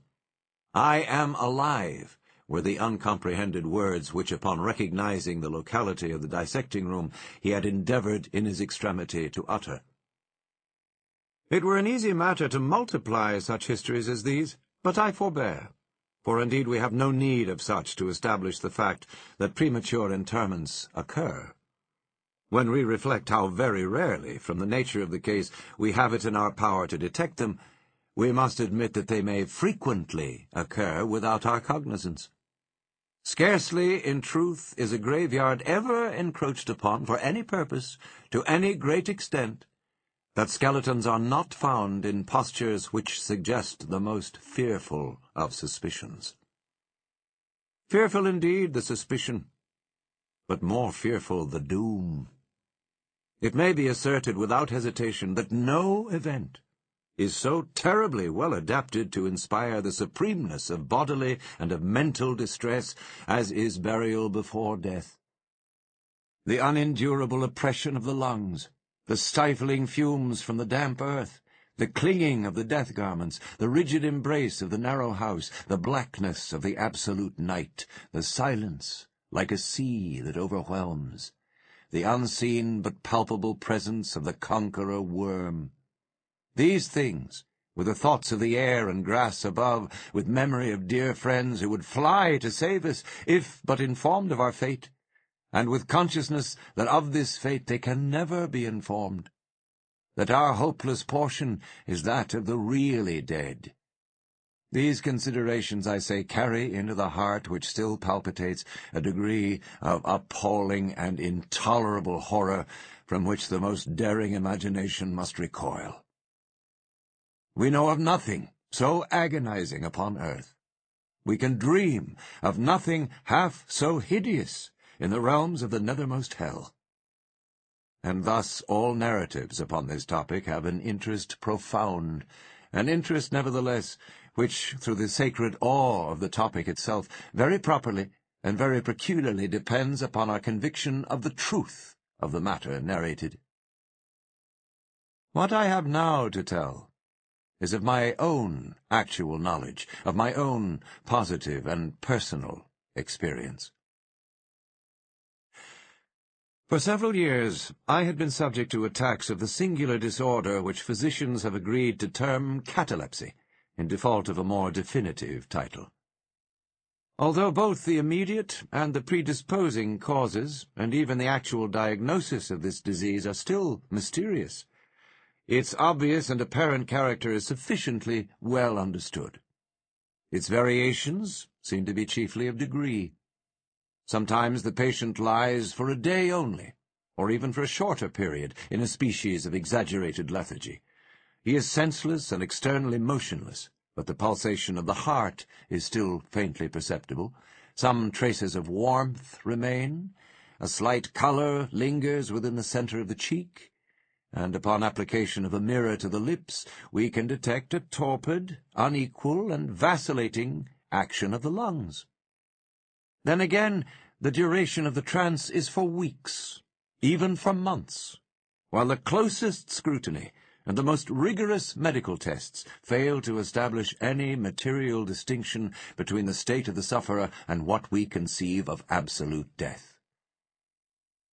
Very usually he is saved from premature interment solely by the knowledge of his friends that he has been previously subject to catalepsy, by the consequent suspicion excited, and above all by the non-appearance of decay. The advances of the malady are luckily gradual. The first manifestations, although marked, are unequivocal. The fits grow successively more and more distinctive, and endure each for a longer term than the preceding. In this lies the principal security from inhumation. The unfortunate whose first attack should be of the extreme character which is occasionally seen would almost inevitably be consigned alive to the tomb. My own case differed in no important particular from those mentioned in medical books. Sometimes, without any apparent cause, I sank, little by little, into a condition of semi-syncope or half-swoon, and in this condition, without pain, without ability to stir or, strictly speaking, to think, but with a dull, lethargic consciousness of life and of the presence of those who surrounded my bed, I remained, until the crisis of the disease restored me suddenly to perfect sensation. At other times I was quickly and impetuously smitten. I grew sick and numb and chilly and dizzy, and so fell prostrate at once. Then for weeks all was void and black and silent, and nothing became the universe. Total annihilation could be no more. From these latter attacks I awoke, however, with a gradation slow in proportion to the suddenness of the seizure. Just as the day dawns to the friendless and houseless beggar who roams the streets throughout the long, desolate winter night, just so tardily, just so wearily, just so cheerily came back the light of the soul to me. Apart from the tendency to trance, however, my general health appeared to be good, nor could I perceive that it was at all affected by the one prevalent malady, unless, indeed, an idiosyncrasy in my ordinary sleep may be looked upon as superinduced. Upon awaking from slumber, I could never gain at once thorough possession of my senses, and always remained for many minutes in much bewilderment and perplexity, the mental faculties in general, but the memory in especial, being in a condition of absolute abeyance. In all that I endured, there was no physical suffering, but of moral distress an infinitude. My fancy grew charnel. I talked of worms, of tombs and epitaphs. I was lost in reveries of death, and the idea of premature burial held continual possession of my brain. The ghastly danger to which I was subjected haunted me day and night. In the former, the torture of meditation was excessive, in the latter, supreme. When the grim darkness overspread the earth, then, with every horror of thought, I shook as the quivering plumes upon the hearse. When nature could endure wakefulness no longer, it was with a struggle that I consented to sleep. For I shuddered to reflect that upon awaking I might find myself the tenant of a grave. And when finally I sank into slumber, it was only to rush at once into a world of phantasms, above which, with vast sable overshadowing wings, hovered predominant the one sepulchral idea.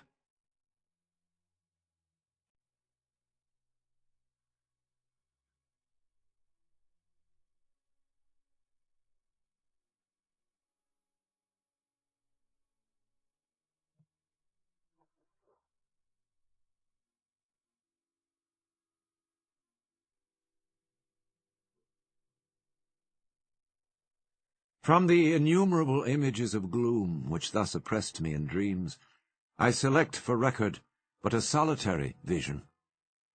Methought I was immersed in a cataleptic trance of more than usual duration and profundity.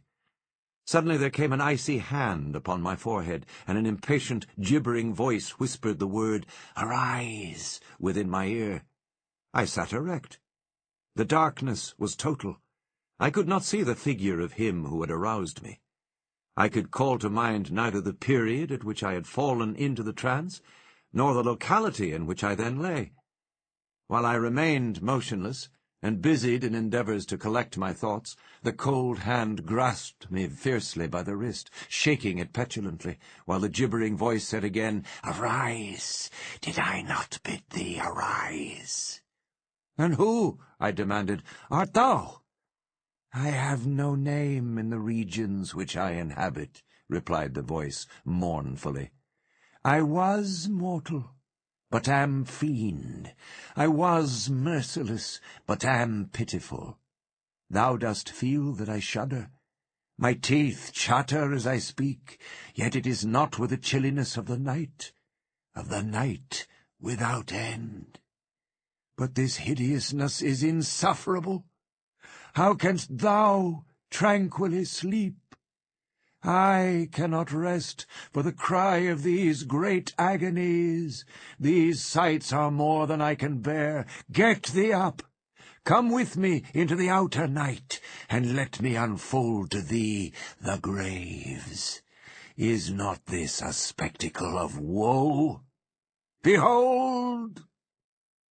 I looked, and the unseen figure which still grasped me by the wrist had caused to be thrown open the graves of all mankind, and from each issued the faint phosphoric radiance of decay, so that I could see into the innermost recesses, and there view the shrouded bodies in their sad and solemn slumbers with a worm.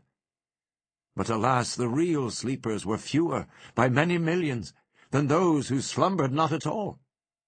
And there was a feeble struggling, and there was a general sad unrest, and from out the depths of the countless pits there came a melancholy rustling from the garments of the buried, and of those who seemed tranquilly to repose. I saw that a vast number had changed, in a greater or less degree, the rigid and uneasy position in which they had originally been entombed. and the voice again said to me as I gazed, "Is it not?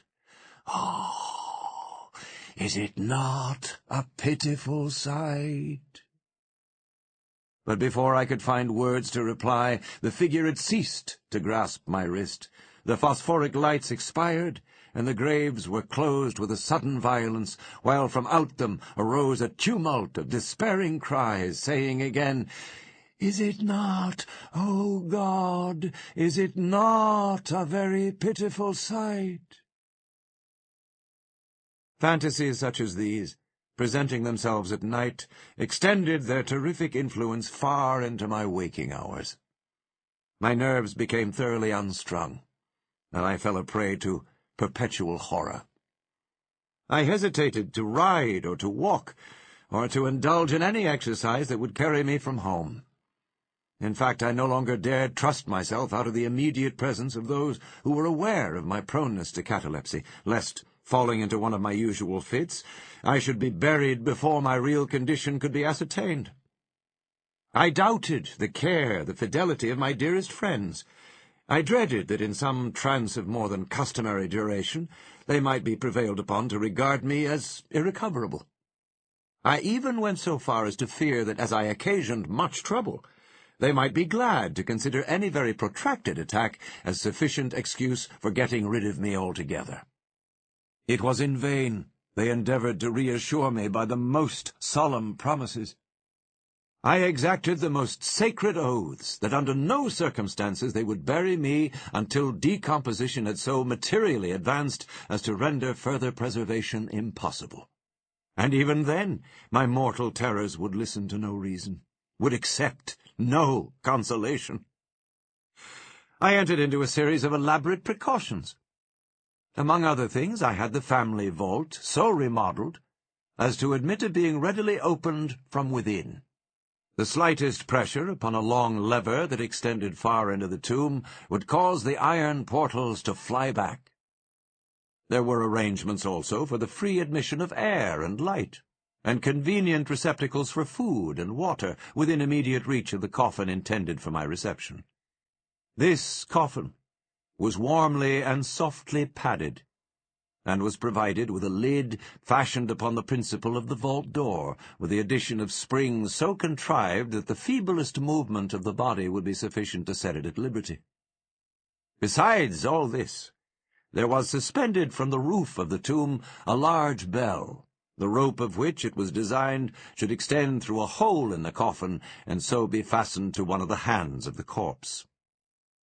But alas, what avails the vigilance against the destiny of man? Not even these well-contrived securities suffice to save from the uttermost agonies of living inhumation a wretch to these agonies foredoomed. There arrived an epoch, as often before there had arrived, in which I found myself emerging from total unconsciousness into the first feeble and indefinite sense of existence. Slowly, with a tortoise gradation, approached the faint grey dawn of the cycle day, a torpid uneasiness, an apathetic endurance of dull pain. No care, no hope, no effort. Then, after a long interval, a ringing in the ears. Then, after a lapse still longer, a pricking or tingling sensation in the extremities. Then a seemingly eternal period of pleasurable quiescence, during which the awakening feelings are struggling into thought. Then a brief re-sinking into nonentity. Then a sudden recovery. At length, the slight quivering of an eyelid, and immediately thereupon an electric shock of a terror, deadly and indefinite, which sends the blood in torrents from the temples to the heart. And now the first positive effort to think. And now the first endeavour to remember. And now a partial and evanescent success. And now the memory has so far regained its dominion that in some measure I am cognizant of my state. I feel that I am not awaking from ordinary sleep. I recollect that I have been subject to catalepsy.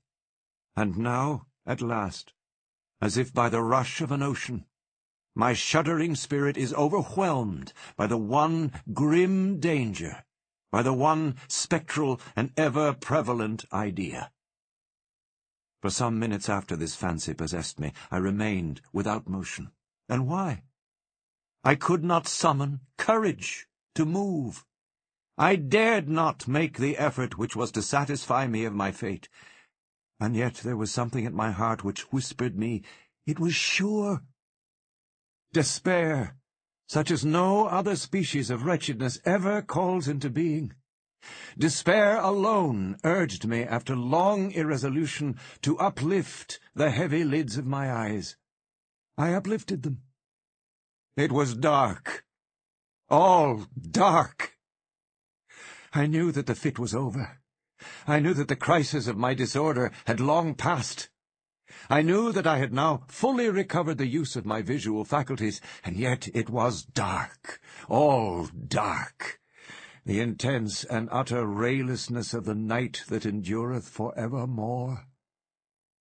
I endeavoured to shriek, and my lips and my parched tongue moved convulsively together in the attempt, but no voice issued from the cavernous lungs, which, oppressed as if by the weight of some incumbent mountain, gasped and palpitated with a heart at every elaborate and struggling inspiration. The movement of the jaws in this effort to cry aloud showed me that they were bound up, as is usual with the dead. I felt, too, that I lay upon some hard substance, and by something similar my sides were also closely compressed.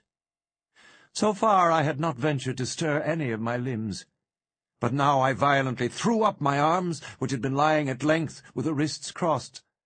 They struck a solid wooden substance, which extended above my person at an elevation of not more than 6 inches from my face. I could no longer doubt that I reposed within a coffin at last. And now, amid all my infinite miseries, came sweetly the cherub hope, for I thought of my precautions. I writhed and made spasmodic exertions to force open the lid. It would not move. I felt my wrists for the bell-rope. It was not to be found. And now the comforter fled forever, and a still sterner despair reigned triumphant. For I could not help perceiving the absence of the paddings which I had so carefully prepared. And then, too, there came suddenly to my nostrils the strong, peculiar odour of moist earth. The conclusion was irresistible. I was not within the vault. I had fallen into a trance while absent from home, while among strangers, when or how I could not remember. And it was they who had buried me as a dog, nailed up in some common coffin, and thrust deep, deep, and forever into some ordinary and nameless grave. As this awful conviction forced itself thus into the innermost chambers of my soul, I once again struggled to cry aloud. And in this second endeavour I succeeded. A long, wild, and continuous shriek or yell of agony resounded through the realms of the subterranean night. "Hello! Hello there!" said a gruff voice in reply. "What the divil's the matter now?" said a second. "Get out of that!" said a third. "What do you mean by yowling in that ere kind of style like a cattymount?" said a fourth. And hereupon I was seized and shaken without ceremony for several minutes by a junto of very rough-looking individuals. They did not arouse me from my slumber, for I was wide awake when I screamed, but they restored me to the full possession of my memory. This adventure occurred near Richmond, in Virginia.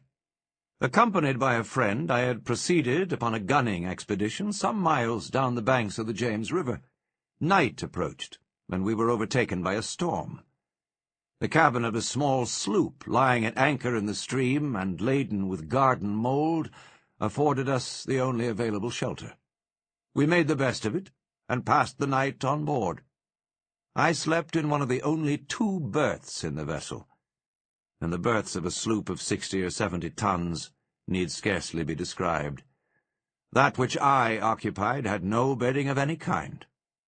Its extreme width was 18 inches, The distance of its bottom from the deck overhead was precisely the same. I found it a matter of exceeding difficulty to squeeze myself in. Nevertheless, I slept soundly, and the whole of my vision, for it was no dream and no nightmare, arose naturally from the circumstances of my position, from my ordinary bias of thought, and from the difficulty to which I have alluded of collecting my senses, and especially of regaining my memory, for a long time after awaking from slumber. The men who shook me were the crew of the sloop, and some labourers engaged to unload it. From the load itself came the earthy smell. The bandage about the jaws was a silk handkerchief in which I had bound up my head in default of my customary nightcap. The tortures endured, however, were indubitably quite equal for the time to those of actual sepulture. They were fearfully, they were inconceivably hideous. But out of evil proceeded good. For their very excess wrought in my spirit an inevitable revulsion. My soul acquired tone, acquired temper. I went abroad, I took vigorous exercise, I breathed the free air of heaven, I thought upon other subjects than death, I discarded my medical books. Buchan I burned, I read no night thoughts, no fustian about churchyards, no bugaboo tales such as this. In short, I became a new man, and lived a new man's life. From that memorable night I dismissed forever my charnel apprehensions, and with them vanished the cataleptic disorder, of which perhaps they had been less the consequence than the cause. There are moments when even to the sober eye of reason, the world of our sad humanity may assume the semblance of a hell, but the imagination of man is no Carathis to explore with impunity its every cavern. Alas, the grim legion of sepulchral terrors cannot be regarded as altogether fanciful, but like the demons in whose company Afrasiab made his voyage down the Oxus, they must sleep, or they will devour us. They must be suffered to slumber, or we perish.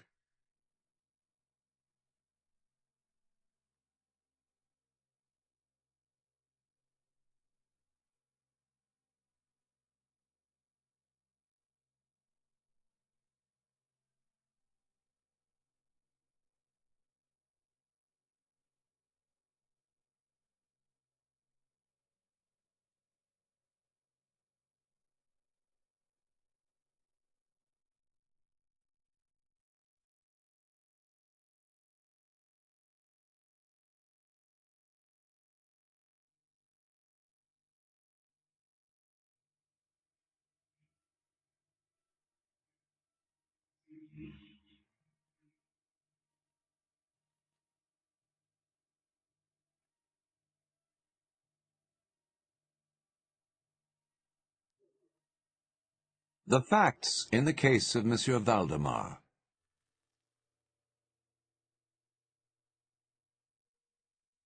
Of course, I shall not pretend to consider it any matter for wonder that the extraordinary case of Monsieur Valdemar has excited discussion. It would have been a miracle had it not, especially under the circumstances. Through the desire of all parties concerned to keep the affair from the public, at least for the present, or until we had further opportunities for investigation, through our endeavours to effect this, a garbled or exaggerated account made its way into society, and became the source of many unpleasant misrepresentations, and very naturally of a great deal of disbelief. It is now rendered necessary that I give the facts, as far as I comprehend them myself. They are succinctly these. My attention for the last 3 years had been repeatedly drawn to the subject of mesmerism, and about 9 months ago it occurred to me quite suddenly that in the series of experiments made hitherto there had been a very remarkable and most unaccountable omission. No person had as yet been mesmerized in articulo mortis. It remained to be seen, first, whether in such condition there existed in the patient any susceptibility to the magnetic influence; secondly, whether, if any existed, it was impaired or increased by the condition; Thirdly, to what extent, or for how long a period, the encroachments of death might be arrested by the process. There were other points to be ascertained, but these most excited my curiosity, the last in especial, from the immensely important character of its consequences. In looking around me for some subject by whose means I might test these particulars, I was brought to think of my friend, Monsieur Ernest Valdemar, the well-known compiler of the Bibliotheca Forensica, and author, under the nom de plume de Issachar Marx, of the Polish versions of Wallenstein and Gargantua. Monsieur Valdemar, who has resided principally at Harlem, New York, since the year of 1839, is, or was, particularly noticeable for the extreme spareness of his person, his lower limbs much resembling those of John Randolph, and also for the whiteness of his whiskers in violent contrast to the blackness of his hair, the latter in consequence being very generally mistaken for a wig. His temperament was markedly nervous, and rendered him a good subject for mesmeric experiment. On 2 or 3 occasions I had put him to sleep with little difficulty, but was disappointed in other results which his peculiar constitution had naturally led me to anticipate. His will was at no period positively or thoroughly under my control, and in regard to clairvoyance, I could accomplish with him nothing to be relied upon. I always attributed my failure at these points to the disordered state of his health. For some months previous to my becoming acquainted with him, his physicians had declared him in a confirmed phthisis. It was his custom, indeed, to speak calmly of his approaching dissolution, as of a matter neither to be avoided nor regretted. When the ideas to which I have alluded first occurred to me, it was, of course, very natural that I should think of Monsieur Valdemar. I knew the steady philosophy of the man too well to apprehend any scruples from him, and he had no relatives in America who would be likely to interfere. I spoke to him frankly upon the subject, and, to my surprise, his interest seemed vividly excited. I say to my surprise, for although he had always yielded his person freely to my experiments, he had never before given me any tokens of sympathy with what I did. His disease was of that character which would admit of exact calculation in respect to the epoch of its termination in death, and it was finally arranged between us that he would send for me about 24 hours before the period announced by his physicians as that of his decease. It is now rather more than 7 months since I received from Monsieur Valdemar himself the subjoined note. My dear P., you may as well come now. D and F are agreed that I cannot hold out beyond tomorrow midnight, and I think they have hit the time very nearly. Valdemar. I received this note within half an hour after it was written, and in 15 minutes more I was in the dying man's chamber. I had not seen him for 10 days, and was appalled by the fearful alteration which the brief interval had wrought in him. His face wore a leaden hue, the eyes were utterly lustreless, and the emaciation was so extreme that the skin had been broken through by the cheekbones. His expectoration was excessive. The pulse was barely perceptible. He retained, nevertheless, in a very remarkable manner, both his mental power and a certain degree of physical strength. He spoke with distinctness, took some palliative medicines without aid, and, when I entered the room, was occupied in penciling memoranda in a pocket-book. He was propped up in the bed by pillows. Doctors D and F were in attendance. After pressing Valdemar's hand, I took these gentlemen aside, and obtained from them a minute account of the patient's condition. The left lung had been for 18 months in a semi-osseous or cartilaginous state, and was, of course, entirely useless for all purposes of vitality. The right, in its upper portion, was also partially, if not thoroughly, ossified, while the lower region was merely a mass of purulent tubercles, running one into the other. Several extensive perforations existed, and at one point permanent adhesion to the ribs had taken place. These appearances in the right lobe were of comparatively recent date. The ossification had proceeded with very unusual rapidity, No sign of it had been discovered a month before, and the adhesion had only been observed during the 3 previous days. Independently of the phthisis, the patient was suspected of aneurysm of the aorta. But on this point, the osseous symptoms rendered an exact diagnosis impossible. It was the opinion of both physicians that Monsieur Valdemar would die about midnight on the morrow, Sunday. It was then 7 o'clock on Saturday evening. On quitting the invalid's bedside to hold conversation with myself, Doctors D and F had bidden him a final farewell.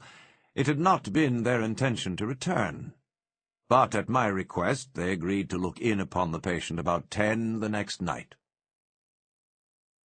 When they had gone, I spoke freely with Monsieur Valdemar on the subject of his approaching dissolution, as well as, more particularly, of the experiment proposed. He still professed himself quite willing, and even anxious, to have it made, and urged me to commence it at once.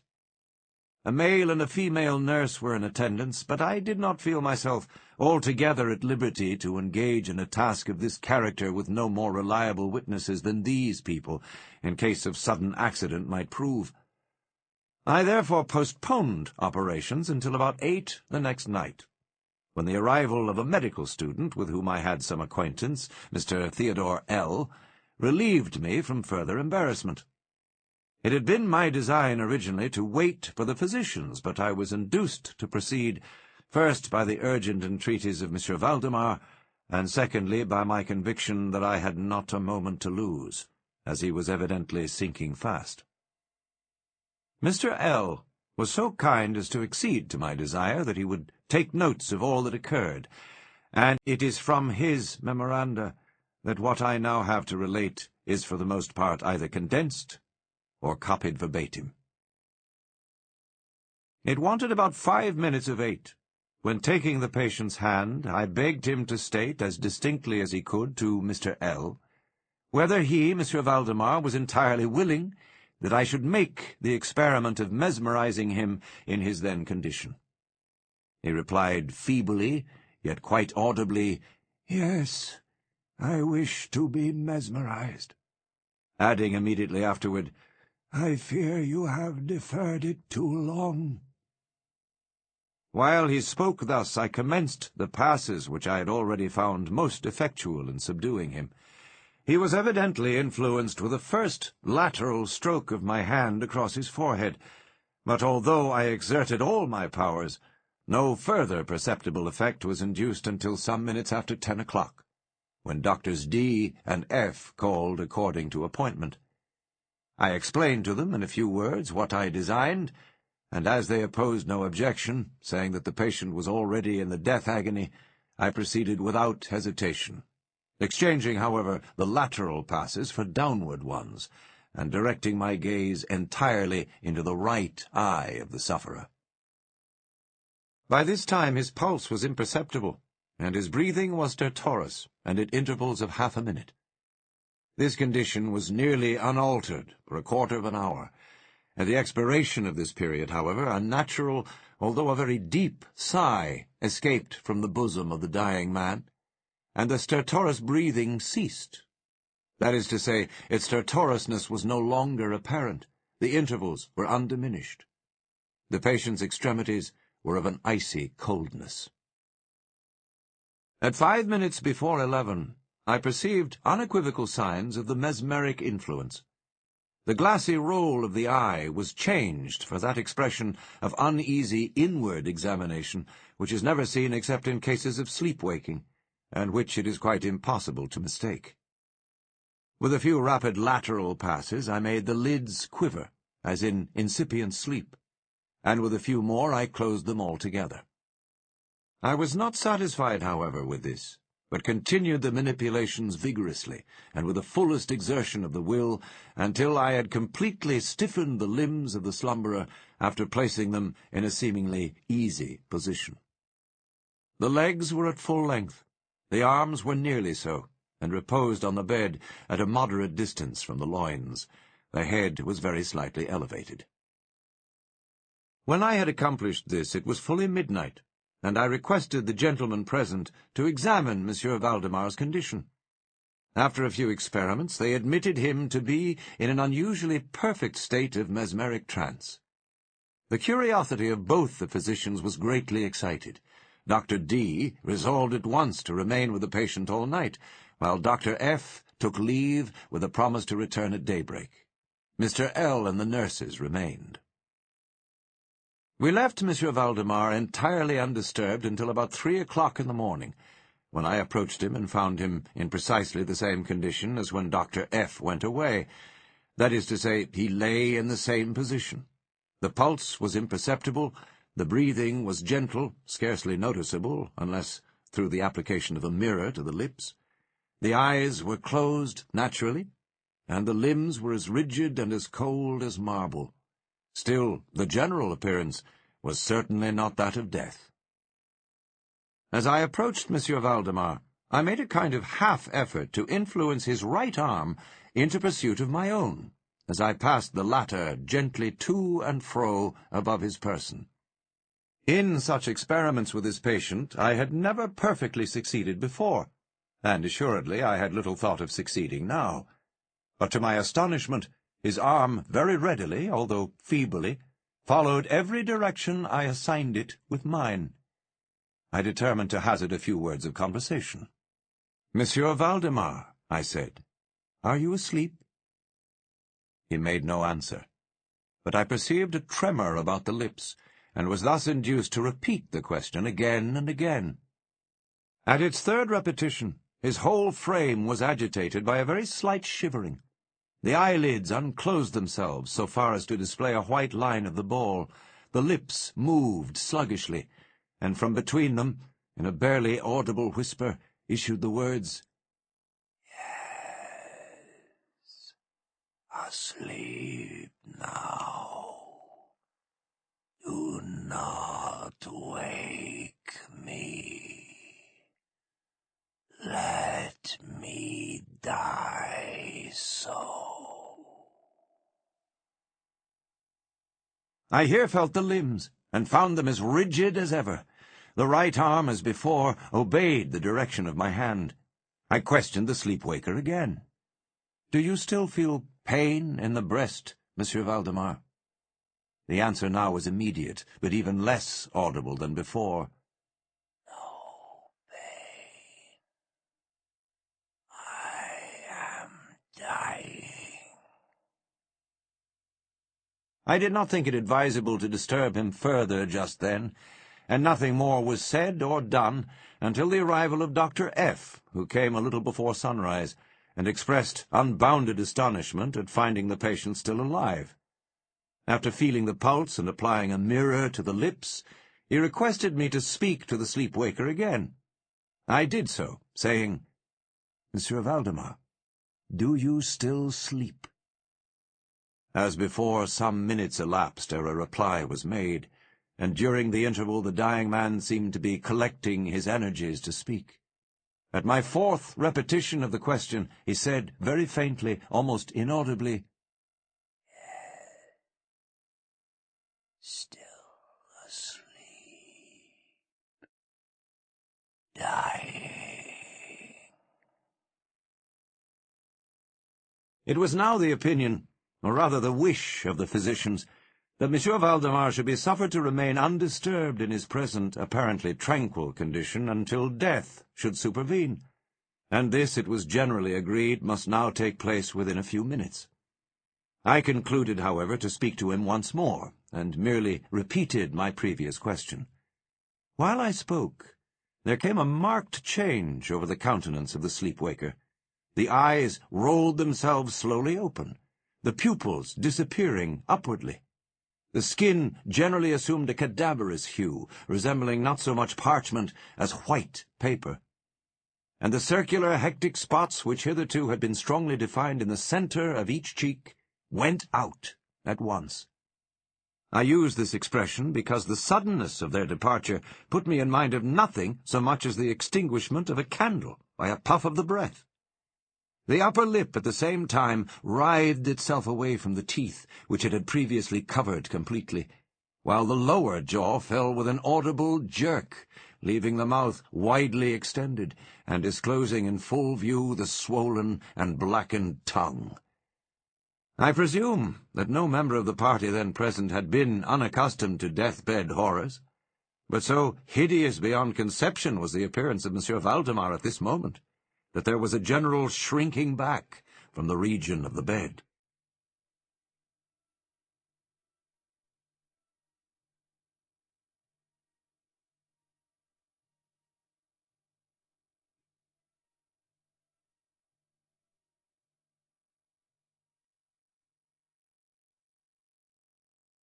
I now feel that I have reached a point of this narrative at which every reader will be startled into positive disbelief.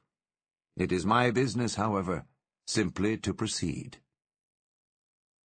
There was no longer the faintest sign of vitality in Monsieur Valdemar, and concluding him to be dead, we were consigning him to the charge of the nurses, when a strong vibratory motion was observable in the tongue. This continued for perhaps a minute. At the expiration of this period, there issued from the distended and motionless jaws a voice, such as it would be madness in me to attempt describing. There are indeed 2 or 3 epithets which might be considered as applicable to it in part. I might say, for example, that the sound was harsh, and broken, and hollow, but the hideous whole is indescribable, for the simple reason that no similar sounds have ever jarred upon the ear of humanity. There were 2 particulars, nevertheless, which I thought then, and still think, might fairly be stated as characteristic of the intonation, as well adapted to convey some idea of its unearthly peculiarity. In the first place, the voice seemed to reach our ears, at least mine, from a vast distance, or from some deep cavern within the earth. In the second place, it impressed me, I fear indeed that it will be impossible to make myself comprehended, as gelatinous or glutinous matters impress the sense of touch. I have spoken both of sound and of voice. I mean to say that the sound was one of distinct, of even wonderfully, thrillingly distinct syllabification. Monsieur Valdemar spoke, obviously in reply to the question I had propounded to him a few minutes before. I had asked him, it will be remembered, if he still slept.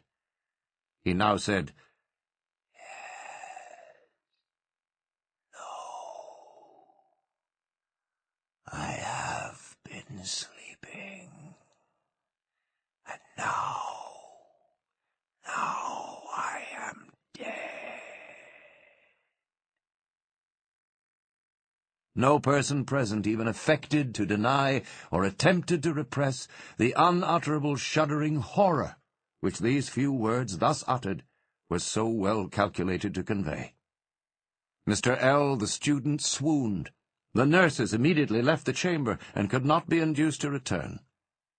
My own impressions I would not pretend to render intelligible to the reader.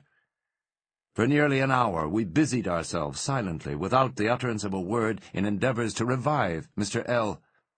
When he came to himself, we addressed ourselves again to an investigation of Monsieur Valdemar's condition. It remained in all respects as I have last described it, with the exception that the mirror no longer afforded evidence of respiration. An attempt to draw blood from the arm failed. I should mention, too, that this limb was no further subject to my will. I endeavoured in vain to make it follow the direction of my hand. The only real indication, indeed, of the mesmeric influence was now found in the vibratory movement of the tongue, whenever I addressed Monsieur Valdemar a question. He seemed to be making an effort to reply, but had no longer sufficient volition. To queries put to him by any other person than myself, he seemed utterly insensible, although I endeavoured to place each member of the company in mesmeric rapport with him. I believe that I have now related all that is necessary to an understanding of the sleepwaker's state at this epoch. Other nurses were procured, and at 10 o'clock I left the house in company with the 2 physicians and Mr. L. In the afternoon we all called again to see the patient. His condition remained precisely the same. We had now some discussion as to the propriety and feasibility of awakening him, but we had little difficulty in agreeing that no good purpose would be served by so doing. It was evident that so far death, or what is usually termed death, had been arrested by the mesmeric process. It seemed clear to us all that to awaken Monsieur Valdemar would be merely to ensure his instant, or at least his speedy, dissolution. From this period until the close of last week, an interval of nearly 7 months, we continued to make daily calls at Monsieur Valdemar's house, accompanied now and then by medical and other friends. All this time, the sleep-waker remained exactly as I have last described him. The nurse's attentions were continual. It was on Friday last that we finally resolved to make the experiment of awakening or attempting to awaken him, and it is the perhaps unfortunate result of this latter experiment which has given rise to so much discussion in private circles, to so much of what I cannot help thinking unwarranted popular feeling. For the purpose of relieving Monsieur Valdemar from the mesmeric trance, I made use of the customary passes. These, for a time, were unsuccessful. The first indication of revival was afforded by a partial descent of the iris. It was observed as especially remarkable that this lowering of the pupil was accompanied by the profuse outflowing of a yellowish ichor from beneath the lids of a pungent and highly offensive odor. It was now suggested that I should attempt to influence the patient's arm as heretofore. I made the attempt and failed. Dr. F. then intimated a desire to have me put a question. I did so as follows.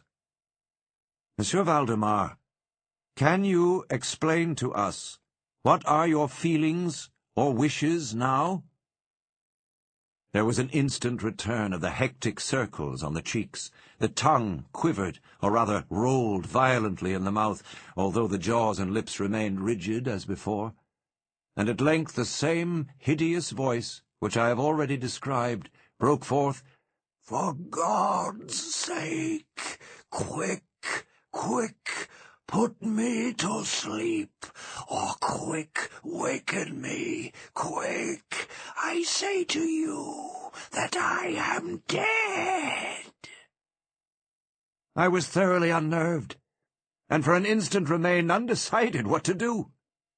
At first I made an endeavor to recompose the patient, but failing in this through total abeyance of the will, I retraced my steps, and as earnestly struggled to awaken him. In this attempt I soon saw that I should be successful, or at least I soon fancied that my success would be complete, and I am sure that all in the room were prepared to see the patient awaken.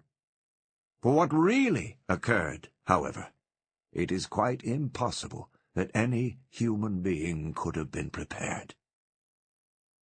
As I rapidly made the mesmeric passes, amid ejaculations of "Dead! Dead!" absolutely bursting from the tongue and not from the lips of the sufferer, his whole frame at once, within the space of a single minute, or even less, shrunk, crumbled, absolutely rotted away beneath my hands.